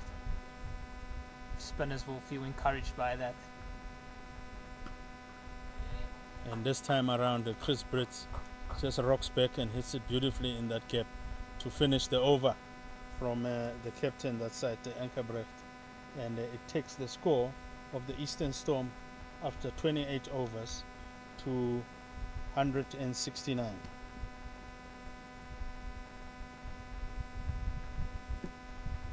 And let's see if there looks like, yes, there is now some bowling change. The man who's coming back from the south side is Tobile Tlatuka, who bowled earlier on, did spray it around a bit, a couple of no balls, and I'm sure he would look to now finish off strong. And the captain going to him just to maybe advise him on what they are looking to do in these late stages of the game. Still a potential 7 overs remaining between Mokoena and Daniels, so there's 8 overs remaining right now. So after this, he could potentially finish with both Daniels and Mokoena for the death overs if he chooses to do so. And he now bowls straight to Brits, who rocks back nicely and just gets it for 1 run. And yeah, I remember Mbata was also very impressive. I mean, he went for 3.8 runs and over. He's still got another potential 2 overs to bowl as well. So they've got the captain has got some choice of who can finish off. Grant Thompson hits it beautifully for 4 runs through the covers. A bit uppish on for some while, but it was in the middle of that gap and it was comfortable and it went straight for 4. Beautiful shot by Grant Thompson. I will question this decision to go back to Tlatuka at this stage. Been going at 7 runs to the over in his spell. He hasn't shown a lot of control. He has plenty of options, as we've said. It doesn't feel like it was necessary to go back to him right now. Yes. Might just release some pressure, but let's see. He bowls one against to Grant Thompson, who hits it straight to the long on, which is the captain, and they managed to just get 1 run from it. Yeah, you're quite right. I mean, Tlatuka has been the most expensive of all the bowlers. If anything, you would have maybe gone for your Rizak Daniels, who was maybe who went at 4.3 runs and over. You know, those are the kind of bowlers you'll be looking at, or even maybe Swap Mbata around. And he bowls one that is down leg and immediately called by the umpire as a wide. Tuks just struggling for a bit of rhythm here today. He's not being at his best. Plenty of options to go to. Has a long on and a long off. Man sweeping on the offside and also a deep square leg. And this time comes around both a beautiful one, unplayable one by Tuks. They're bowling it to Brits. Brits has a flash at it but misses it. And that's what he'll be looking at, because at this stage your captains will tell you that if we are not getting wickets, let's limit the runs so that we keep the pressure on. After this, we'll head into the last power play in this reduced match, and an extra fielder is allowed outside the circle. Oh, and it takes what looked like a beautiful catch, but by looking at the reaction of the fielder and everyone else, it's not a catch. It looks like he dropped it. Yeah. And just looking at the replay, it's been put down by Jurg van Schalkwyk. It was a pretty simple one, straightforward. It looped up straight to him, coming forward, and you can see just not wrapping his hands around it. and Tuks to Brits. This time he picks him over that fielder, and it runs all the way, but the fielder does a fantastic job there at the boundary, going around the ball to pick it up. They just managed to get 2 runs, and that finishes the over from Tobile Tuks, and it takes the Eastern Storm after 29 overs to 180 for 2. 9 runs coming off that over from Tuks. Again, Eastern Storm starting to get some momentum now, not what they would have wanted to do, and it is Craig Daniels coming back into the attack from the north side once again, where he started proceedings, and umpire Juma just signaling it is the start of the final power play. That means that there's an emerging side only need to have 4 fielders inside the inner 30-yard circle, so they can put an extra one back if they choose to do so, and it looks like that is what they will do with the square leg. Now going back to the boundary, they also have a fine leg, third man, sweeper on the offside, and also a long on.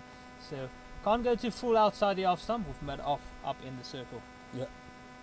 And with that, he poses short, and Grant Thompson picks up that man on the boundary at mid-wicket, and they just managed to get 1 run from it. It is a touch risky to go short, even with the square leg back, because on a pitch like this, where it is on the slow side, it might just give enough time for the batter to hit it in front of square, with the mid-wicket region vacant.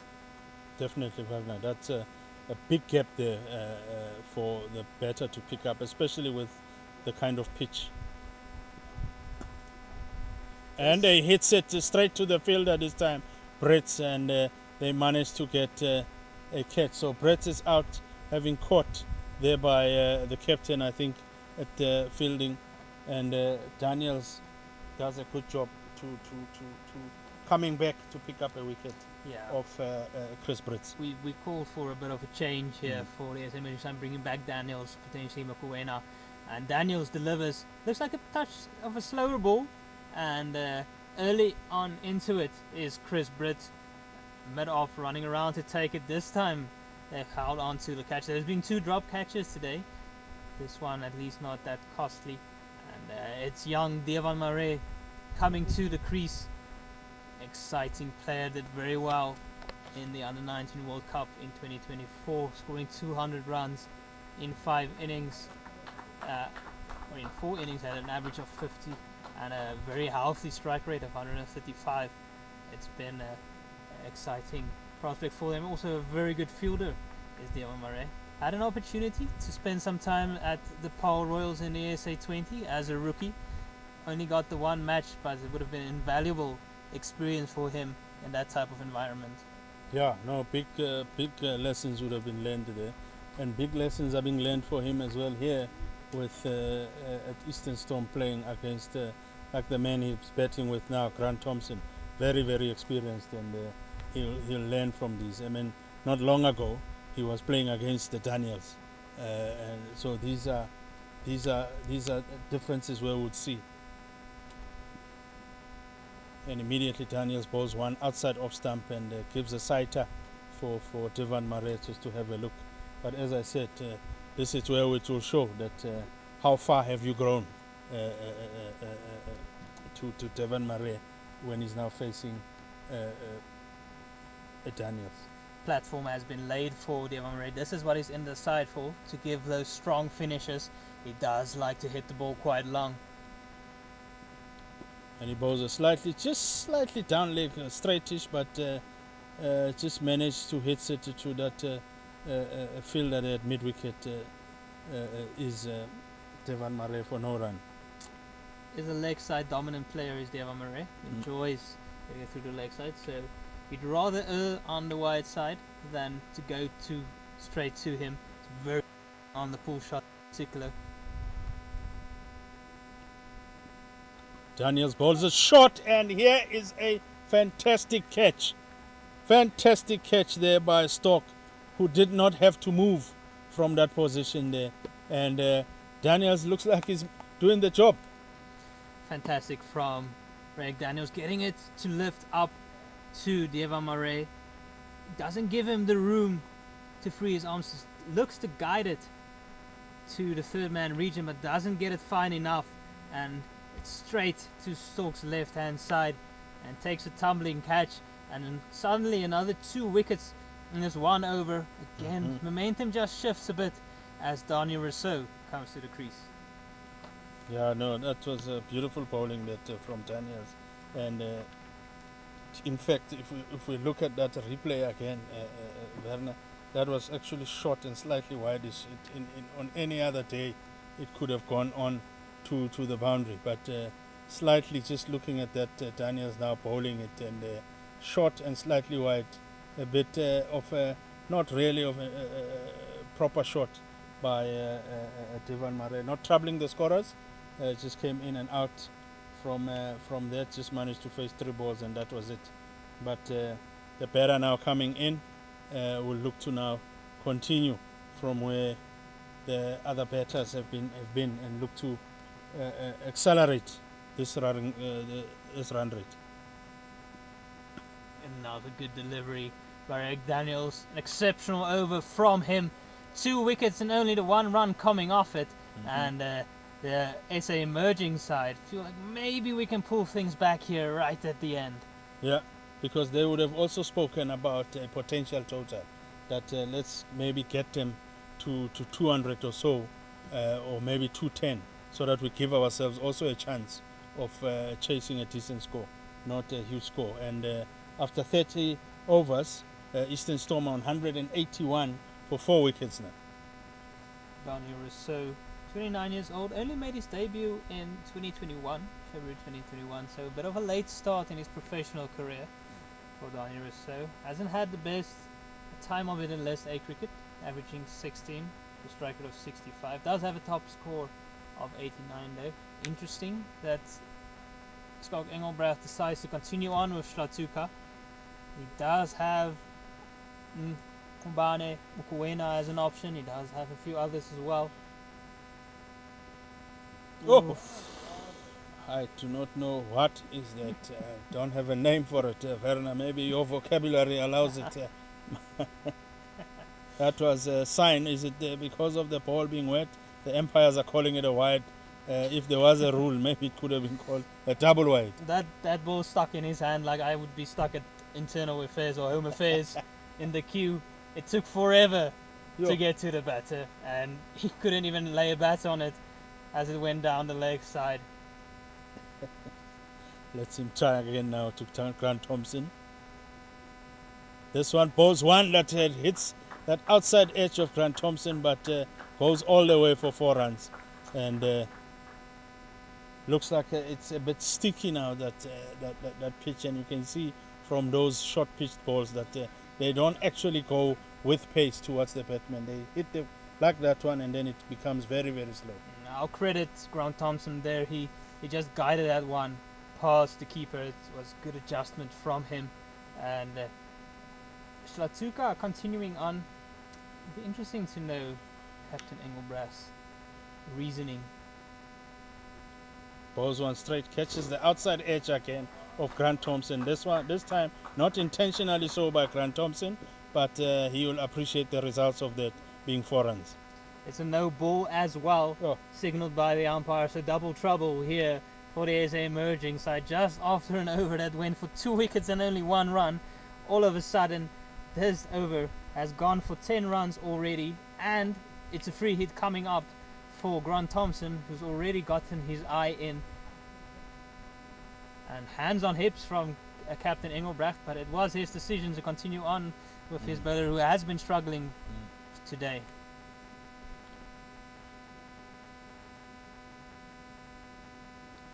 And Hlatuka bowls one shot to Grant Thompson, but be it a beautiful catch there at the boundary, but being it a no ball, it doesn't count. It just means Grant Thompson gets 1 run. Yeah, you're right with Hlatuka, man. He's been the most expensive bowler in this lineup. Quite very, very interesting why the captain would back him to continue with the bowling. Bit of a field change now. Engelbrecht asking both fine leg and third man to go back to the boundary. Deep mid wicket coming into the inner ring, and there's a deep square leg also out, and a sweeper on the offside, long on. And this time around, Hlatuka bowls a good one, beautiful one, nice and straight, good length to the new batter Daniel Rousseau, and manages to get a dot ball, which is something has been very, very rare from a Hlatuka side. It's been few and far between from Hlatuka, unfortunately. And you'll have to try and end his spell well here. And as you say, that Vernay bowls a short one, very lucky to actually get away with just one, because that was written a boundary all over it. But I think he bowled it to the wrong man, being the new batter that has just come in. I'm sure if it was the other man who's got his eye in, Grant Thompson, he would have connected that beautifully into that gap for 4. Engelbrecht having a word with Hlatuka. Yet to finish his spell here. Engelbrecht up in the ring, so Hlatuka can't go too full outside the off stump. That might be why he's erring on the short side currently.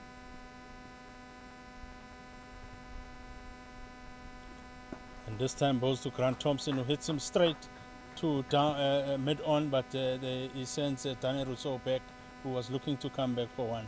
And this over has still got 2 more balls to go, and it feels like it's been a minute in this over, but I'm sure he's thinking of finishing off his over, is Tobile Hlatuka. It has been a long one wide and a no ball. Let's see how he finishes.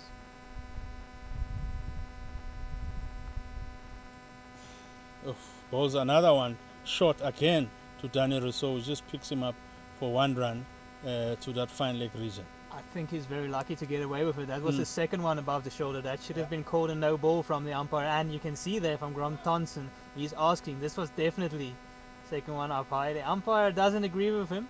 That's umpire Juma. Thompson not too happy about that call, and I do agree with him.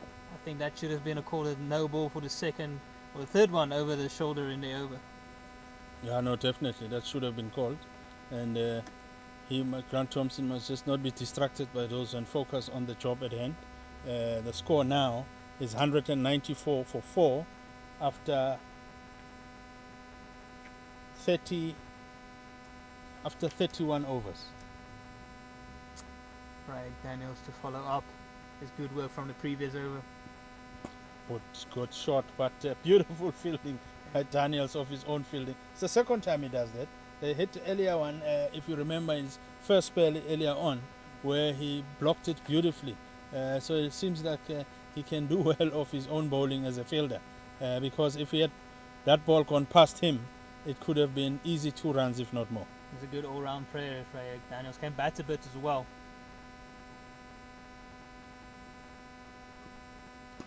And he bowls a slightly short one. Slow ball it looks like, but Daniel Rousseau, the batter, who's just at this stage faced 5 balls, just hits that one straight to that long on area to pick up 1. And this is what the Eastern Storm would be looking for, that Grant Thompson picks up the bulk of facing balls.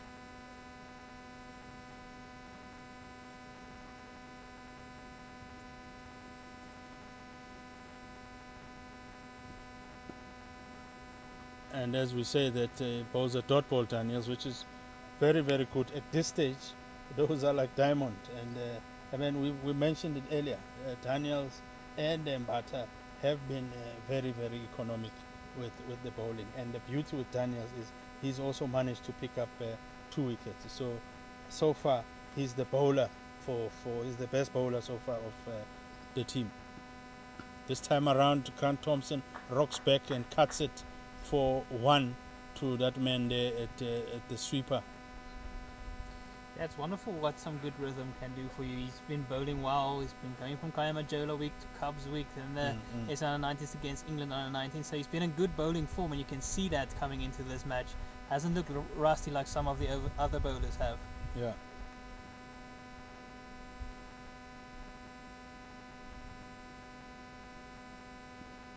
And this time around, Jane Rousseau picks it up, and he picks it up. The fielders don't look excited, but it is a catch, fair catch, and that dismisses Jane Rousseau for 3 runs. Daniels building up the pressure, and another wicket again caught at mid-off, looking to go over the top, but wasn't in a great position, was Jane Rousseau. Power in that shot, very awkward, almost coming off the side of the bat, and you could see he wasn't balanced at the crease, so he was in no position to hit that away. And the 3rd wicket for Raik Daniels has been an exceptional spell from him. It is an important wicket again, just to set that momentum. And it means that another new batter comes to the crease. Daniels, the prime one to come in and bowl an 8-over spell. Of course, only one is able to bowl one, and it's Aman Khan coming to the crease now. Yeah, and I think Aman Khan now joining Grant Thompson, they will be told that just stick around with me. We need to finish these overs, and let's look at that target, which is currently sitting on 197. They will look to push that one up and push to, we said earlier on, 230. So maybe realistically now, maybe about 220 odd is still very much possible. Not that 230 is not, but 220, I'm sure they'll be happy with that score.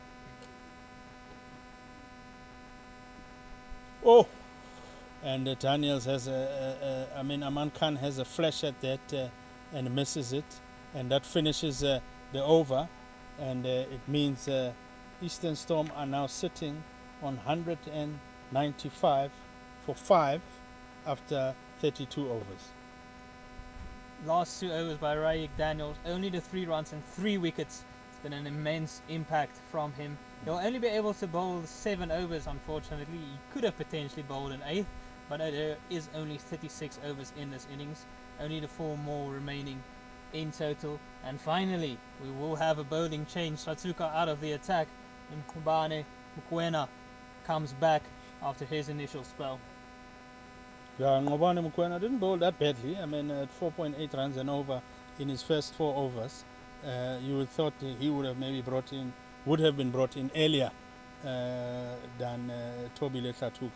But I guess the captain wanted him maybe to bowl. He was looking at him to bowl maybe the last 2 overs of the match. But let's see if he'll reward him with a good over, with 3 guys outside the ring, 4 guys outside the ring, with the sweeper on the onside, bowling to Grant Thompson, the captain.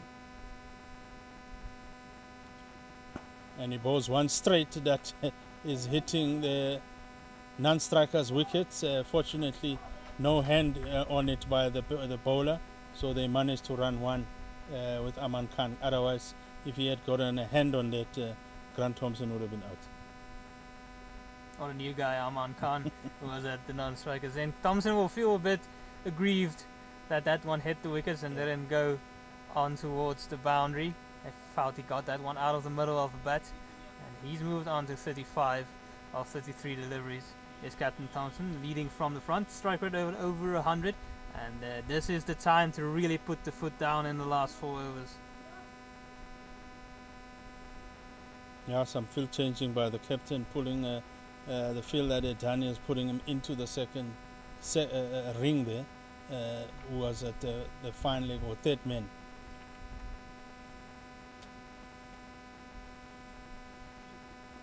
and Aman Khan has a swing at that. It catches like the inside edge of the bat to that fielder there at 45. Just manages to get one. The beauty for Eastern Storm that it gets Grant Thompson on strike, because that's the man they would want on strike. And as you said, Werner, they would want to have a go here. There's very few overs left. They've still got 5 wickets in the hut, so you could have a bit of a risk and have a go at it.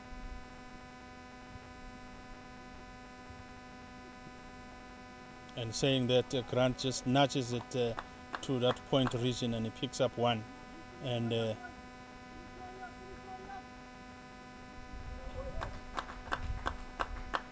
that brings up the 200 for Eastern Storm. And they'll be chuffed with that, knowing that they've now got into 200. The next target maybe from now would be that 20 extra or 30 extra runs.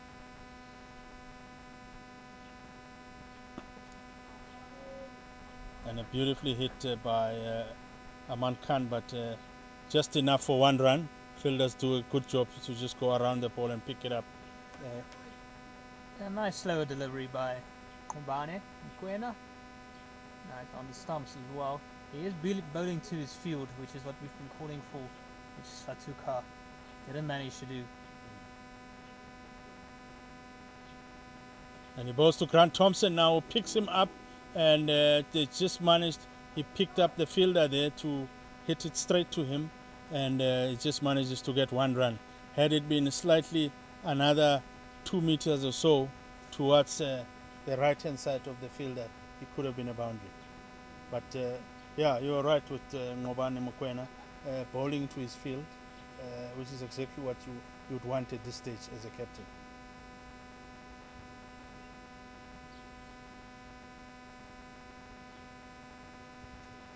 Bowls a full one and it's hit, and the fielder's right underneath, takes a beautiful catch there. The fielder Skult taking a beautiful catch, and is exactly what they need now, this emerging team, knowing that if we cannot get runs, let's get wickets, because those at least limit the potential run chase that we might be chasing a huge score. That's the difference right here. Eastern Storm losing a bit of momentum here at the back end. Not what they would be wanting. Grant Thompson's still out there to try and get them to that 230 mark. Get those bit of momentum into the next innings.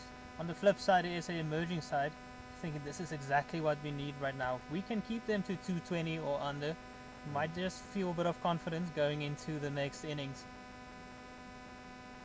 Yeah, and Mikhail Pillay coming in to bat at this stage, and he'll be a little bit confident. He was called up, started in a 3-day game, Colts against Limpopo this past Thursday, opened the batting there, and of course scored a beautiful 40-odd, and convinced the selectors at Eastern Storm level to select him and bring him up here. But he doesn't have time on his hand.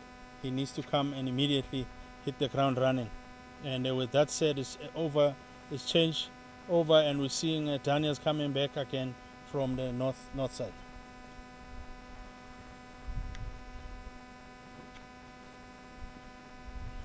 Again, that same type of area that's been very fruitful for Daniels, just outside the off stump, gets it to lift. That's the shot that Devon Murray tried to play, but he didn't get on over the top of it like Ron Thompson just did. But it's not a bad result for the SA emerging side, getting the in batter off strike. Yeah, definitely, quite right there. But quite right. That's they would want to bowl to Mikhail Pillay more than anything, because Grant Thompson could do a bit of damage and take them closer to the 220 if possible. It's a fielder at deep square leg, fine leg, third man, also sweeper on the offside and a long on out. Slower ball goes just over Steve Stork at that point region, stretched to his outer limit there, didn't quite get there, but again is good bowling from that. Yeah, good attempt today by Steve Stork. Just missed it. If he was an inch taller, he would have caught that, but great attempt from him.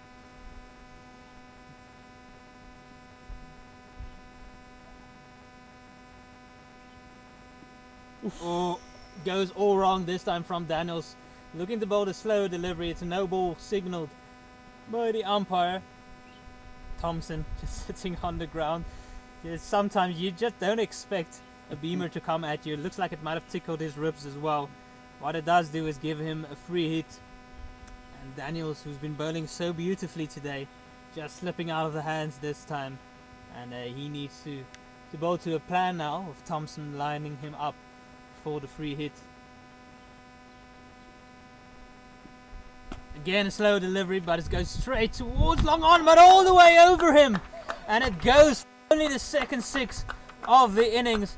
Thompson getting all of it, waiting for that slow delivery, almost expecting it from Daniels, who unfortunately over pitches again. Yeah, good shot that by Grant Thompson. A bit naughty that from Daniels with that no ball. He's been bowling fantastic so far. It takes the edge and it goes past the keeper. Running around is Schultz, but not able to cut it off in the end. And suddenly 10 off 2 deliveries from Thompson and the momentum shifts again. Yeah, great momentum shifted, but great attempt by Schultz, Ludwig Schultz. Nearly stopped it, but unfortunately. But that's what you want to see as a bowler, as a captain, fielders who can give 100% commitment. But yeah, change and just those 2 balls, 10 runs for Eastern Storm.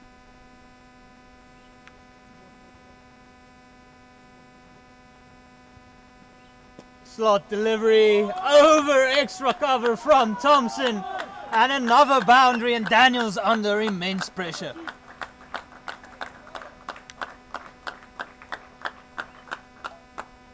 And it is 50 up for Grant Thompson with those 3 back-to-back boundaries, setting the tone as the captain, giving that final push that they were looking for. Yeah, 14 runs in 3 balls, very good from Grant Thompson.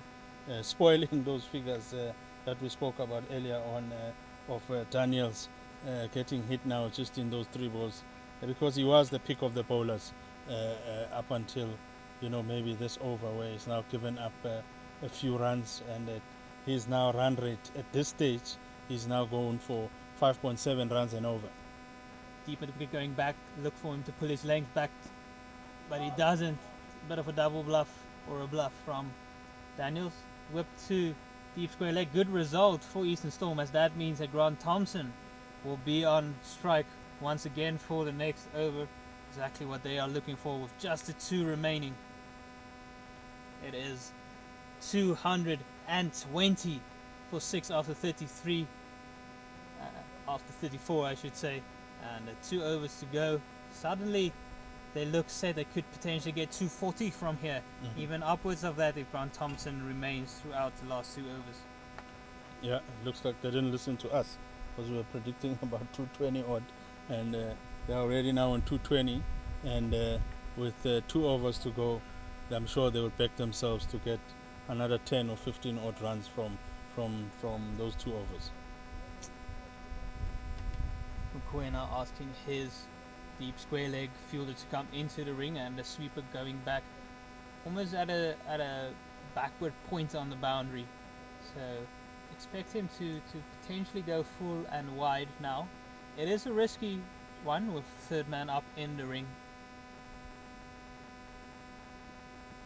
Oh, lovely shot by Thompson, getting all of it, and it goes all the way to the boundary for 4.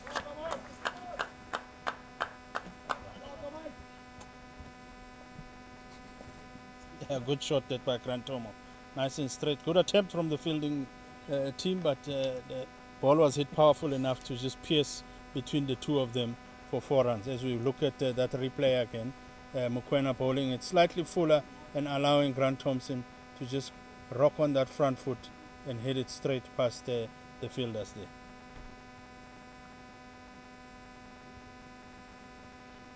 Mokoena just missing his length there. That's much better. Gets that Yorker in and guided to that man that went back at that deep point region. So that's bowling to his field. Yeah, no, that's what they would want. In their favor, it gets Grant Thompson off the strike, and it gets the Newman Mikhail Pillay on strike. And they would know that at least they can back their chances, that if they don't get a wicket at Mikhail Pillay, at least maybe they might just get a dot ball. Captain Engelbrecht just having a bit of a discussion with Mokoena. discussing the field. What is the plans here to the new man? Do you want to have that square leg region out? Do you want fine leg to go back? They're counting the number of fielders in the inner ring. He is allowed the fifth one out, and that fine leg is going back to the boundary right now. Mid-off up in the ring. And it goes straight towards that mid-off, and a good low catch by Engelbrecht. Batter almost doesn't want to walk, but it was taken low from Engelbrecht from the bowling of Mokoena. And it's only the 9 deliveries remaining now. Trying to end things well, but it is Thompson still at the crease, looking to hit things strong as Xavier Khan comes to the crease now for Eastern Storm. Mokoena was a risky delivery with mid-off up in the ring, but didn't get all of it. Yeah, good catch, I must say, from the captain, the Skalk Engelbrecht. At some stage, Mikhail Pile wasn't sure whether it is a catch or not, because the celebration was not the greatest, but or it wasn't the loudest, but eventually had to ask the umpire, and the umpire said, "You know, it's fair catch, you are out." So beautiful catch, and good bowling from Ngobane Mokoena. And but as you said, it wasn't greatest of ball, but at least it does the job, and that's what we said earlier, that if he doesn't get him out, he could maybe bowl a dot ball, which is what they want. Now they've got a new man in Xavier Khan on strike, and that's the guy they want to be bowling at, and not bowl and deprive Grant Thompson strike as much as possible. They'd love a few dot balls here to the new man. Important. Kumbane, Mokoena tries and keep him on strike or get another wicket.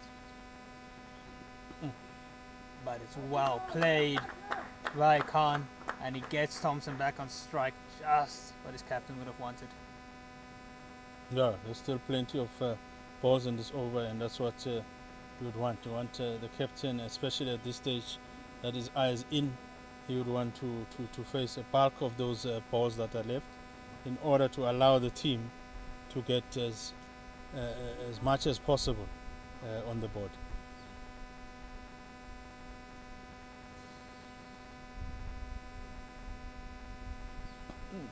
Tries to go through the cover region, but too early into it is Thompson, and it goes straight back to Mokoena.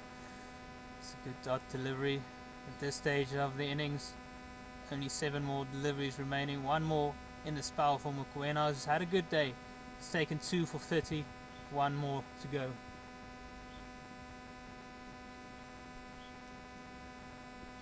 Ooh, too wide from him. It's just about on the cut strip.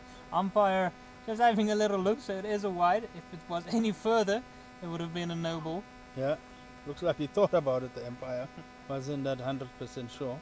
And I was about to say earlier on that it must be a different feeling as a bowler, knowing it's evident that the batsman is looking to hit me. Because at this stage, it's quite clear that they're looking to get boundaries. Oh, that's a beauty from Mokoena to end his spell. And that also means Thompson is not on strike for the start of the last over. So perfect end for him. 2 for 31 in his 6 over spell. It's good work from both him and Ryan Daniels today. And it will be interesting to see if Daniels ends with the last over as well. It did go for a bit of tap from Thompson in the last over, but Captain Engelbrecht seems to trust him after what has been a great day for him as well. 227 for 7. Last over to go in this 36 over a side match after some early rain on in the day. It's been good work from Eastern Storm. They'll feel quite happy with the score so far. They'll feel even better if they can nudge it up to 240. Yeah, definitely. And the captain has trusted his bowler there, who's taken most of the wickets. He's taken 3 wickets for 34 to bowl the last over. Goes wide, and the umpire signals as a wide. Daniels looking back, saying, "Are you sure, you sure that's too wide?" And he says, "Yes, yes indeed." I would love to see a replay there. I thought that one was also a bit harsh, but as we said again, we're slightly off angle here where we're sitting, so we rely on our eyes and to make it a guarantee, look at the replay. But goes full and straight, and I think Thompson will settle for a single.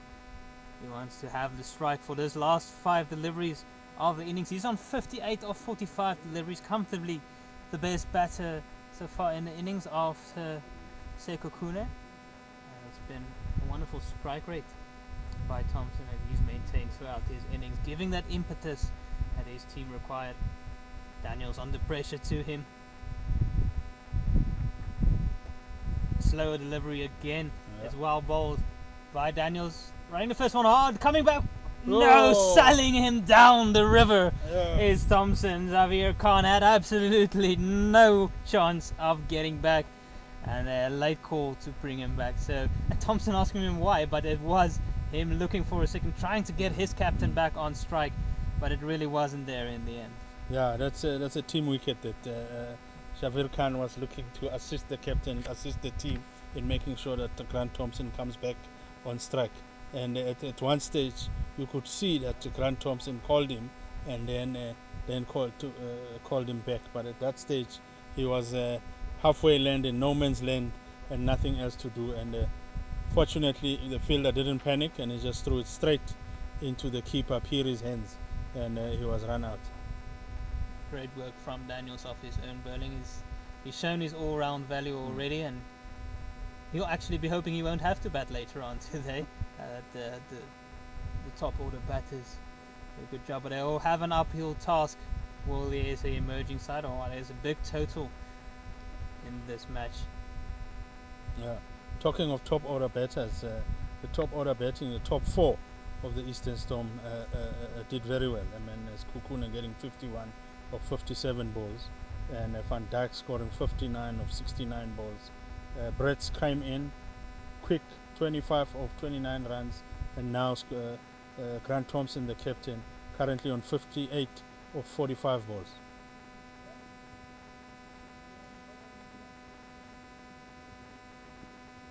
Goes straight back, and they will get a single to get Thompson back on strike for the last 3 deliveries of the year. Let's see what he can do here. Try and lift that total towards the 240 mark. They're on 231 for 8. Couple of lusty boundaries here do the trick for them.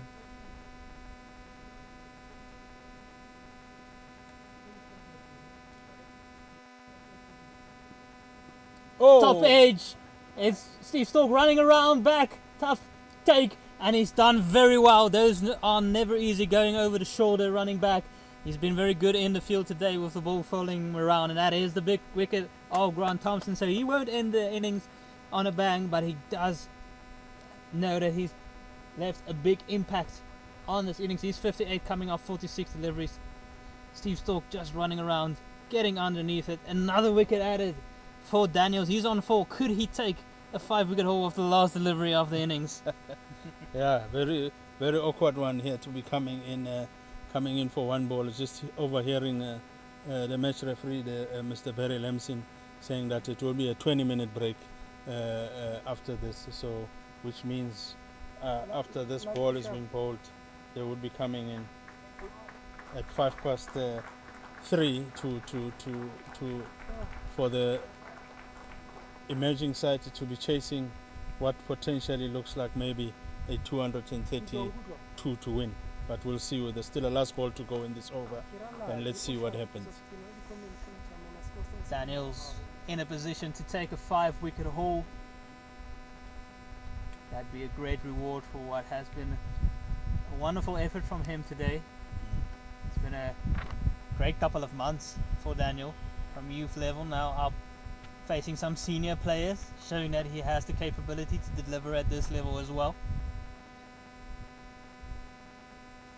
If I were captain, maybe, just maybe, get some close infielders, get some catching positions.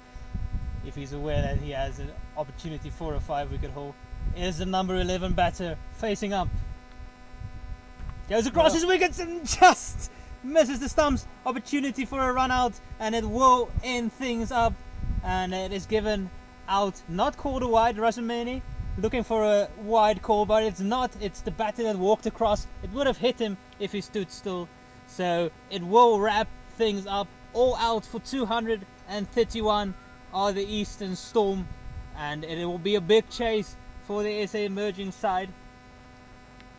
It was coming around the wicket. Daniels walking across the stumps, so just missed the stumps for his 5-wicket haul, and they do get that run out. Rasameni convinced it should have been a wide, but it's not. Right call from the umpire with the batter walking across. Yeah, you've changed your stance, so it immediately now says it cancels the wide, because if he was standing still, it would have clipped. It would have actually hit his pad. But great attempt. At least we got play, Werner. At the end of the day, after the start we had in the morning, I was very, very doubtful that we will have play, and here we are, all 36 overs having been bowled, and a bit harsh from the emerging side. You think they'll cap off Daniels with his bowling, and here he is getting out of the pitch, coming out of the field with no congrats from his teammates. But maybe it's lessons that these young men will learn going forward, that you need to encourage your fellow player, especially a fellow player who's done fantastically well with his bowling. Wonderful forward from him. The innings was set up by a 100-run opening partnership between Kabelo Sekakune and Jason van Dijk, both scoring 50s. That laid the platform for Grant Thompson to come in and score 59 of 47 deliveries. That means that the SA emerging side will chase 232 in their 36 overs when we come back to you in around 20 minutes of time. So come again around 3 o'clock and you'll see the chase by the SA emerging side.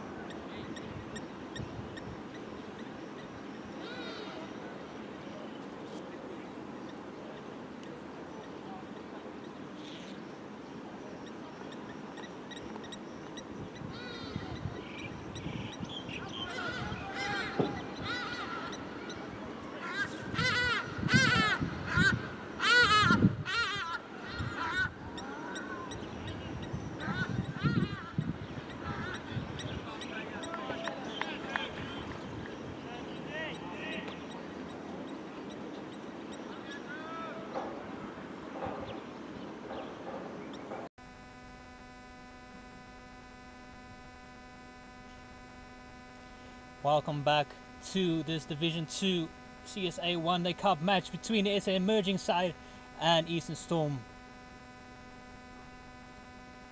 To get us underway is Steve Stoke on strike. And exciting youngster. He's opening with Jurich van Skalkwijk on the other side, recently matriculated at Affis. And Steve Stoke matriculated from Menlo Park. And he's also part of the Titans setup. Played a few matches for the Pretoria Capitals in the SA20. And now facing up to Andrew Rasamene. Short and very high and signalled wide by the umpire. It's an uphill task here for the emerging side, chasing 232 in the rain-reduced match of 36 overs. With me I have Colin, as we look forward to this chase.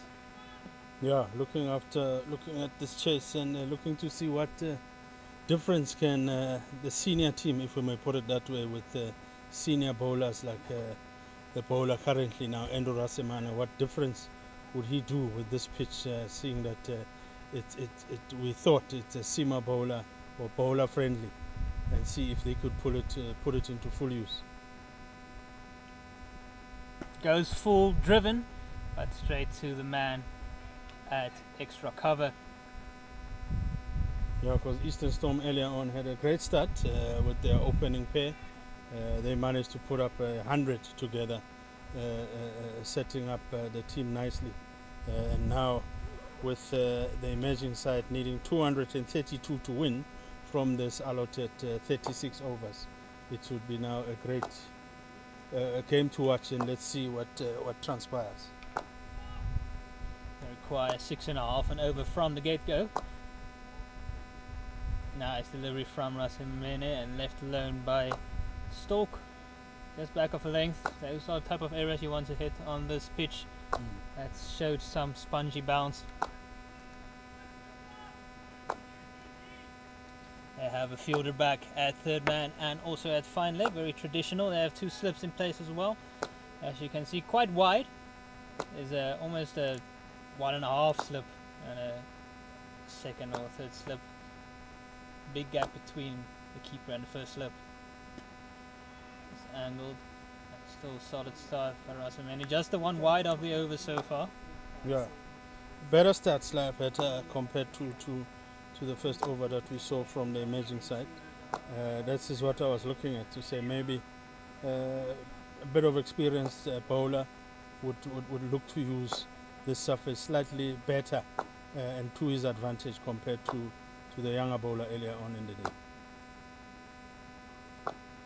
Sure, tries to go for the pull shot. It's not an easy one on this pitch, and that's not had the same type of pace. It's very difficult to predict. Looking at the square leg umpire is Tuks.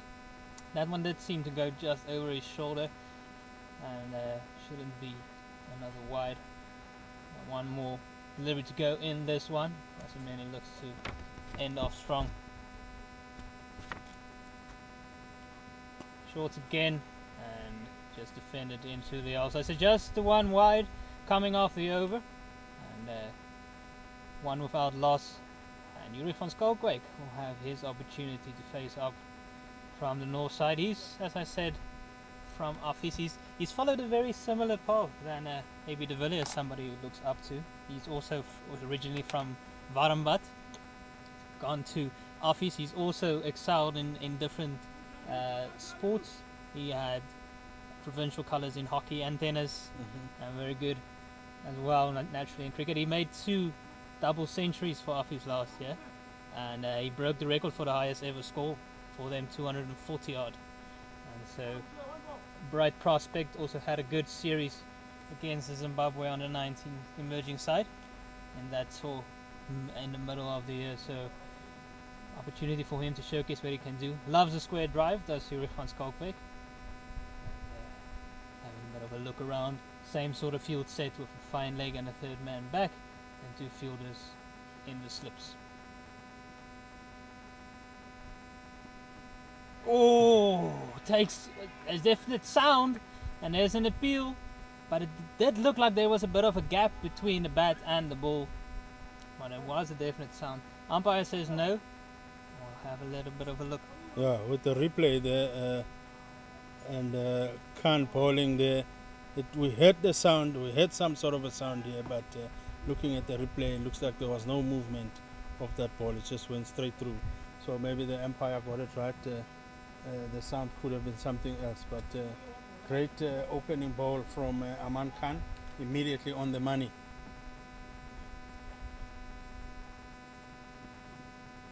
Another good delivery.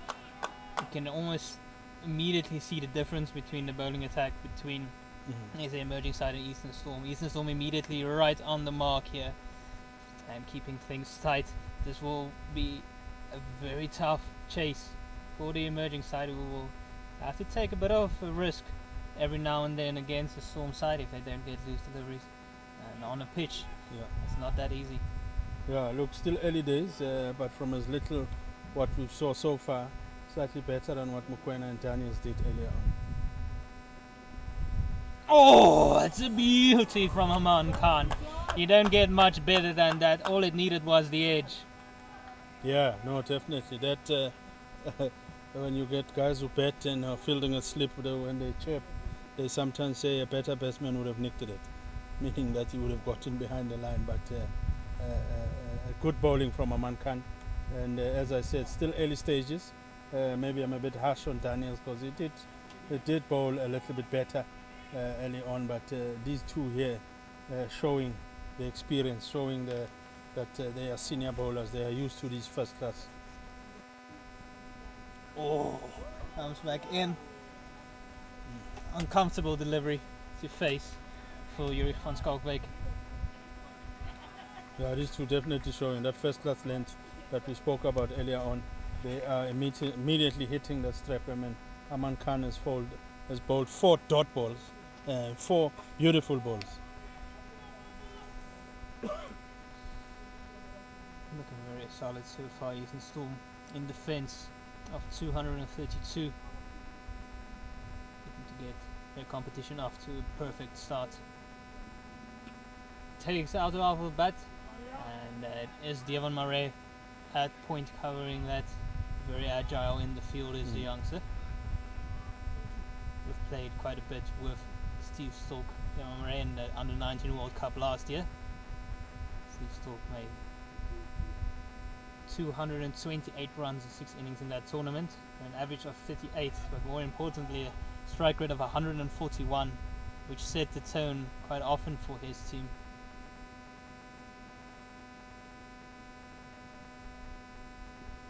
Goes full, and it is a maiden over by Aman Khan. It's 2 overs gone, only the 1 wide and no other run so far. Yeah, and this is, if I'm correct, Werner, the first maiden of the day. Yes, there was 1 or 2 close calls in the emerging squad, but for the most part it was tough going for them with the ball, and it will be the first maiden of the day. It's good to see that the rain has relented for now, and we are getting plenty of play in. Bit of a discussion between Stork and Van Schalkwyk, assessing things a bit here. Not giving anything away is the opening bowlers of the Eastern Storm. Yeah, if anything, Werner, I think the rain has stayed away. Maybe the issue of light, not really, but it's not as bright as it was earlier on. Goes for a big drive on the up, not really there for the shot. Almost like he felt like that's the shot he was gonna play before it even came. It's not easy, as I said earlier, on the up is not really the shot on this pitch. It really needs to be full if you want to go for those type of drives. Getting it to move away is Rasamene.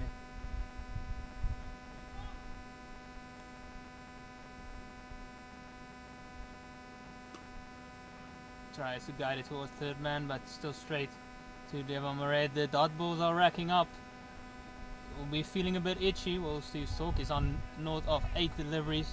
He's the type of batter who likes to get some early boundaries away. Yeah. So you'll just feel a little bit like he needs to get some bats on ball here, but important to get through this early spell.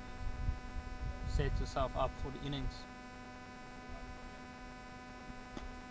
This time he does find the gap finally, running the first one hard and coming back for the second.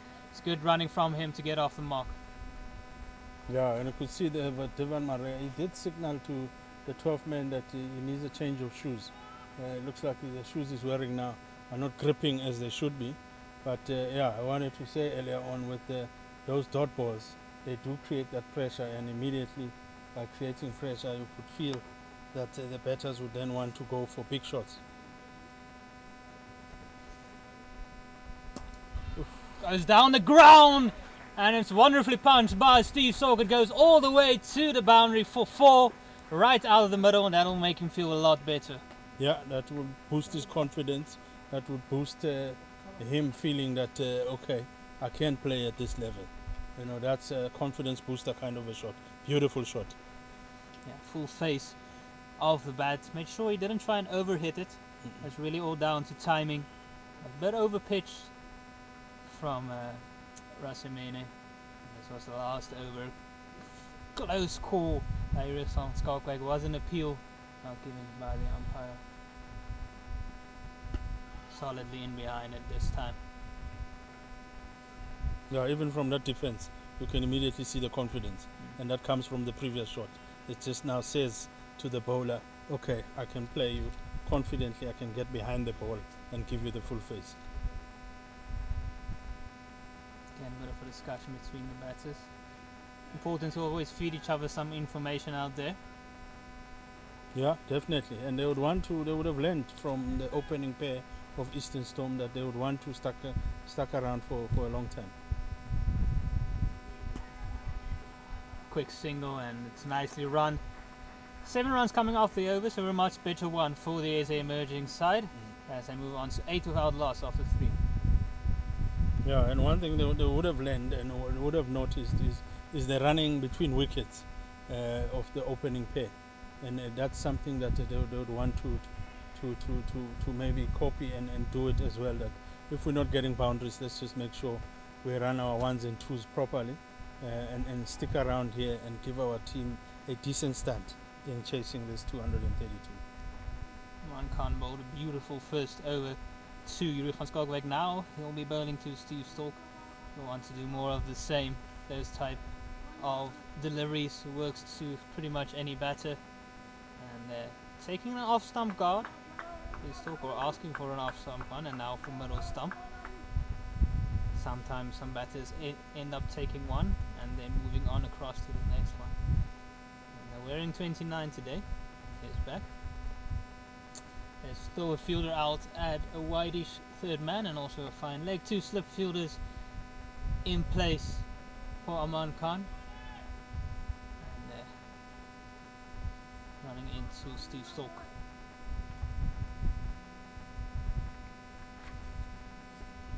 Oh, it's a beautiful delivery once again. He's found a great channel here as Aman Khan. Yeah, it's found a very, very good channel here, and taking up from what it did in the first over. So far unplayable.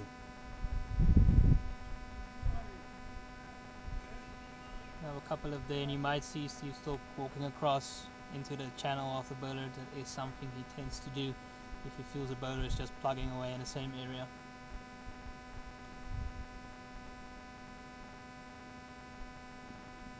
Goes for a big swing.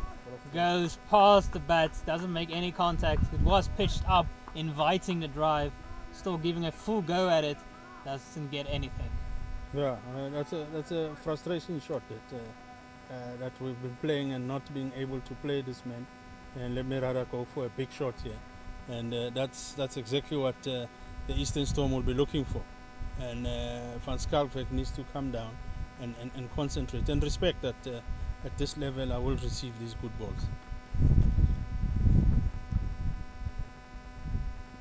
He does come across into the channel, but again it's well bowled by Khan.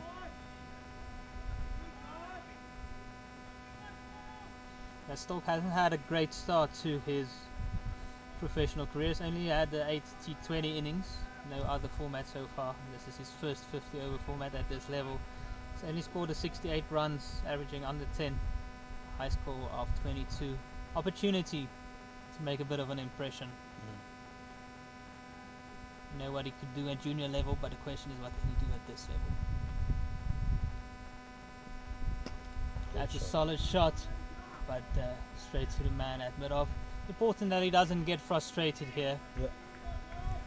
Yeah, very, very key that he needs to understand it and look at that shot now that he's just played. Yes, he didn't get any run, but it was a good straight shot, full face of the bat, got behind the ball, did everything beautiful. The only thing that didn't happen is it didn't hit the cap to get runs, but that's how he should be looking to play. Good pressure being applied by Aman Khan. Oh, it nips back in. We saw a similar type of delivery by Bandile Mabata earlier on against Thompson. This time from Khan to Stork. Definitely still some life left in this pitch. Definitely some life. Khan is showing us that. And beautifully bowling so far from Khan.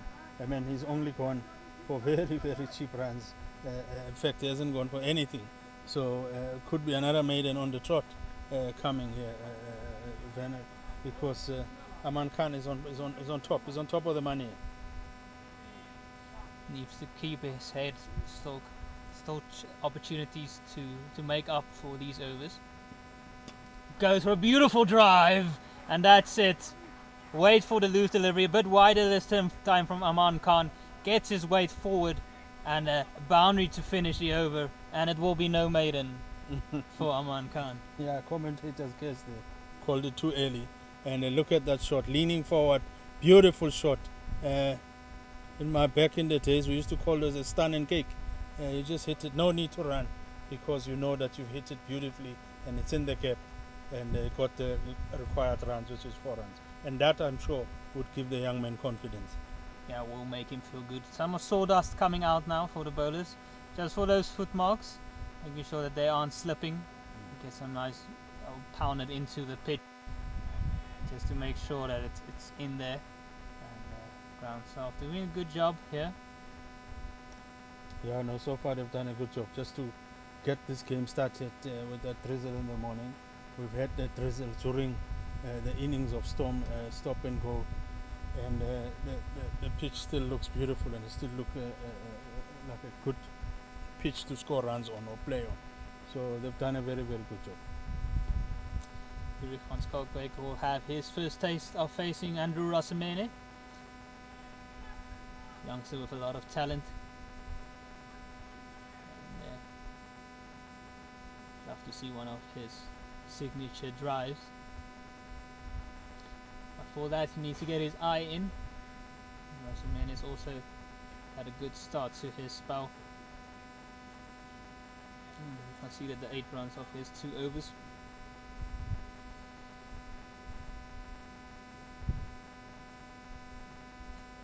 Still the 2 slips in place, a fine leg, the 3rd man.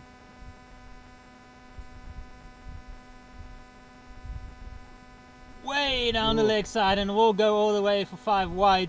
We saw a similar delivery from Bane Mokoena in the first innings that it started the match like that. This time it's under Rasemene, and all of a sudden that score moves up to 17 without loss after 4. Yeah, noted it from the bowler, senior man, senior bowler of this team, and that's exactly the kind of balls that they're not looking at. Rasemene knows better, and that eases the pressure, because now immediately they've got 4 runs in this over, or they've got runs in this over with those 5 wides, and they would know as a batting team that immediately we're off pressure, and immediately after bowling that, Rasemene went to the ground to rub off his hand with some sand, just to indicate that it might have slipped. But with this rain now starting to drizzle again, that outfield won't become any dry soon. Eastern Storm fielders just searching for that ball behind the side screen, and there it comes eventually, able to get it back. Stork and Van Schalkwyk, important that they set the tone here. What is a big chase for them? You want to get off to a good solid start in the power play, which is only 7 overs today in the shortened match. So important that they make use of it. Try and not lose any wickets, or more than 1 wicket, to set up the rest of the attack. And they do bat quite deep to the SA emerging side. Some plenty of talented individuals. Yeah, I know they've got some lineup of talented youngsters who are still to come. So quite exciting to see. It just shows that as a country we've got talent when it comes to cricket. Lovely delivery. Also well played with soft hands by Ulrich van Schalkwyk to get his first run in professional cricket. Gets himself going. Yeah, nipped a bit, but he played very well. And as you said, with soft hands, to just guide it down to that area to get his one, to open his account. So well played, means he's thinking while he's out there. Paul Adams sitting here at the side of the venue. He was also there for the SA Under-19s in the World Cup last year. Beautiful shot down the ground by Steve Stork, making sure he makes use of the V, and it goes all the way to the boundary for 4. He slightly closed his bat, but it was enough connection to go all the way to the boundary. It's starting to pick up a bit of momentum here, is Stork. Yeah, great attempt to that by Chris Brits, chasing it all the way. Unfortunate not to have gotten a hand of it, but that's good commitment. But yeah, a very, very beautiful shot by the young man there, hitting it nice and straight, and again not looking to hit it very hard. He just stroked it, and a beautiful shot. Yeah, just wants to get back to that point of Paul Adams. They gave Stork instruction last year in the World Cup to really go after the bowlers.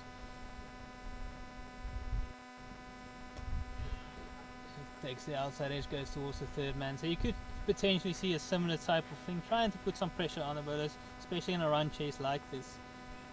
But gets away with that one. Thickish edge, trying to go over the covers. He's moved on to 16 of 20 deliveries. So despite all the dots that he did face early on, his innings is starting to take some steam. That's a dream world of any batter, to be given permission by the coach to play freely.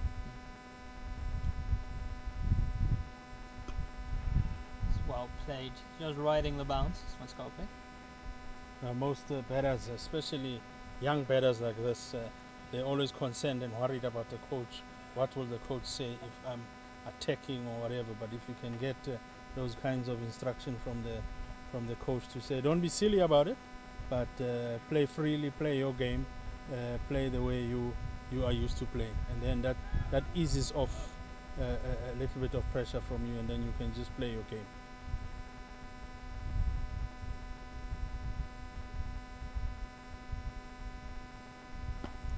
Nicely in behind it. Let's go. Like very technically correct batter. Well, like never really looks to overhit the ball, but can be quite destructive in his own right. And I'm not sure how much you would have seen of him, Colin, but very organized player. Yeah, and that message there, I mean, full face to the ball sends a message to the bowler, because he knows that you actually can play, you actually can get behind the ball and play to the straight bat, so you're not troubled at all.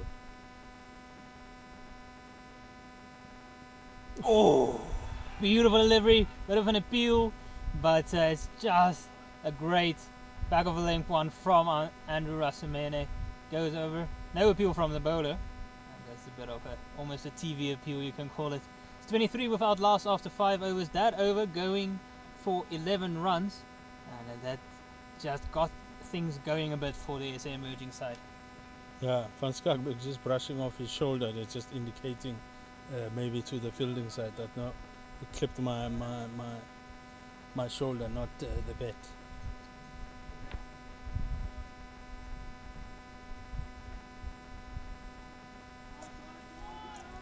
Rahman Khan will continue on. He's looked impressive so far in his spell. Only that one boundary and no other runs after his 2 overs, bowling to Stork. Oh, feeling for it outside the half stump, Stork only really withdrawing the bat late after it had already passed the bat. Yeah, this team, I must say, it's surrounded by very, very good coaches, good, knowledgeable coaches. I mean, if you look at Malebonga Makete, who's the head coach, they've got Paul Adams, they've got Pete Botha, very, very experienced campaigners who've been in the game for many years. Pete Botha, very good with coaching bowlers. You know, he's got a very huge, lots of experience in doing that. Drive, square drive through the covers again by Steve Stork. Doesn't have quite the momentum to go all the way, but they should come back for a third. Oh no! And Steve Stork has run out. Looking at each other, no real calling between them, and Stork will have to go back. Miscommunication, should have been an easy, no real, and that of what could be dangerous innings from Steve Stork. It's good fielding, getting that one back in quickly, but poor communication between the two, and Van Schalkwyk not willing to offer up his wicket either, and Van Stork making his way back slowly. Yeah, very, you know, they talk about a typical example of it, and they were now beginning to look the part with the, but their complete miscommunication between the two batters, and they made what was just ordinary fielding now look great, even with the throw, but unlucky to the young man. And I'm sure these again are lessons to be learned. I mean, as we look at that replay, there was definitely a run for the third one, enough room for it. He could have made it home safely, but unfortunately the communication was nowhere. Yeah, both really ball watching, unfortunately, and that's not the way you want to end things. Run out is probably the worst way to get out. So it brings Jason Rolls to the crease. We saw him bowling earlier. Bowled lovely, and in it is number 33. He's quite an exuberant batter, is Jason Rolls, and he'll look to take over the reins now from Steve Stork. Van Schalkwyk still to get himself going. He's on 1 of 10. Not the wicket they would have wanted to lose early on in the power play. Yeah, definitely. I mean, he was beginning to look a dangerous Stork, as I mentioned earlier. In fact, the way he was playing, showing the full face of the bat, confidently stroking and hit some beautiful fours to the boundary there with through the covers. So he was beginning to gain momentum, but yeah, that miscommunication has now put this team for 25 for 1 now. And you mentioned that this Jason Rowles can bet as well. Impressed with the bowling. Aman Khan right on the money here. Wonderful bowling by him. Yeah. Jason Rowles immediately gets introduced to the bowling out there, and he receives a beautiful ball from Aman Khan. He doesn't have that much pace, but he's bowling with so much control. That's exactly what the captain look at. Throw a ball to your player. He bowls it exactly where you want him to. He bowls to his fuel. He has those 2 slips in play for a potential nick off.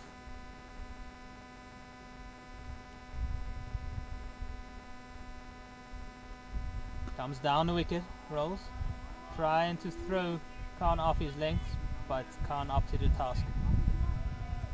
Yeah, and they will know now.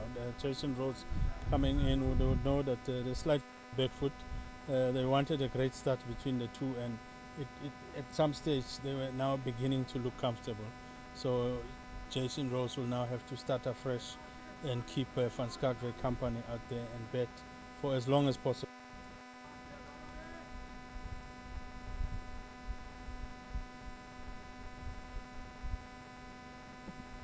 Oh, again, extra bounce from Khan. Takes the gloves of Jason Rowles, and lucky that it doesn't balloon up in the air. That Tennant's bounce we saw earlier on in the morning looks like Khan has also found it now, and he's bowling beautifully, and he's found his rhythm.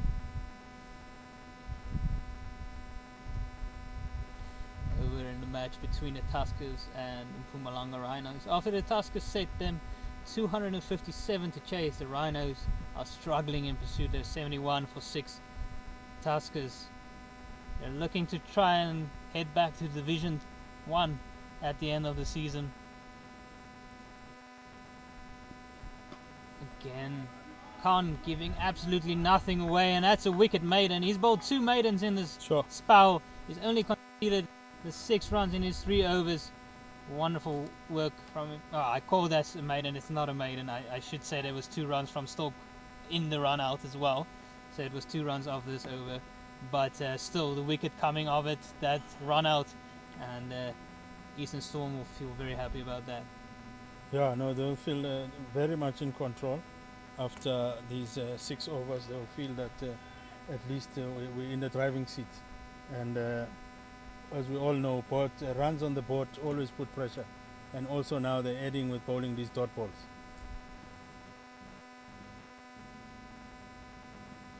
Oh, takes off of the bat. Now this for back down to 3rd. Very similar to his one in the previous over. Well, with soft hands, to just guide it down to that man at 3rd man. And it brings a new batter on strike, Jason Rowles. And face Raseman at this end. Didn't really do well with Khan. We'll see how he fares off against Raseman. He has an interesting setup, has Jason Rowles. You can see him almost looking behind his bat. It's almost behind his body when he starts. This is very interesting. But by the time he faces up, he's more in a normal position. Short and wide and cut straight to first slip off the edge and throws his wicket away early on, does Jason Rowles. He is quite exuberant with the bat, but in this case might have taken a couple of deliveries just to get himself in.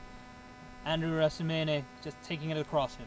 Yeah, and Rasimene coming in, bowling into him, and a beautiful catch that went just down the throat to the captain, Grant Thompson, making it an easy catch, making it very, very comfortable.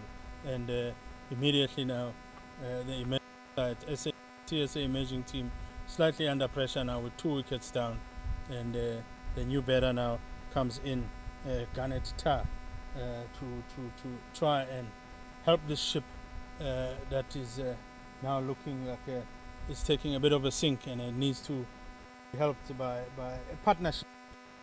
You need a partnership going here that can, you know, good 80-90 partnership will help the situation. Yeah, Garnet Tar, the CSA Division One Day Cup Player of the Year for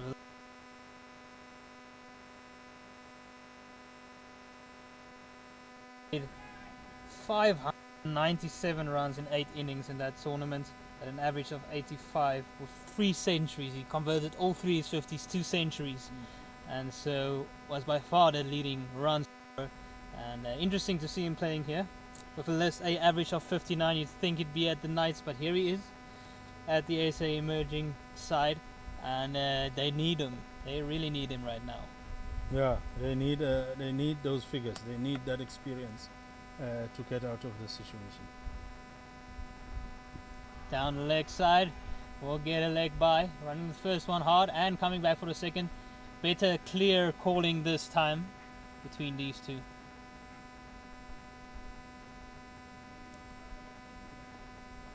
Rasamani just losing his line a bit. Yeah, no, definitely losing his line. And that's he bowled that previous one earlier on that went for 5 wides, and that's not what the line that he should be looking to bowl.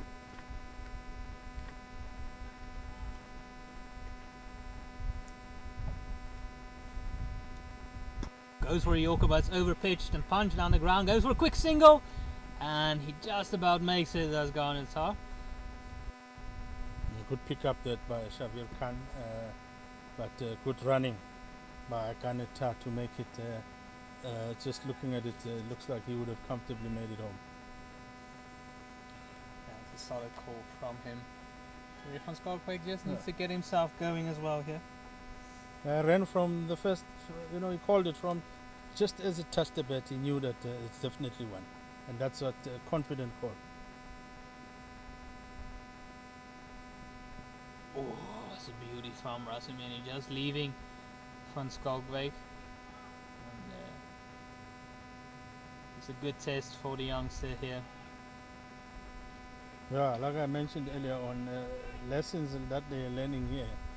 No net session will give you these lessons. This is pure experience that these young men are getting here.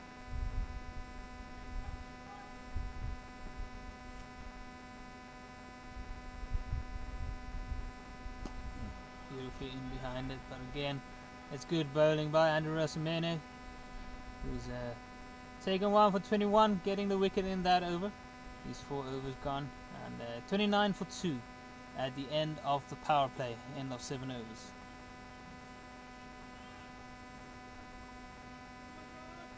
Yeah, and it looks like from the south end will still stick to, the north end will still stick to Aman Khan bowling from. He's been bowling beautifully from that end, and no reason whatsoever to change him, because so far he's been going great from that side. He's bowled 3 overs for 6 runs. He has bowled beautifully, applied some real pressure from his side.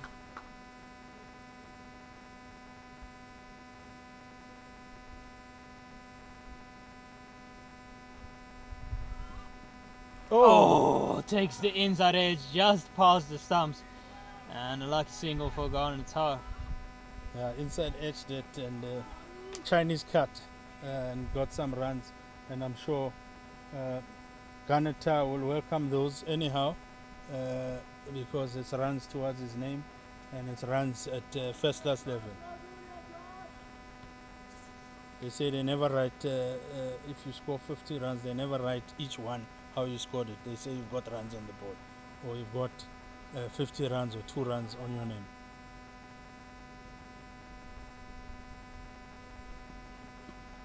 Solidly in behind it. Van Skalkwyk in the fence, but it's important that he does get the ball away a bit, rotate the strike or get a boundary or 2. And they can't afford to fall too far behind the required run rate.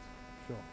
No, they need to keep an eye on it. And you mentioned earlier that he looks very, very organized, and just seeing him very compact, very straight, technically kind of a batsman He just now needs to, what they tried to do earlier on with Stock, just running between the wickets. If these boundaries are not coming, let's look at ones.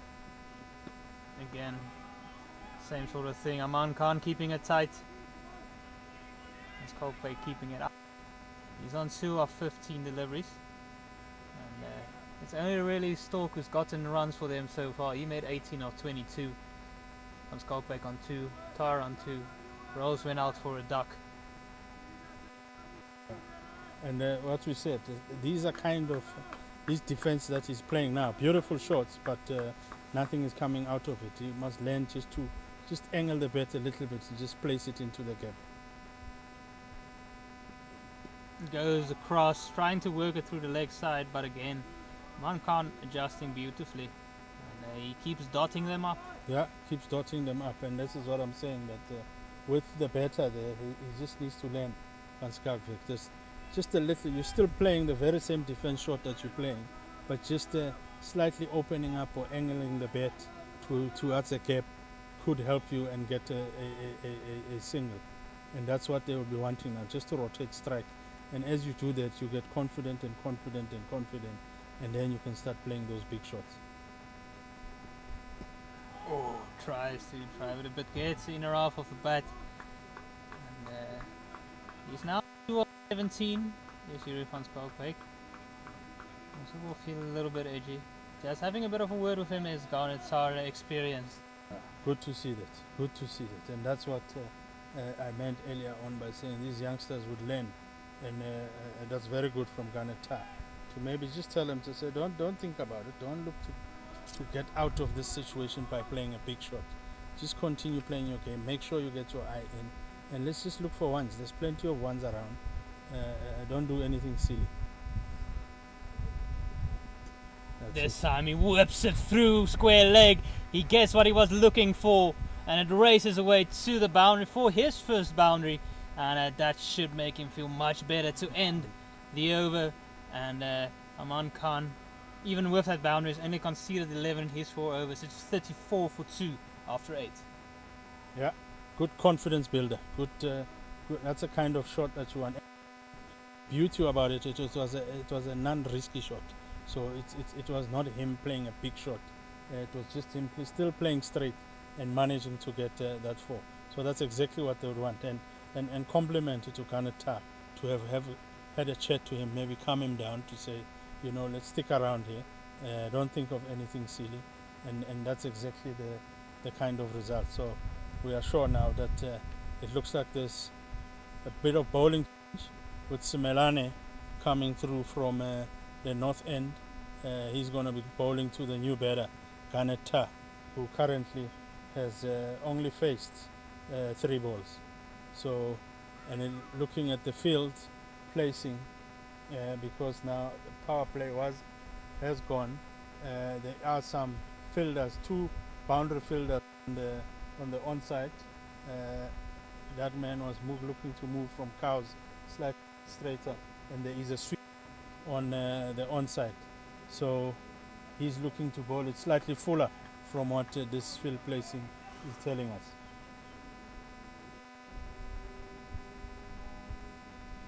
Oof. Immediately gets a 10, and immediately on the money there is Tumelo Simelane. Beautiful bowling. Yeah, quite appreciable turn there from Simelane. Right area as well will make Tar think. And this time he bowled slightly short. The first one, the beauty about it is he drew the batsman out to come on the front foot.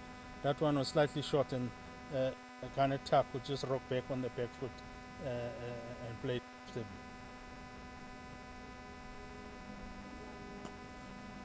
Beautiful bowling. Well played by the batter as well. Just having a look, as you would have seen from that first ball with the be cautious, and now looking exactly, okay, how is this man bowling it, and how far or how much is his 10? Good one. That's what we talk about. That's experience there from Ganeta.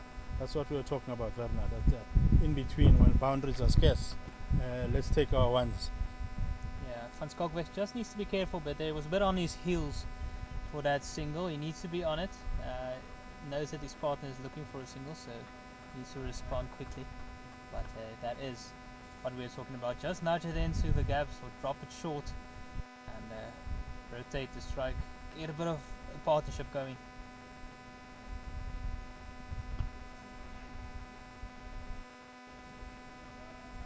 It looks like he's boxing a bit with some heavy feet to the Van Skalk. He's going to need to loosen up, especially spin. You're going to have to want to use your legs if you want to be a better player of a spinner. Oh! They are appealing that for a catch behind, but Empire not interested. Mr. Ntuli saying not out, and that ends the over. And the score now is just looking at the replay now. Oof, that missed that outside edge. I think the turn was so much that they thought there was a nick, but looking at the replay, there was definitely no nick there. And it's 35-2 now after 9 overs. Yeah, beautiful delivery by Tumelo Simelane, and there will be a confidence booster that first over. And see Mikhail Pillay coming into the attack, replacing Aman Khan, who was brilliant.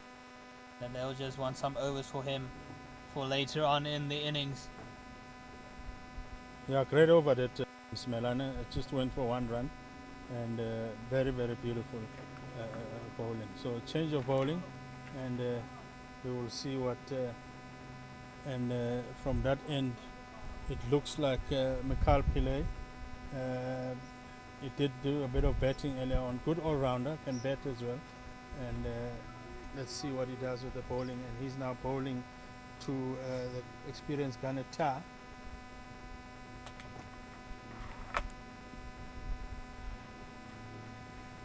And Ganeta just plays it down to the third man there, Tumelo Simelane.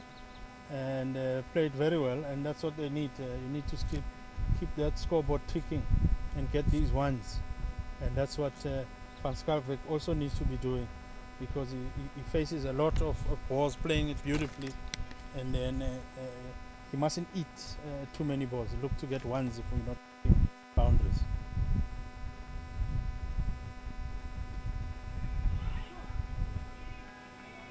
Oh, a bit of a stop and start there between the two batters, but fortunately they agree on a one and they make it in time. And Ganeta is just telling him there that we were just waiting for the ball to go past the fielder first before we could run. Yeah, that's why the wait. You need to pick your field. That's Devan Murray at point. He's lightning in the field, very agile, so you have to make sure it gets past him first. Yeah, and Ganeta would know that.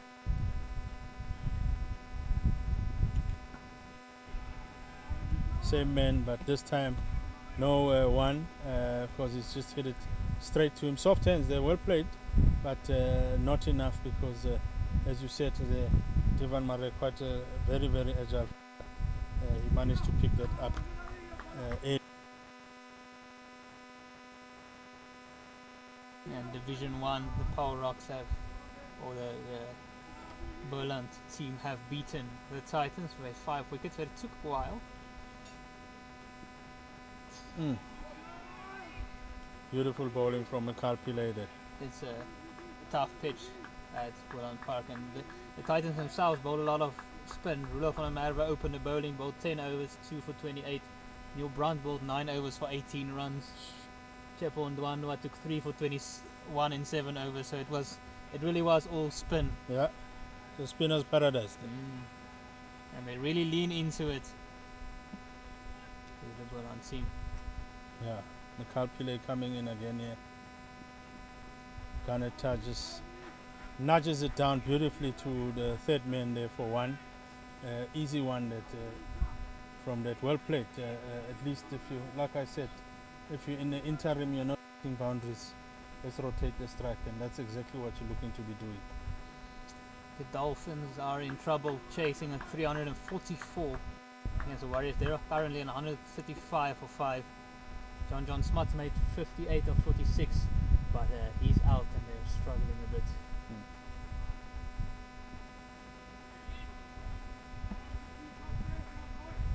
of an edge there from the better there, Van Skalkwyk. But he will take those, 1 run to finish off the over. And it takes that score of the CSA emerging team to 39 runs for 2 after 10 overs. I'm going to have to get going a bit here. Not a CSA emerging side. Target of 232 is a big one, and only the 26 overs remaining. They'll pick their bowlers who they'll look to just take on a bit. No need to be reckless, but you also can't afford these many dot balls. Yeah. Tumelos Menane continuing here from the south end. Bowling to Van Skalkwyk, who has a bit of a think about it, but pulls out of the shot. And slightly just outside that off stamp, plus the 10 helped, and a bit of a bounce there. Oh, reverse sweep there by Van Skalkwyk and connected beautifully. A couple of bounces and then get 4 runs. Beautiful shot. Yeah, that will unsettle the bowler a bit in terms of his line, knowing that the batter can do that. That's wonderful execution by Van Skalkwyk. He made up mind. Got down nice and low. That's important when you're sweeping. Make sure you get your body position and low so you don't hit over the top of it.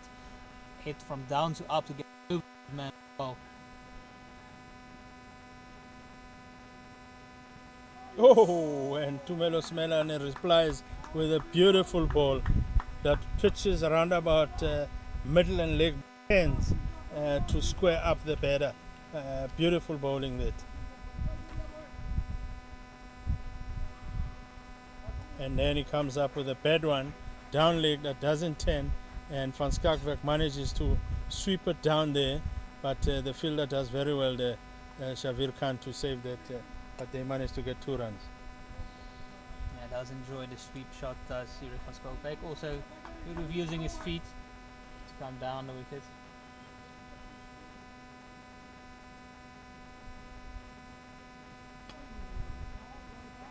And that one bowled there by Tumelos Melane, just on the front foot of the batter, and he just manages to rocks back and hit it nicely. That seeing all the 10, and that was you see, that's what exactly we're talking about. It's Van Skalkwyk. That over there, or those few balls there that he's faced, using his feet nicely. Very, very good over there so far for CSA emerging team. And what I liked there is Van Skalkwyk looking to use his feet. I mean, the first one reverse sweeping there, getting a 4, and that other one that he got 2 runs there, and eventually getting 1. That's the willingness. That's the mentality should be looking to bowl it. I mean, bat with that.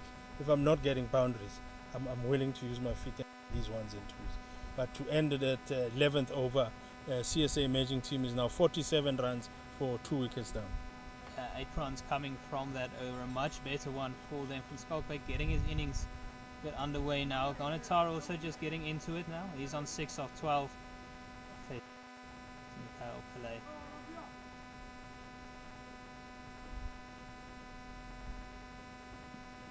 Oh, nicely bowled. That hit the batter just by the look of that, saying it hit him on his back under a bottom hand, but the replay will show that. But yeah, you know, you watched that previous over. Remember, Tumelos Melane went for 1 in his first over, but this time around they were willing to play him around, and they managed to get 7 runs off his over. So that shows that they can set also his bowling, so that you don't allow him to settle. Pile again bowling that ball that's just in that tennis bounce. Looks like by the sound it's hitting the gloves, so that's a good line. It looks like Mukapile is also slowly picking up his momentum and knowing which areas to be bowling it. Yeah, it's not the easiest pitch to bat on. There definitely is something in it for the bowlers, whether it's extra bounce or a bit of movement back into the right-handers in particular. Not easy to negotiate. Already requires 7.5 runs and over. Yeah. Oh, beautiful bowling. Beats that outside edge of Tar.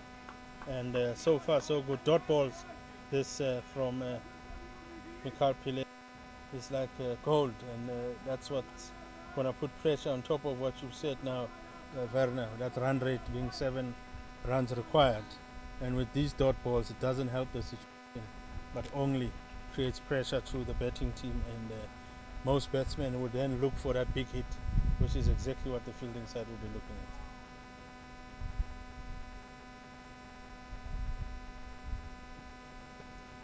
Oh, this time around, at least he middles it. Thought there by Van Skalkwyk of a run, immediately called by Tar to say no, wait, and they luckily no run for them, and now no day. Tar's played most of his cricket in the Free State on some flat wickets. And you can play your shots, not worry about movement or extra bounce, stuff like that. So this is an adjustment for him. Therefore, he does need to take a little bit of extra time to get himself in. Yeah. And this conditions also not helping. And they thought about it again, but quick call is what will help them, and that's what happened exactly there, so that you don't have another run out where you got 2 batsmen stuck on one end. So that's very good calling. You are looking, but let's be careful. Yeah, Van Skalkwyk seems to have learned that lesson quite quickly. And going forward in this competition is going to be important for him as well, because he might opening a time with Stoke and some of the other batters playing here, maybe even in this week still. So important to get the basics right. Oh, fantastic bowling from Akal to finish the over there. Well done.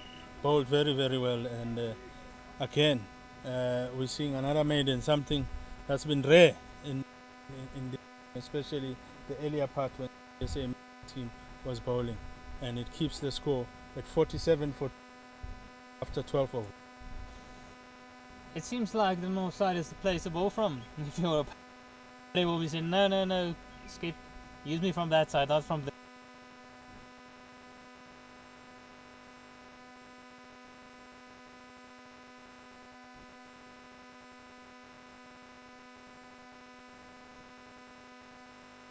and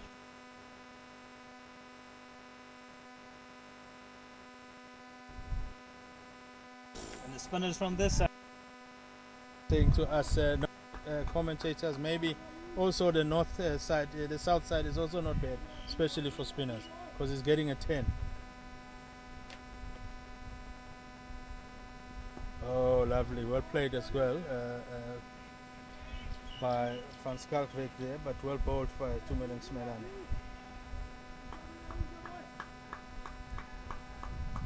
Jason Rolls getting some treatment on his back. Oh, it nicks it up, but luckily there's an empty vacant area there, so he'll be nice and safe, and it gives him enough time to come back for 2 runs. Makes it comfortably without any stress. Talking about stress, I wonder if Jason Rolls has any stress. He didn't contribute any runs today, but he did well with the ball. Yeah, I did very well with the ball. Yeah, it was impressive. And, that's the advantage of being an all-rounder, right? If you don't contribute in one, you still have the opportunity to do in the other. You've got that comfort.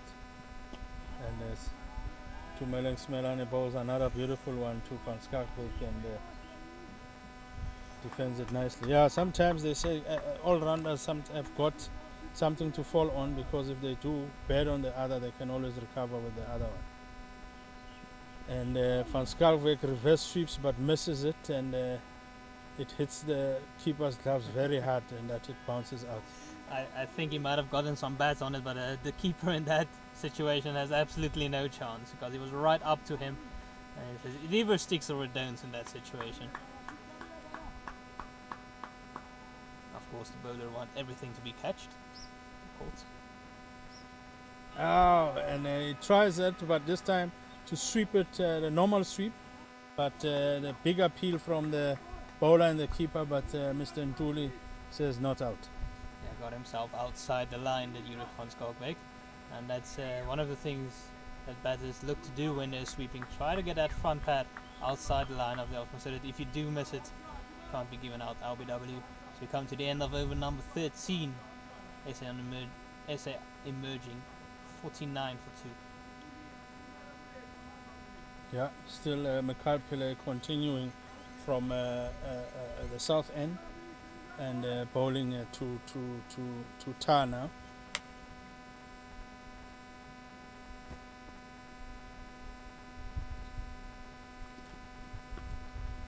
Bowls it nice and straight, just short pitched a bit, but enough for the batter to just get behind it but get nothing. Yeah, Tar getting a bit stuck at the moment, not to get himself off strike. He's on 6 of 19 deliveries. He's faced quite a few deliveries from Mikhail Pillay. Not much foot movement, if I must say, early on. Not looking to be flexible and use their feet, you know.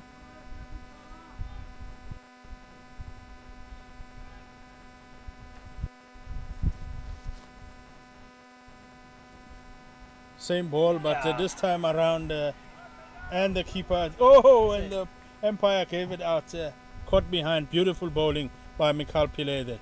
Yeah, solid edge, and Garnet Tar, as I said, was getting stuck. He wasn't going anywhere. Mikhail Pillay just keeping away from that in that good area, and it was a wonderful delivery by him. Good length delivery, just getting a bit of extra bounce, taking almost the shoulder here off the bat of Garnet Tar. He goes for 6 of 20 deliveries, and of a spot now for the SA emerging side at 49 for 3, and coming to the crease now is Kamal Piri, as a teammate at school of Jason Rolls. Opportunity for the young wicketkeeper batter. Yeah, caught no real foot movement there from Garnet Tar.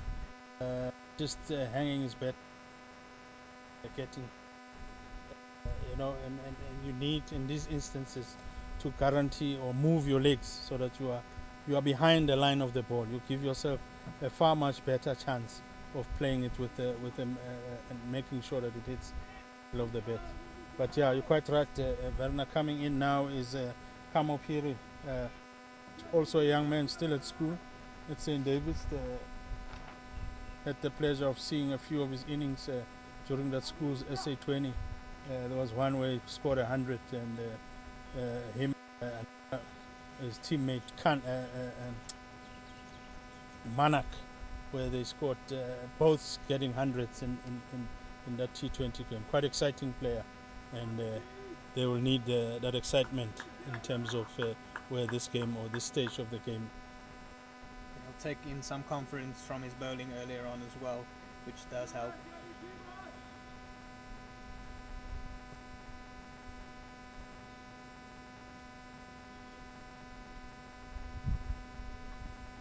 Oh, bit of a shout there and bit of an ask by Mikhail Pillay, but Mr. Thomas says not out. It looks very straight, but it might have been just a touch up. Covering his stumps is Piri, so you need to be careful. But it looks very straight, but it did look a touch high. It's probably why he got away with it. Yeah, he was keeping earlier on Piri, so they normally say a keeper was kept in the first inning. When he comes in, his eyes is in because he's been behind the ball all day. So let's see if that will help him. And he has a big swish at it and a miss, frustration shot, typical schoolboy era, schoolboy shot at this stage, which is not what they require. At 49 for 3, after 13.3, you need a bit of calmness, you need a bit of a partnership, you need some grafting from the... That one shot's enough for Eastern Storm to decide to send back a sweeper on the outside.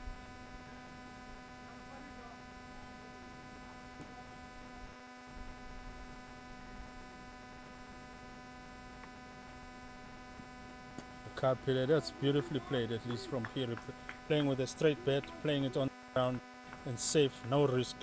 That's the kind of cricket you should be looking to play, especially early it is. There's still a few overs left. Yes, it's shortened to 36, but you still need some grafting. Yeah, Mikhail Pillay quietly going about his work here. Only conceded the 4 runs so far in his 2.4 overs and taken that wicket as well. very good job for the Eastern Storm, who are in the driver's seat right now. Beautiful bowling from Mikael Pillay that, and Piri did not have a clue about that one, and it finishes the over, the 14th over, and the CSA emerging team is on 49 for 3 after there's 14 overs. And you're quite right, Varna, the Eastern Storm currently on the driving seat. It will require some grit, it will require some fight from these emerging team batsmen to just fight this one. Tumelos Melane continuing from the south end. See if Van Schalk bring out that reverse sweep again. He'll have to take some responsibility now. And as you say that he clips it, but manages, because he's hit it so hard, it got very quick to the fielder, and they just managed to get 1 run. A bit of a fumble by Shavir Khan there at the boundary, but he still managed to stop it. They say people who play hockey at a decent level are very good with the sweep shot, and you can see it with Yuri van Schalkwyk. He's very comfortable on the sweep. Yes, and he connects them both ways. That normal sweep and the reverse sweep.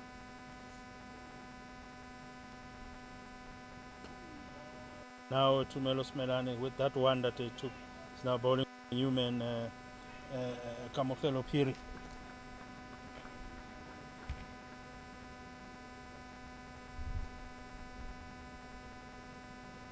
Was another one that turns and beats Kamokelo, but no real attempt from Piri at playing that, and showing the experience that they've got Tumelos Melane over the young man. And from that set, he picks it up beautifully, Kamokelo Piri, but the fielder that does a fantastic job to go around it and fields it beautifully, the Aman Khan, and picks up, Piri picks up 2 runs to open up his bank account. The SA emerging side with that single from Yuri van Schalkwyk went to 50, and need to pick things up a bit here. Oh, beautiful bowling by Tumelos Melane.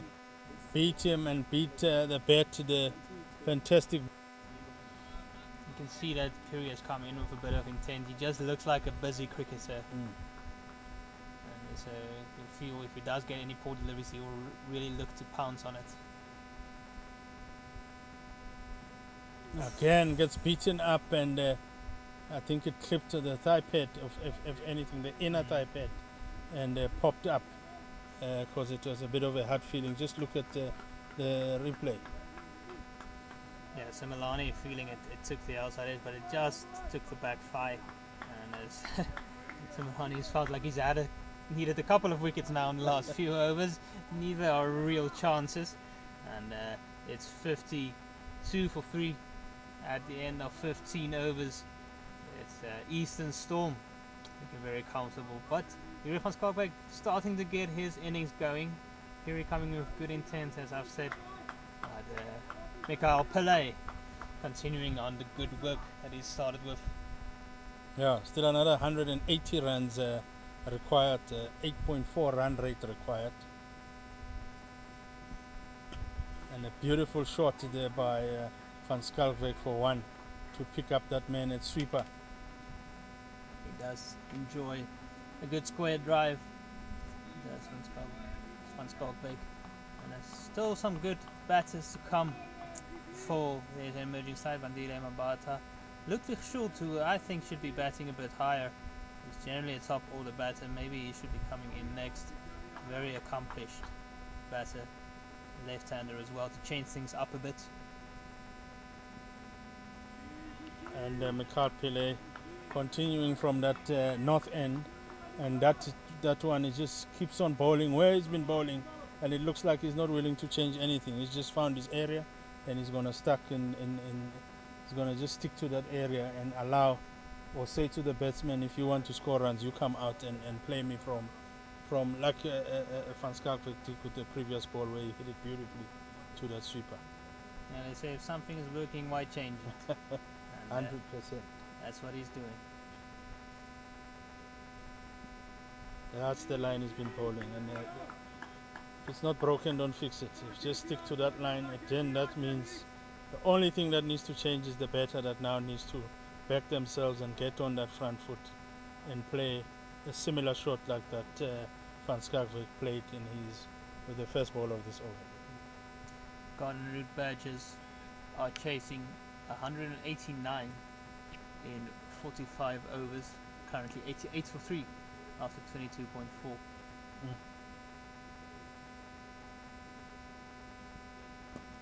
Good shot by Peary there to pick up one. A bit of a shy there, but nothing to threaten or scare the batter, because Peary, that was a nice comfortable one for him. As I say, he looks quite a busy cricketer. And keepers generally do. Keepers are very lively. Batters in general. Van Skalkbeek needs to take the mantle now, being the in bat. He's been there for the entire innings so far. Yeah. And it gets a high one, but far too much on the right hand side of the field at the Devan Mare, but they managed to get 2 runs there from Skarkbeek. It was in the air a bit, but looking at how far it was from Devan Mare, we can say it was a safe shot. And sometimes strengths can become weaknesses as well. He does enjoy the drive a lot. Sometimes he can almost go too hard at it, but this time manages to find a good gap.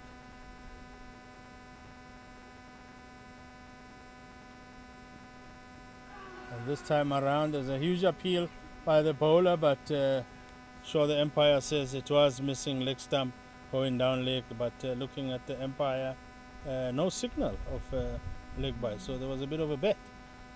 I wonder, yes, but he's also signaling down legs, and I wonder what is if he shouldn't have signaled leg byes, because he's illustrating to the bowler that going down legs, but why would you need to indicate that if it's come off the bat?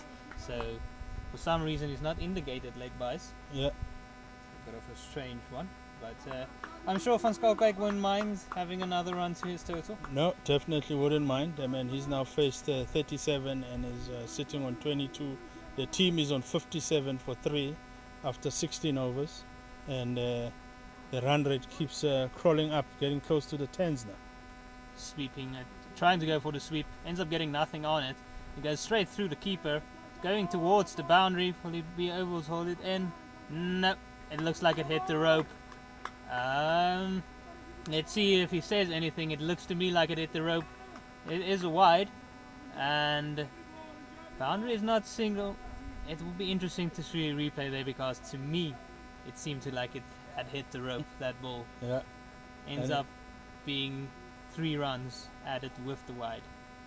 I don't think Grant Thompson would have enjoyed that, requiring him to run, the old man in the team running to chase that one. It's not, he wouldn't appreciate that from Tumelani. Goes for the sweep himself, does. Peary wasn't in a very good position to play it. He was very upright, but he gets enough bat on it.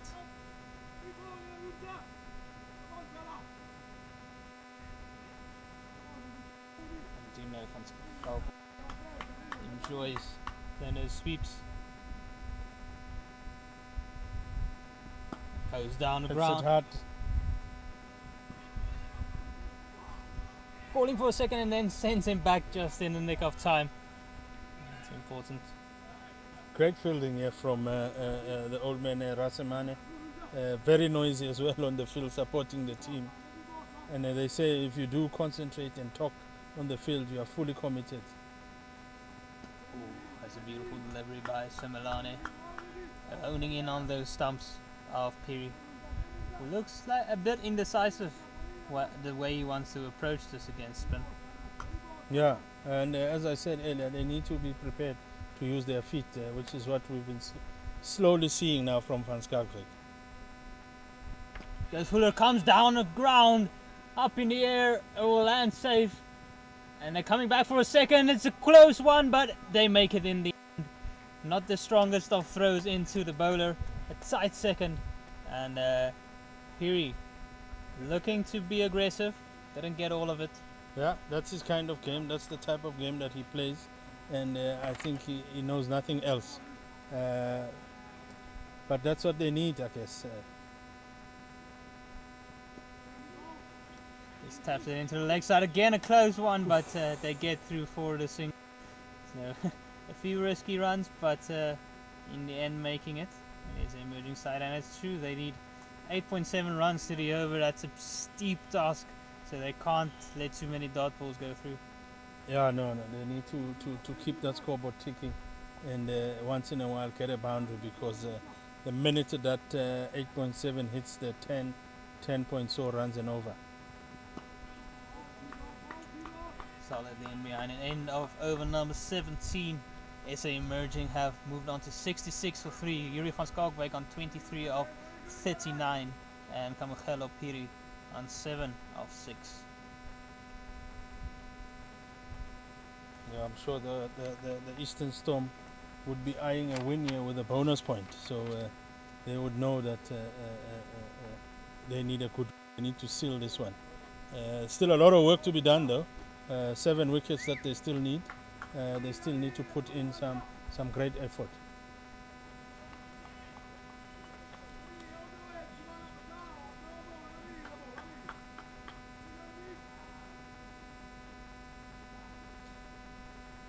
Still Pele continuing on from the north side. Goes for a big drive. That's Piri, but doesn't get much on it.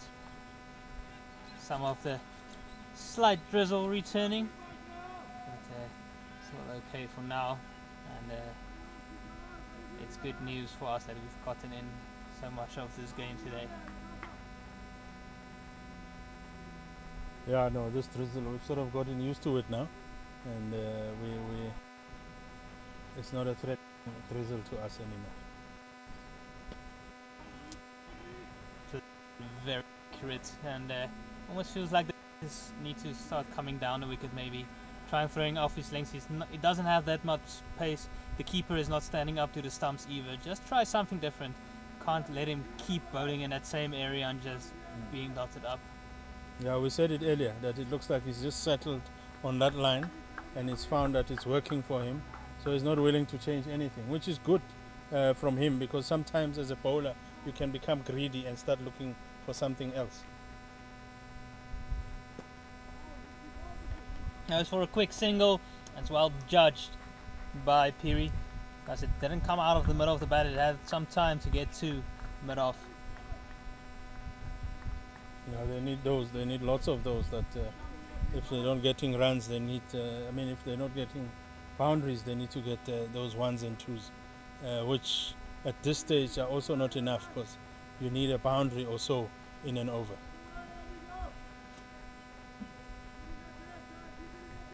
Plenty of work to do here. Yuri van Skalkwyk can hit another gear. That's well played. Nice lace under his eyes. I've talked about it. I got a very compact sort of setup. Does Yuri van Skalkwyk is very good to watch.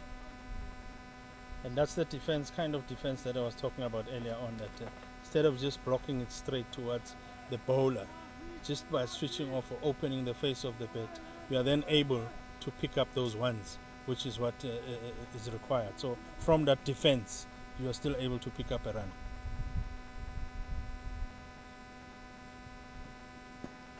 That's a good shot by Piri. Punch down the ground. Should be able to come back for a second. And they do nice full face off the bat. Yeah. No, Eastern Storm still definitely on the driving seat here, but they will be slightly frustrated that because this partnership is now growing at 20 runs, and they will be looking at getting a wicket here. So I'm sure now at drinks break that is coming up, that's one of the things they'll be talking about, that we need to pick up wickets. That last ball before that drinks break.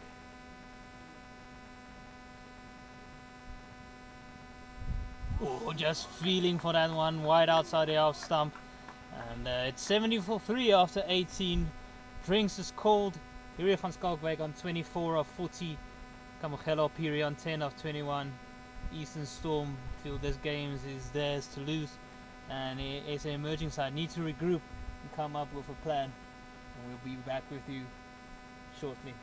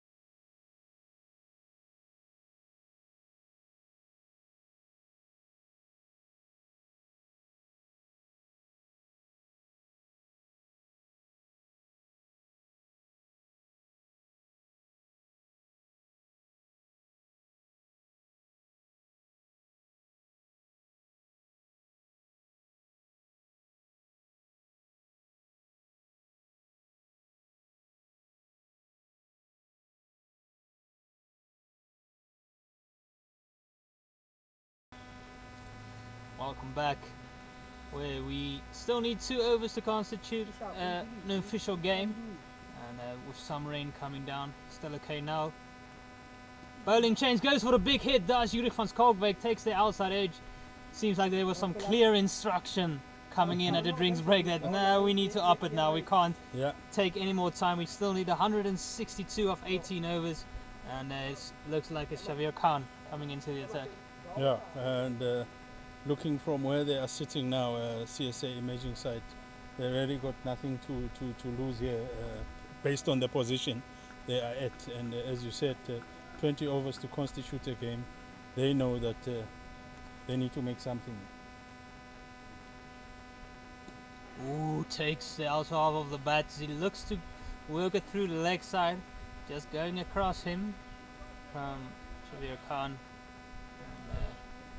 Bowling change after the drinks break. You can just feel there's something in the air now, apart from the rain. Yeah. It's just, you can feel that after the drinks break they know they need to up the rate now because it's getting a bit out of hand.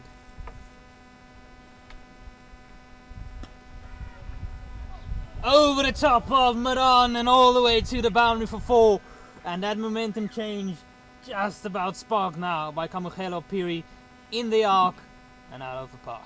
Yeah, we started that over with 9 runs and over required, and you could see in attempt. Look at that shot, beautifully played by Kamohelo, going over the captain, Grant Thompson, 1-2 bounces for 4, and looks like you said, Van, the instructions were clear in that drinks break. Have to throw the first punch here after the break. That's well driven as well, and they get through for a comfortable enough single. Even though it goes to Uriah van Skalkwyk's end. You can just feel the change, the difference in body language. I'm sure the coach didn't tell them that you're looking dead out there. Just look positive, bat the way.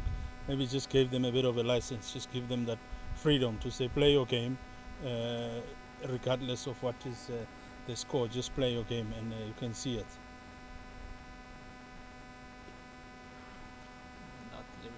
They'd rather go down, swinging, trying to go for the target, try and impose yourself, than to just play it out and not get anywhere close. Yeah, I must say though, a bit harsh on Tumelo Smelane by the by the captain there.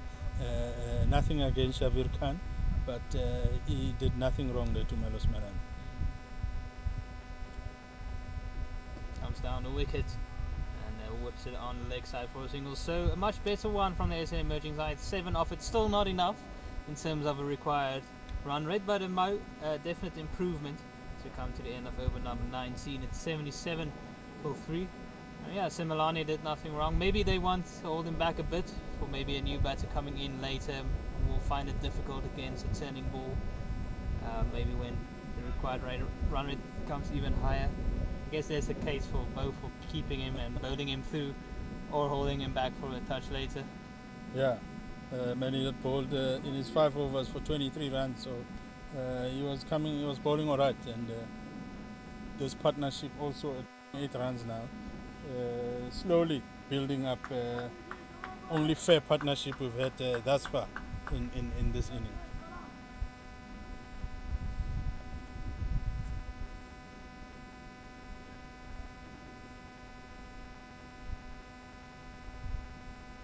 Oh, guess this one's in the back.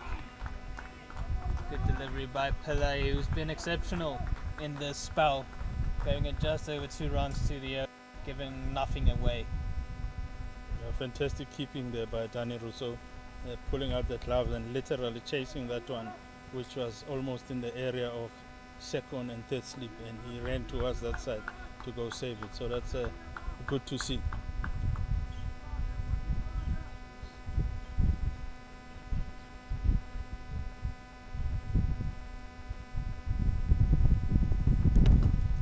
On the ground by Yuri van Skalkwyk. Wonderful shot. Make sure to get underneath. And 3 bounces and a boundary for 4. Yeah, beautiful shot to that by Van Skalkwyk, showing what he's capable of, showing that he is can play. Looking at the replay, Mikhail Pillay bowled a full one and just going down on his knee there, Van Skalkwyk, and hitting it over the bowler's head in 3 bounces for 4 runs. Might well be the very first boundary of the bowling of Pillay. Doing something different, giving himself room. Yuri van Skalkwyk just trying to mess with the bowler's head a bit. Again gives himself room, doesn't cut it away. They will get through for a single. Just feels much better this from the 2 batters out there. Yeah, no, definitely. This is the kind of batting that is required. To just change that angle from Mikhail Pillay, who has been very comfortable with it in his past 5 overs, just bowling it in that line and not looking to change anything. Now with batsmen playing like this, it will require him to change his line. Piri also giving himself a bit of room, but pulling the length back is Pillay. Feels like Piri is setting up for that fuller delivery, looking to do it down the ground, but with mid on has gone back, with mid off up. Pillay knows he can't go too full outside the off stump.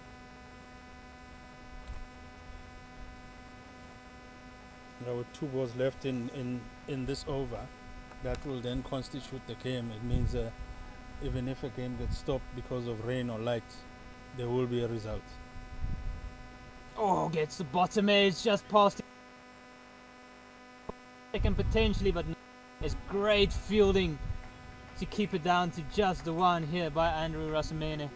Yeah, good fielding by Andrew Rasamene, and you can see Asmane and Sikukune just giving him high fives to say well done on that fielding. Always appreciate the extra effort from the fast bowlers. And Skalkwyk just having a bit of a look around where he could potentially target. 6 runs so far from this over with 1 ball to go. Again, room, tries to go over the offside, doesn't get a lot of it, but enough to get over mid-off. And come back for a second again. That's 8 runs of the over. That's almost what they require, so a much better start here after the drinks break from the SA emerging side. We've moved on to 85 for 3 at the end of 20 overs. Yeah, clear instructions from that break that we need to get after it, and let's not sit and watch the game just go by. Let's something of it, knowing that they need 184 to deny Eastern Storm a bonus point. Not me calling already, but that's some of the things that you look at during the game while playing. Now that 20 overs have gone at 85 for 3, as I said earlier on, it now constitutes a game. So now we'll see what if that intention they still continue with it. Gives himself room. Down the ground is very high. And he takes it safely. And that's the end of Kamugelo period, looking to go big. And first wicket here for Shabir Khan.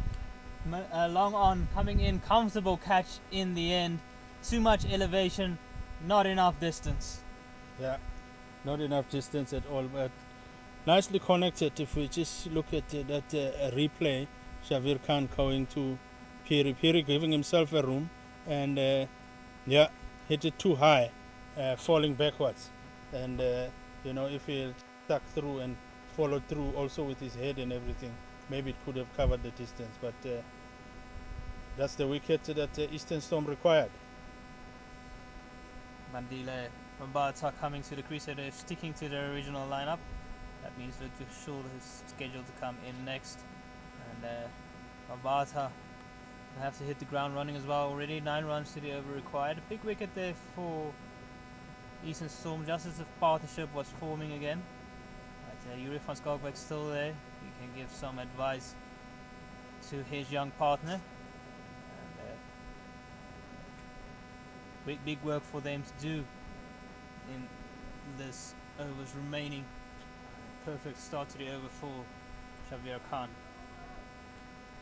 And immediately puts the new batter on strike, Bandile Mbata. And we'll see from his play as well what kind of instruction has been given to the team. Is he to give much of the strike to Van Skalkbeek, or is he just going to get on with it himself as well? Very good striker off the ball is Mabata. Oh, just cramps him up nicely, Shabir Khan. Both batters looking to give themselves room, same as Piri did as well. To give themselves rooms against the left-hander. They know there's a wide open space behind mid-off and extra cover. They're looking to exploit that, but Khan not giving him the opportunity to. This time going for a slow delivery, comes out wrong, goes very wide and signalled as such by the umpire. I enjoyed Mbata's bowling earlier on, enjoyed his 5 overs that went for 19 runs. He just managed to pick up 1 wicket, but his economy rate was good at 3.8 runs and over. Bowling nice military mediums from that north end. Leg side this time, so another wide. Bowling both sides of the wicket now, Shabir Khan. This is not what the captain would want from Shabir Khan. It's just changed. The bowler was bowling fantastically this side, so 2 wides in a row is not what Eastern Storm or Grant Thompson would be looking for from his bowler.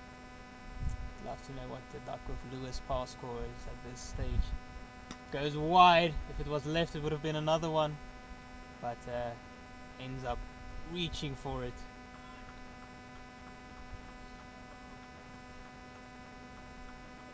Beat that score and get it from the scorers there, just to find out what's the pass score, how is it going so far. It is getting a bit darker now out here.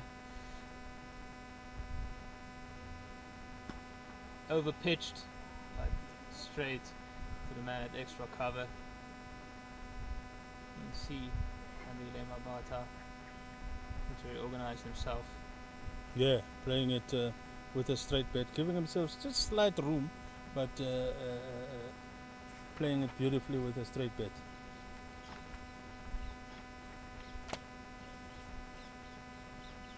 Down the wicket and goes over extra cover. It takes 2 bounces on the way to the boundary for 4. We spoke about that gap right there, and he executes perfectly. Perfectly for a batsman who's just come in We've just faced 4 balls. To play that kind of a shot, you can see that there's enough talent in this young man. Yeah, it's wonderful from him, giving himself room, getting 2 deliveries as well. He is very good over extra cover. Mabata. Khan's over. He's taken the wicket off the first delivery. That's gone for 6. Oh. Head up early. Goes hard at it, does Mabata, and comes back for the second. Very quick and good running from him between the wickets. Means it's another 8-run over despite the wicket. It's 93 for 4 at the end of 21. Yeah, good healthy overs, these 3 that have gone. I mean, that first one up that rings went for 7 and then 8 and then another 8 in this over. So that run rate required is still at 9.3 though, with all that said, at 93 for 4.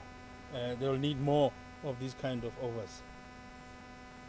Yeah, the intent is the right one from the SA emerging side now.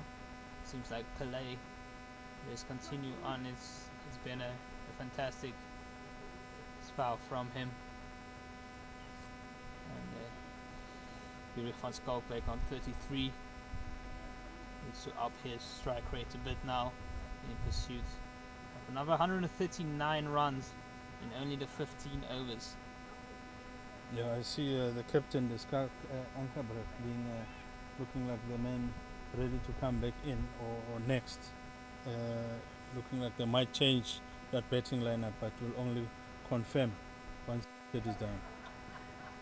Goes down the ground. There is a man at long on running around. Yo, Bandile Mabata is quick and back for the second. That boy has got skates on him. Comfortably back for 2. Even if that throw was a direct hit, he was already past the line there. Very, very quick between the wickets, and great calling between these 2. Head down, going for it, he knows, and bringing in that energy that they need. Yeah.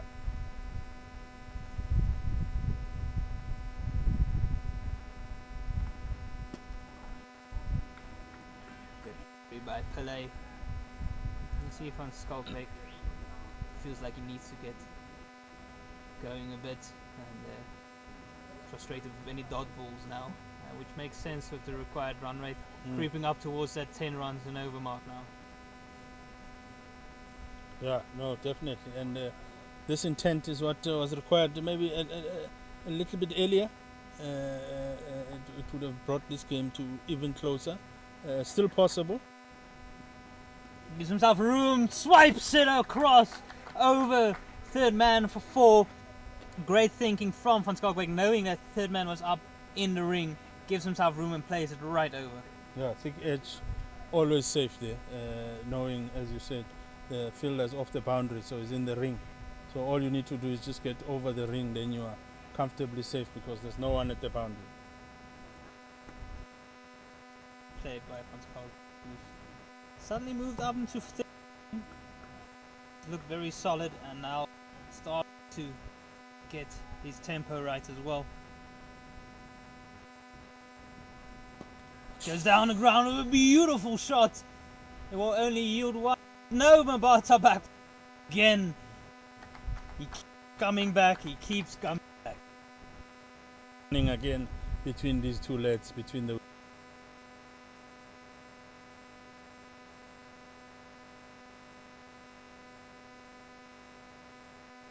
Now takes him to the 40s now.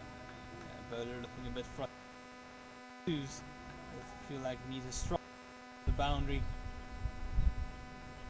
8 runs from the over already. 2 balls still to go. Gives himself room again. Goes through the offside. Man running around from sweeper this time. It will only be the 1. But it's been a good over for the SA emerging side. They're right on it now. 9 runs from this over. 1 ball to go. Yeah, but I was thinking about that second one. But I think Van Schalkwyk called him to say no, 1 is enough. Good runner between the wickets, this Bandile Mabata. Looks very, very quick, and he's brought some life into Van Schalkwyk as well.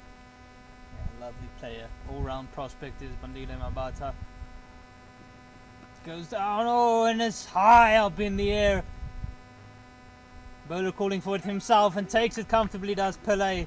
That's the end of Mbata. He goes for 6 of 6, and that energy is diminished, unfortunately, as the SA emerging side slumped to 102 for 5 at the end of 22. Yeah, Bandit and Bata enjoyed these 6 runs. Most of it giving Van Schalkwyk runs because they ran a lot of twos between the two of them. Nice active, like 2 overs of him coming in. Energy, very, very energetic, very intentional with his running. Ludwig Schult is the man coming in at number 7 for the SA emerging side. As I said, generally a top order batter. Has made his debut for the Dragons as well in the CSA T20 Challenge, where he played 2 innings at a top score of 60 against the Lions in the chase. It was a very good score for him, one of those guys at school level. He also made 126 of 17 balls against the CSA Academy side in July last year in a time match. So you'd think he'd take his time, he did not. So he's one of those guys who could make a real impact here if he gets himself going. Important for somebody to stay out there for Yuri van Schalkwyk so that they can try and get closer to this. Yeah, definitely. 9 runs so far from this over with 1 ball left. Of over. So they got 9 runs, and the run rate required is still 9.3. So it's still a bit steep, but possible. It's just that Van Schalkwyk on 42 now, slowly losing partners with 5 wickets down. Halfway stage in terms of wickets for Eastern Storm, but there's still work to be done for both by both teams. Instead of getting the runs, 130 runs more to win for the emerging team, and 5 wickets required by Eastern Storm.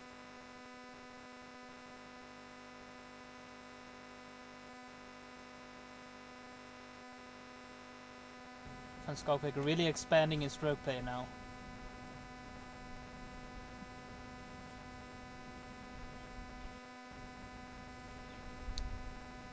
Schult just getting his mark there from the umpire and Thuli.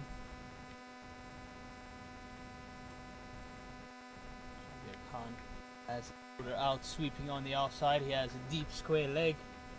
Also has a fine leg and a dead man out on the boundary. Ooh, feeling for it first up is Ludwig Schult. Just sticking in the pitch a bit.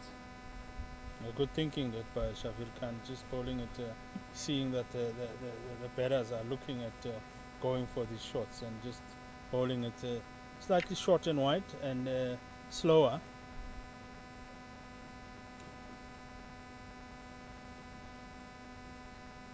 Again, just feels for the outside of the off stump, so 2 dots.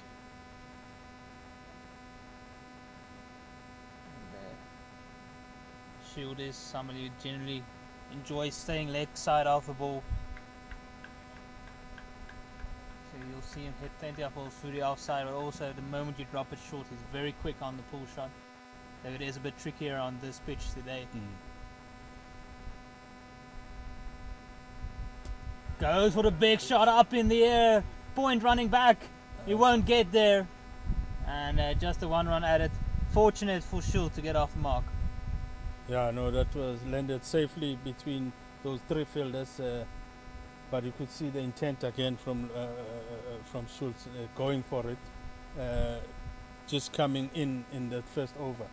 So the intention is clear in terms of maybe the coach giving them instruction to play freely, and maybe getting as close as possible to the total. Remember that the emerging team still requires 232 runs to win.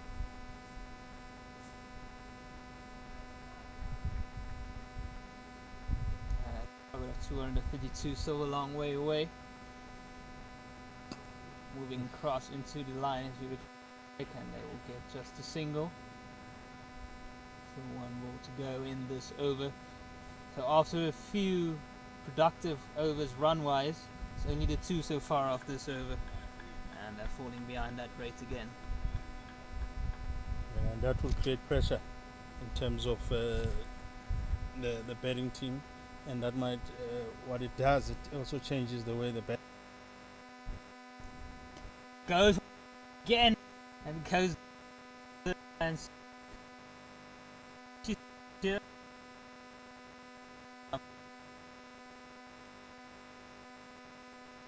inside you.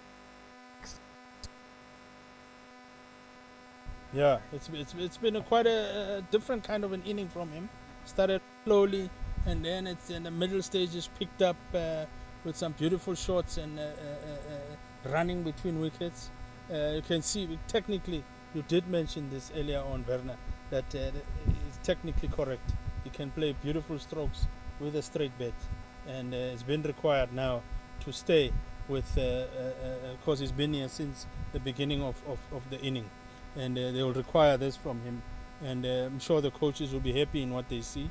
They'll just need to work on one or two things in terms of how and when to accelerate the innings. But having said that, if you look at his score, 44 from 54 balls is actually looking very good. Now required rate just under the 10 runs to the over. Schultz looks like he's come in with intent to really go after the bowlers, which is the right one right now. Takes the inside edge. Going first one, running it hard, but just the 1 run added. It's the other Khan back into the attack, Aman Khan, who had an exceptional first spell as well. Yeah, Aman Khan, no relation to Shavir Khan.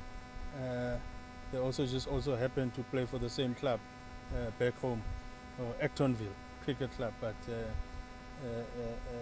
two different kind of bowlers, with Aman Khan being the one with a bit more pace and is taller, and now bowling to Van Schalkwyk, the man in form as far as the CSA emerging team, sticking it on here.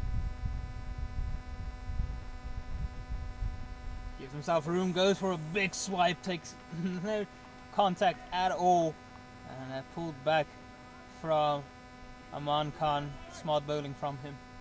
Yeah, one thing guaranteed there, if Van Schalkwyk hits that one, it was going to go for a boundary. He had a big swipe at it, and that's exactly actually what they're looking at as a team and from him. But I think with just a bit of freedom given to the batters by the coach, they wouldn't mind seeing that.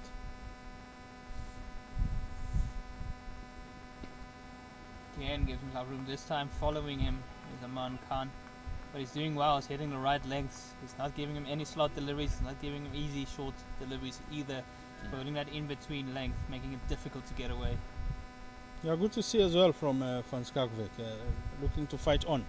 That's the kind of nature South Africans are, and good to see a young man looking to fight on, given the situation they're at, not looking to just allow this Eastern Storm team to bully them.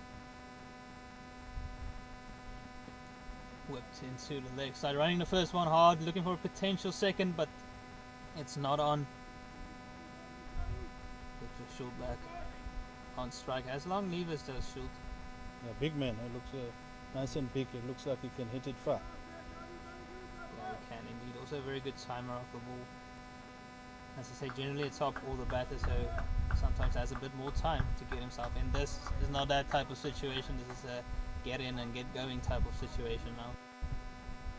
It will require different play from him, and as you say, you hit the ground running. That's the kind of situation he's been given here. Beautifully played and straight through the hands of the man at point. Luckily for them, it will only cost them the 1 run. Mikhail Pillay misfielding there, and from just that shot, rocked back nicely, Schultz, and played it beautifully and powerfully. You could see the power just from him, and it didn't hit that very hard. Yeah, he does have that gift of timing. Schalkwyk will want to do something here. Last ball of the over. Goes down the ground, doesn't get much of it though. It'll only be the single, only 3 runs off the over, so a couple of good overs for the Eastern Storm means that required run rate has rocketed over 10 runs to the over now. Van Schalkwyk on 45 off 57, short on 4 off 7. Yeah, and that partnership of 7, this one still very, very far away from the partnership we saw earlier on with Kamogelo Piri and Van Schalkwyk. Van Schalkwyk just needs somebody to stick around with him.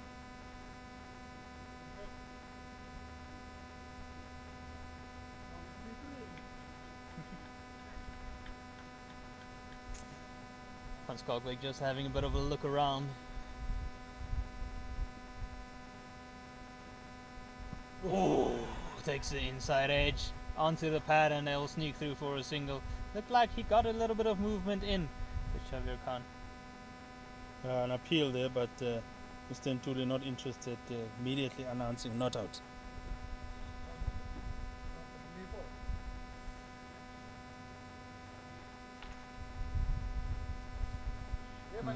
Man going down to long on is Devan Murray.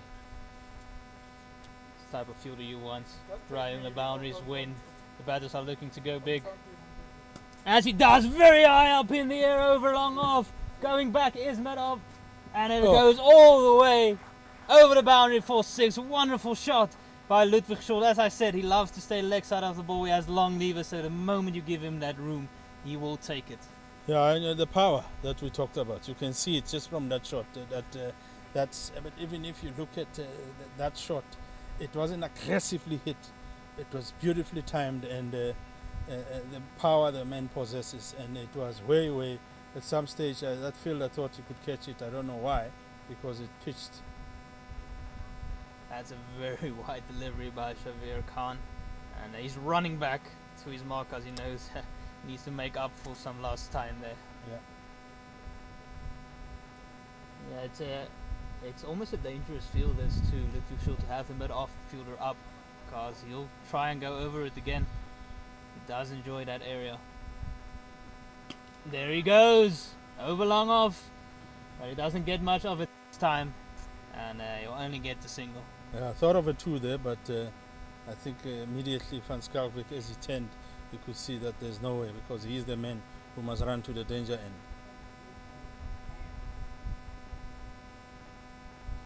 That drizzle also now starting up again, and I'm sure that's why we can see Xavier Khan running back to his bowling mark after finishing bowling. Nicked and he's gone is Yuri van Schalkwyk. He goes for 45. It's been a great inning from him, but it comes to end, and a 24 over vigil for that 45. Showed some beautiful shots, showed some good composure, but now when he was looking to up the ante, just not able to get enough bat on it this time.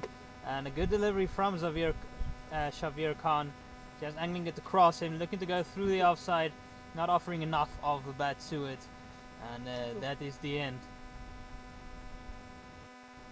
Yeah, and you quite feel for the young man, man. He stuck it out, showed a bit of guts, showed a bit of grit, and we know a man deserves runs because you need to work for your runs, but he deserved a 50 there, just to give him a bit of confidence as well. But I'm sure this 45, he would have learned from it to say, what he could do better. And the coaches would also, as I mentioned earlier, with the likes of Paul Adams there, Malibongwe Makete, the head coach, and Pete Water, I'm sure they will tell the young man in terms of how to be able to manipulate and accelerate your overs and things that you could cash in with during your stay in the middle. Those blocks and defense that go straight to the bowler, if you could just switch them around and look for ones. But fantastic fielding, fantastic batting Van Schalkwyk, and it brings the new man into batting, and it's the captain, Schalk Ankerbrug. This time on the legs, whipped through the leg side to bring Ludwig Scholl back on strike. The umpires these days aren't willing to run across the square leg every time the left hand right hand combinations switch over, so he stays out there at point region as the umpire, square umpire. Yeah, no, they need to bring that rule back. Umpires must run. They need to change and swap around, just like all the fielders do. They must also do some running. Yes, just nudged into the leg side. Running the first one hard, shouldn't be a 2 there, and there isn't. They've moved on to 120. 1 for 5 after the end of 25 overs of the SA emerging side. Yeah. Halfway stage, Werner. They need now 124 to win, and it's 25 overs gone. Remember, we're playing a 36 over game, so they still require another 124 runs to win with 4 wickets in hand. Yeah, plenty of work still to do. The one good thing for the SA emerging side is that they bat quite deep. Even after this, Bene Mukwena and Raik Daniels are both so more than capable with the bat, hitting some big shots. But you'll feel like these two need to get them close at least if they want any shot. I think a lot rests on Ludwig Schultz, is a very impressive batter in his own right. Yaman Khan bowling down leg and bowling a wide, continuing from that north end, and he as well, you can see jogging back to his bowling mark. He would know that that's criminal. Can't be bowling wides at this stage. The team doesn't want those. Yeah, important to get his line right, especially with the leg side, that fine leg fielder up in the ring. You can't be bowling that line. This time a bit uppish air, but safely on the ground, and manages to get one from that. So nice and safe for Schultz. Very powerful. Even from that defense, you can see the power. Defense with hard hands. Maybe that's what he knows. He's more of a stroke player, not a defense kind of a player. Yeah, he does enjoy playing his shots, and as I said, he's got the gift of timing. So generally, when it comes off the bat, it goes with some power as well.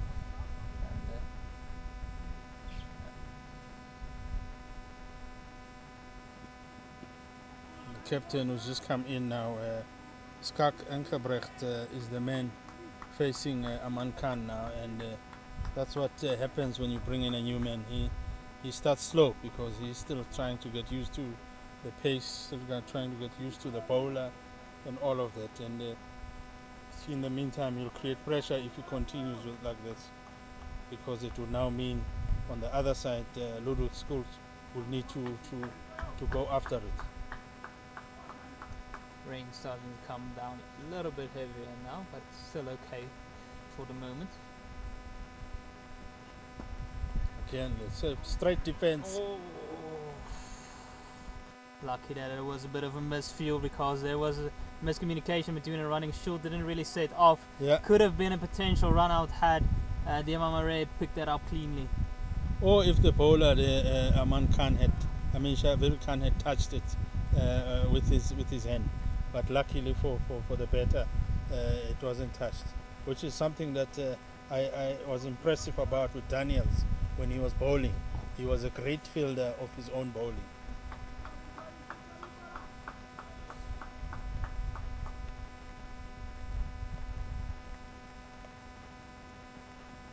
Oof.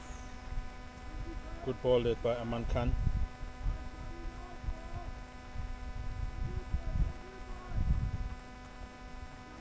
The umpire, they're signaling to the ground staff to just move across again to the covers, which is on the other side of the field, because they are sitting on the west side of the pitch, and he's calling them to come back to the east side just to be closer to the covers, because this rain is getting a bit heavier now.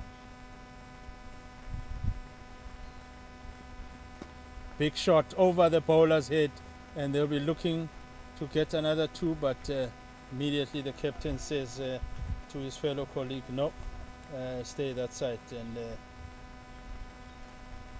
quickly changes that left and right combination, which wouldn't do great for the bowler, but it's what the emerging side will be looking at to use in their advantage. Ground staff don't seem to be in any rush at the moment to get across. Down the wicket is Skak Engelbrecht. Run. Yeah, no, the groundsmen are going to need to move because this rain is getting a bit heavier than normal. And you can see Empire Joma just again signaling to the ground staff to say please move across because we might be thinking of pulling the covers on, but at this stage they are still looking to continue. But Empire Joma is not quite convinced. He's just swapping sides, just moving across to Square Lake on the other side since it's a left better betting. Shavir Khan to continue bowling from the south end and bowling to Ludwig Schultz, who's looking impressive, looks like a serious hard hitter of a ball.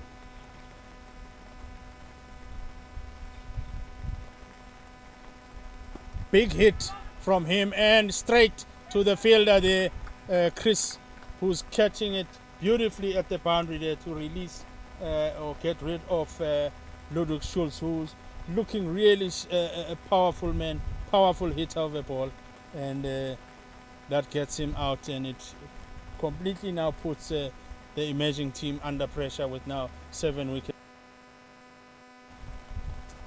Yeah, if they do decide to go off for rain now, that'll probably be it. As the emerging side are far behind the 8 ball at the moment.